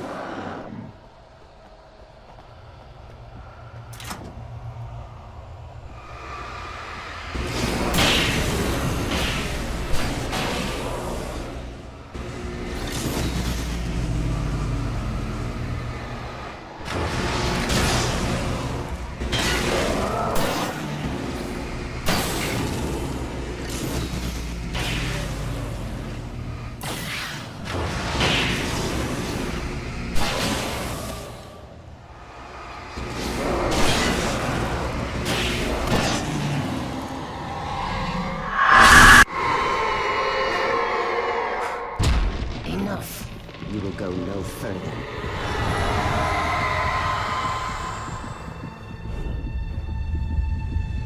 Stop now.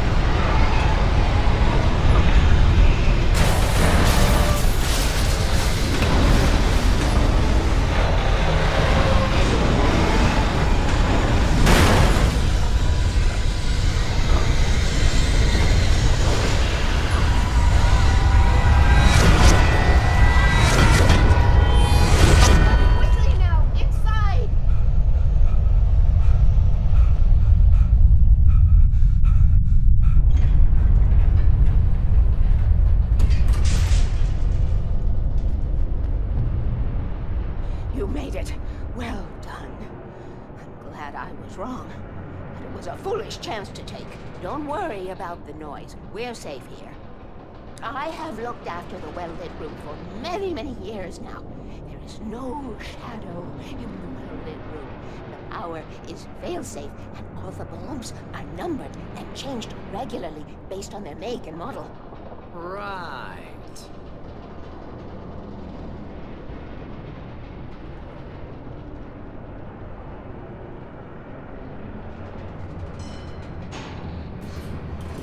There's an old army base at Raincoat Point, north of here. It was active during the Second World War. They operated here back then. They must have built this. Take it, and I won't need to worry about the room anymore, because 6 and 33 and 118 need changing soon, and I don't want to climb up the ladder to change them because it's very late, and I'm tired. And if you take it, I won't have to do that anymore. The page was autobiographical, a memory from my childhood. But I didn't write this. It was a page written by Thomas Zane. None of them were supposed to exist anymore. Alan, 7 years old, would fight sleep to the bitter end. When he did sleep, he soon woke up, screaming, the nightmares fresh in his mind. One evening, his mother, sitting by his bed, offered him an old light switch. She called it the clicker, and flicking the switch would turn on a magical light that would drive the beast away. To imbue the talisman with all possible power, she added that it had been given to her by Alan's father. Alan never knew him, and anything of his took on mythical proportions in his mind. With the clicker firmly in his hand, Alan finally slept like a baby. Now, almost 30 years later, Alan thought of this as he stood on the rim of Cauldron Lake, the clicker in his hand. He took a deep breath and jumped. My mind swirled. I'd given the clicker to Alice, yet it was here. Zane had written it into existence, in a story I had written. I can get to her now. I can finish this.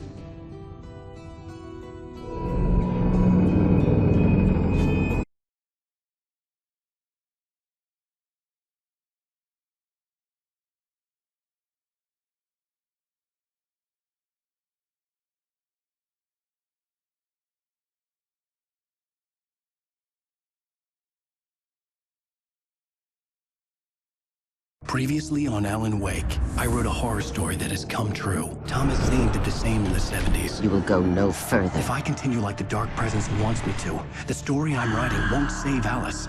It's a horror story. No one will survive. You knew Zane! Thomas Zane! You're the Lady of the Light in the song! He left something behind to help me. The clicker. Alan thought of this as he stood on the rim of Cauldron Lake, the clicker in his hand. He took a deep breath and jumped. I can get to her now. I can finish this.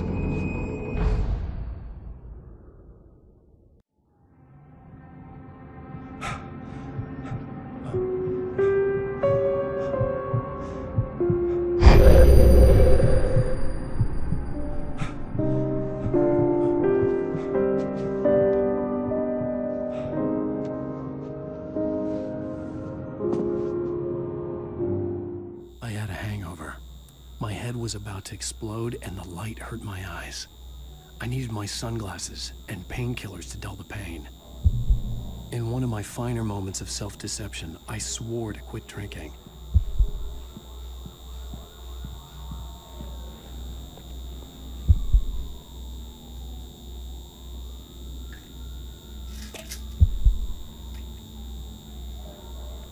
The pills worked fast.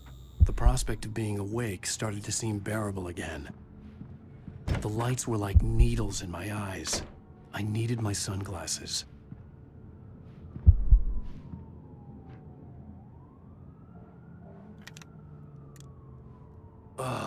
The sunglasses made the world look bearable. Now I could keep my eyes open without feeling like a vampire in the sun. There was a message waiting for me on the machine. You have one new message. Ow! Are you still asleep? Wakey, wakey! You should have your show on your TiVo. If Alice wasn't too mad to record it. As she called me earlier and really chewed me out. Yeah, we went a little overboard last night. But parties are a part of this business. Al, look, I'm saying this as your friend. She's not doing your career any favors by trying to run your life like that, okay? I'll talk to you later, Al. Watch the show!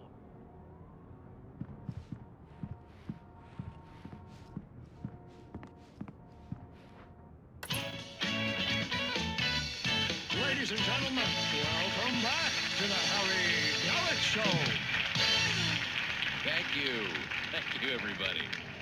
We have a great show tonight. I've been talking with the best-selling author Alan Wake about his new book, The Sudden Stop. Yeah, good read. Go buy it. No, it is a good read. Look, I'm gonna be honest here. Is that wise? No, but I'm gonna do it anyway. I got people who give me the lowdown on books. I'm a busy guy. But this one, I actually read from cover to cover. I mean, I'm a big fan. Wow, thanks.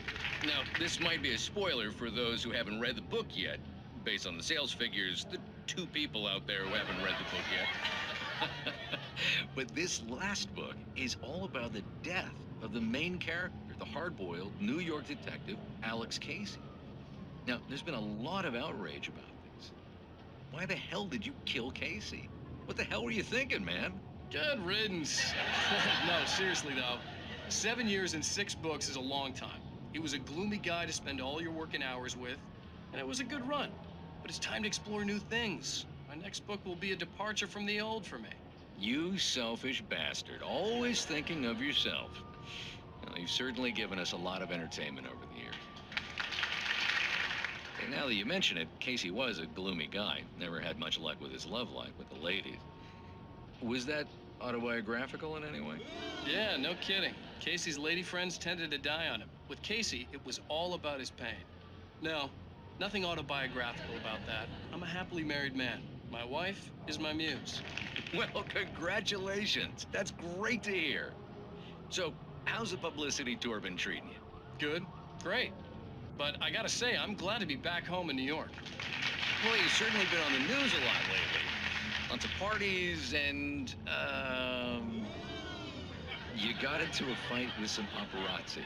Oh, man. Well, that guy was really in my face. I lost my temper. I know that wasn't cool. You are famous for that temper. Well, I did also write several books.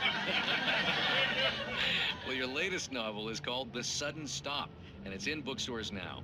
Go get it. That means the 2 of you out there who haven't bought it yet. Ladies and gentlemen, that's all we have for you tonight. I want to thank all our guests for the evening. Alan Wake, Sam Lake. Once more, do the face for us, Sam. And our musical guests, Poets of the Fall. Thank you, and good night. At least I'd been funny. I told myself I could live with that. Did you watch the show? I didn't say anything stupid if that's what you want to know. Okay, Grumpy. You want an aspirin or something? Are you going to start with me about drinking now? You know what? Go back to sleep, Alan.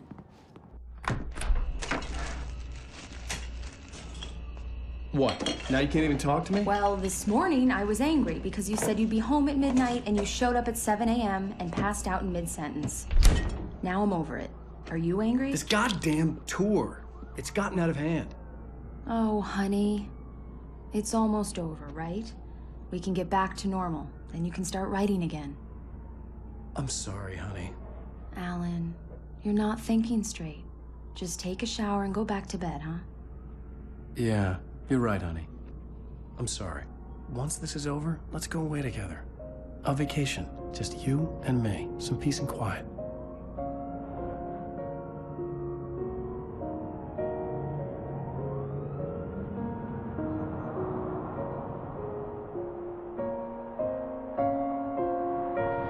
Somehow, the clicker was the key to the cabin. I had to return to Cauldron Lake to save Alice.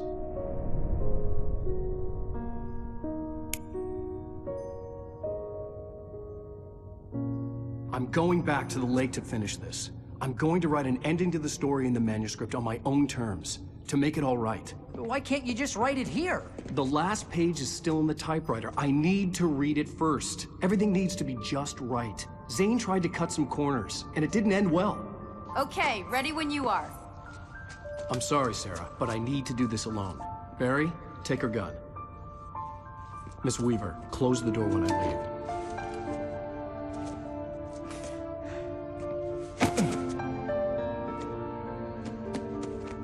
Good luck, Al.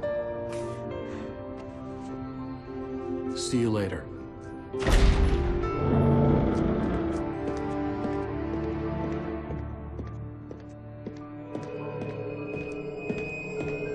When I got out, it was warm and sunny. I'd flicked the switch of the clicker. Had it done this? I didn't stop to question it. I had to take advantage of the sunlight to get to the lake. On Zane's page, I had stood on the rim of Cauldron Lake, about to use the clicker. That's where I was headed.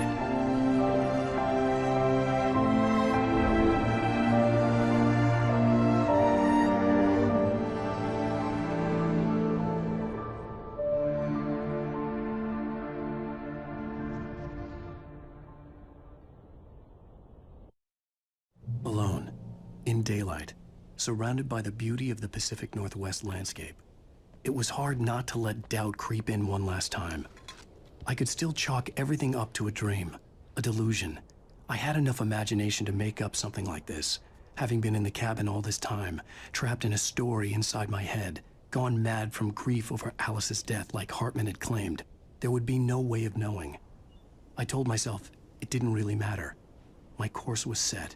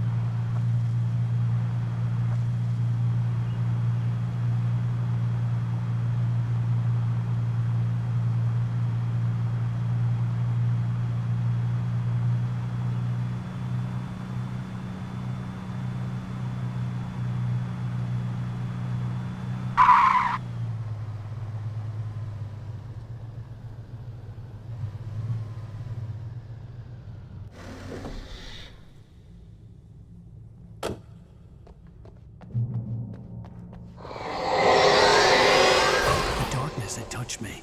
There was a link between us. Always would be.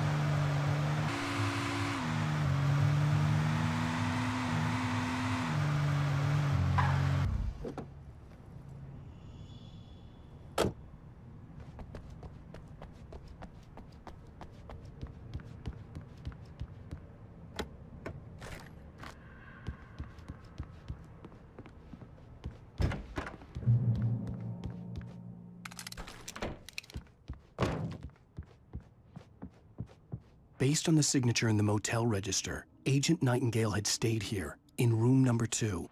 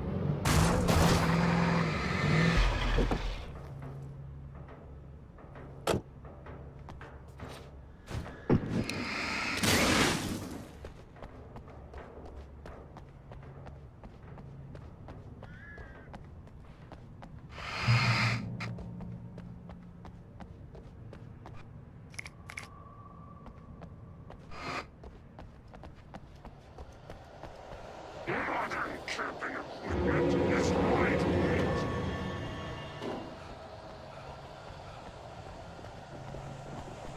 You can learn about nature and yourself.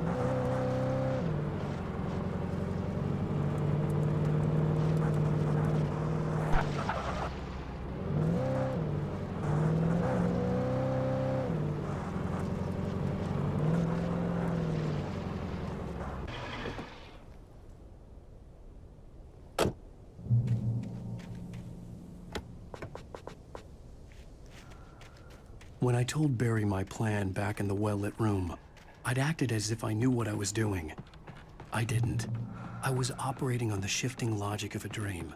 I had to fight my way to the lake through the horrors of the night. I had to flick an old battered light switch imbued with childhood magic. I had to write a happy ending to a horror story. I had to save my wife from the dark prison she was being held in.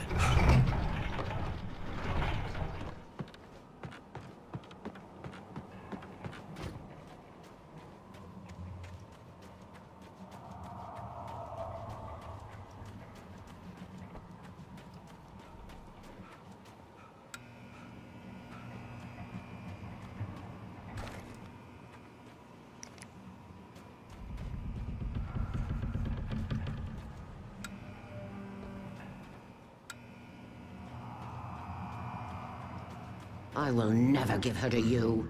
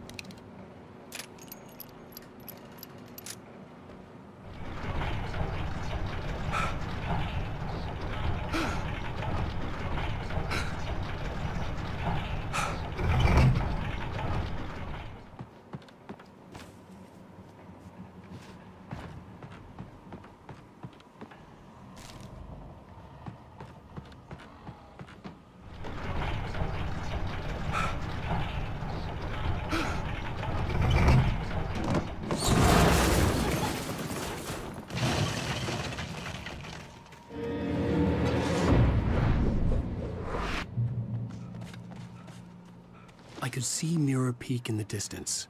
That's where Cauldron Lake was.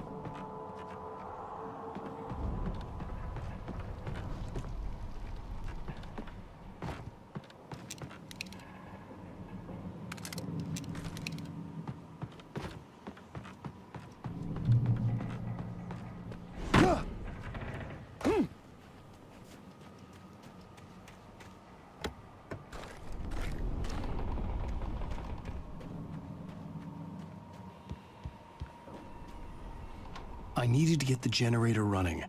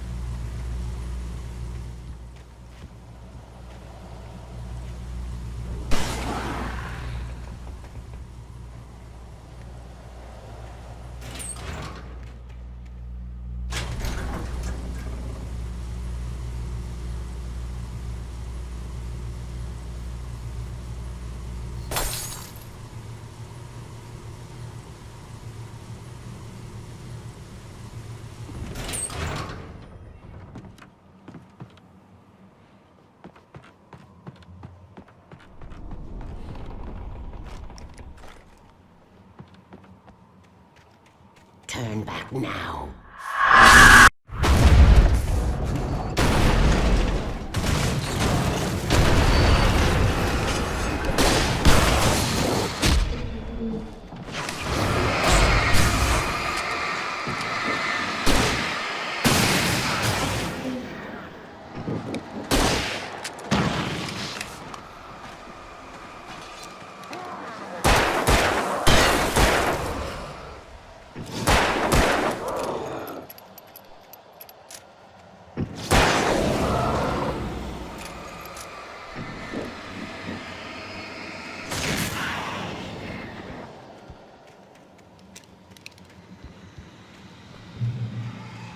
Do as you're told.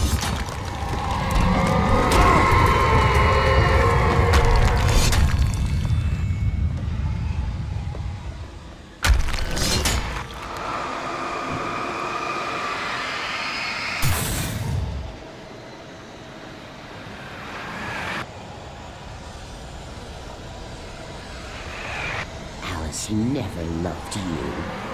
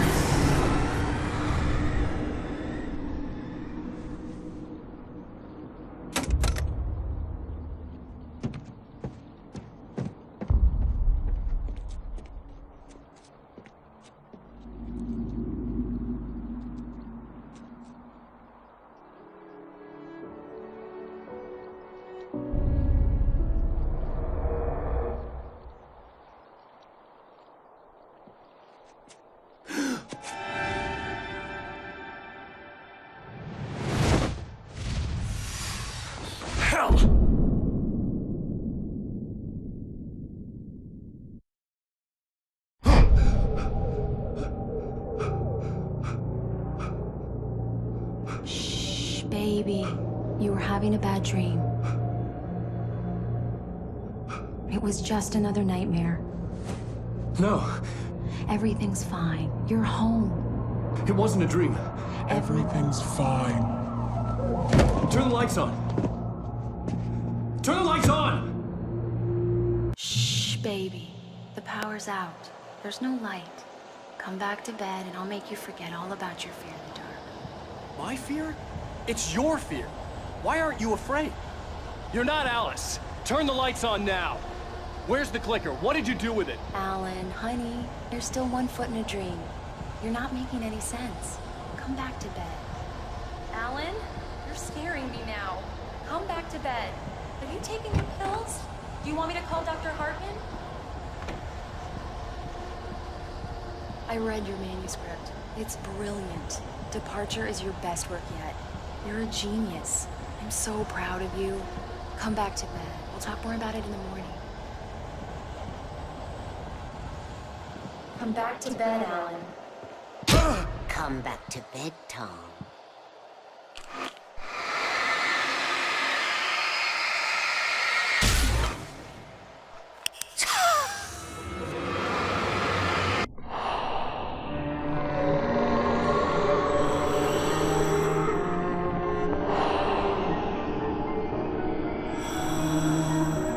You must find your way to the cabin. It stands in your way. It won't let you pass. It has no heart. It's filled with darkness. You must fill its heart with light.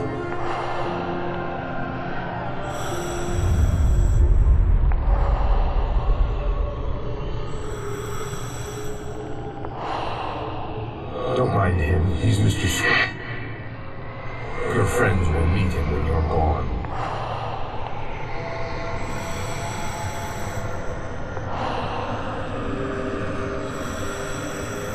Use the clicker.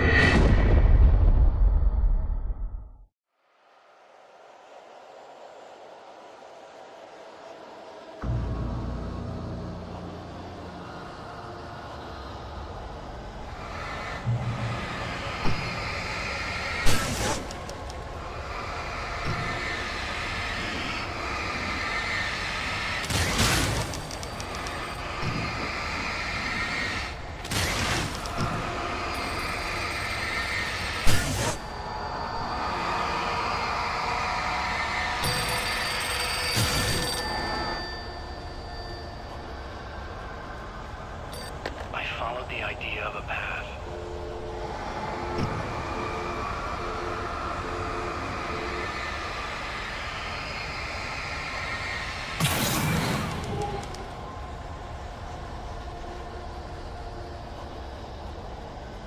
I'm leaving you. What? I'm leaving you, Alan. I met someone. I'm in love with someone else. Alice? No, what do you say? You can't. You don't love me. How could you? You don't even love yourself. All you do is torture yourself with work you can't do anymore. No, I love you more than anything in the world. You're my muse. Who are you? What have you done with my Alice? Alan?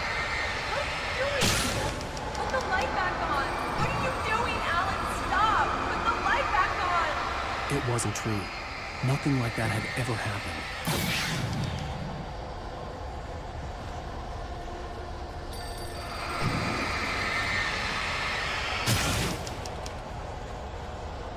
You're not my Barbara. Tom, let me go. I promise to be good. Please, untie me, you naughty boy. I will help you write your masterpiece. I will love you forever. No, you're not Barbara Jagger. I made a terrible mistake. I should have never written you back. You came back wrong. Your heart is filled with darkness. Put that knife away, Thomas. Put it down. talking to. Now cut it out. I'll take you back to the depths you came from.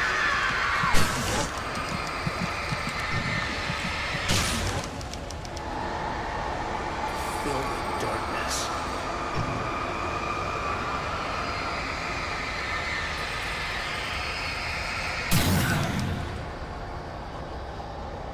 I willed the cabin to be real.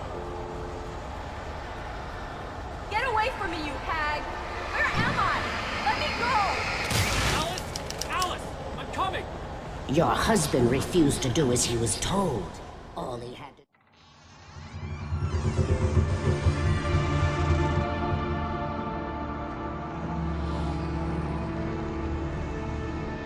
Now you will never get her back.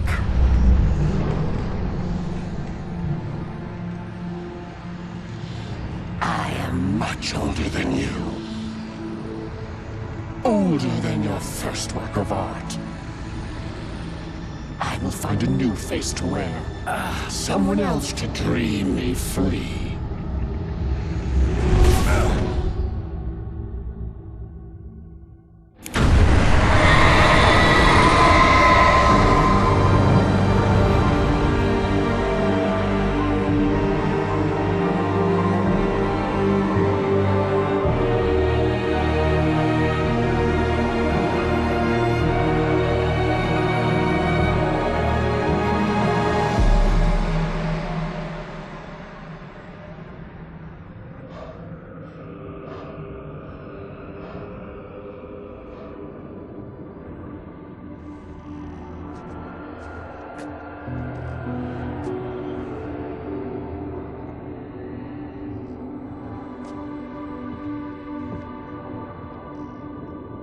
I could feel Alice's presence close by. I understood what I had to do now. I knew how to write the ending to Departure. There's light and there's darkness. Cause and effect. There's guilt and there's atonement. But the scales always need to balance. Everything has a price. That's where Zane had gone wrong. There's a long journey through the night back into the light. Alice? Alice?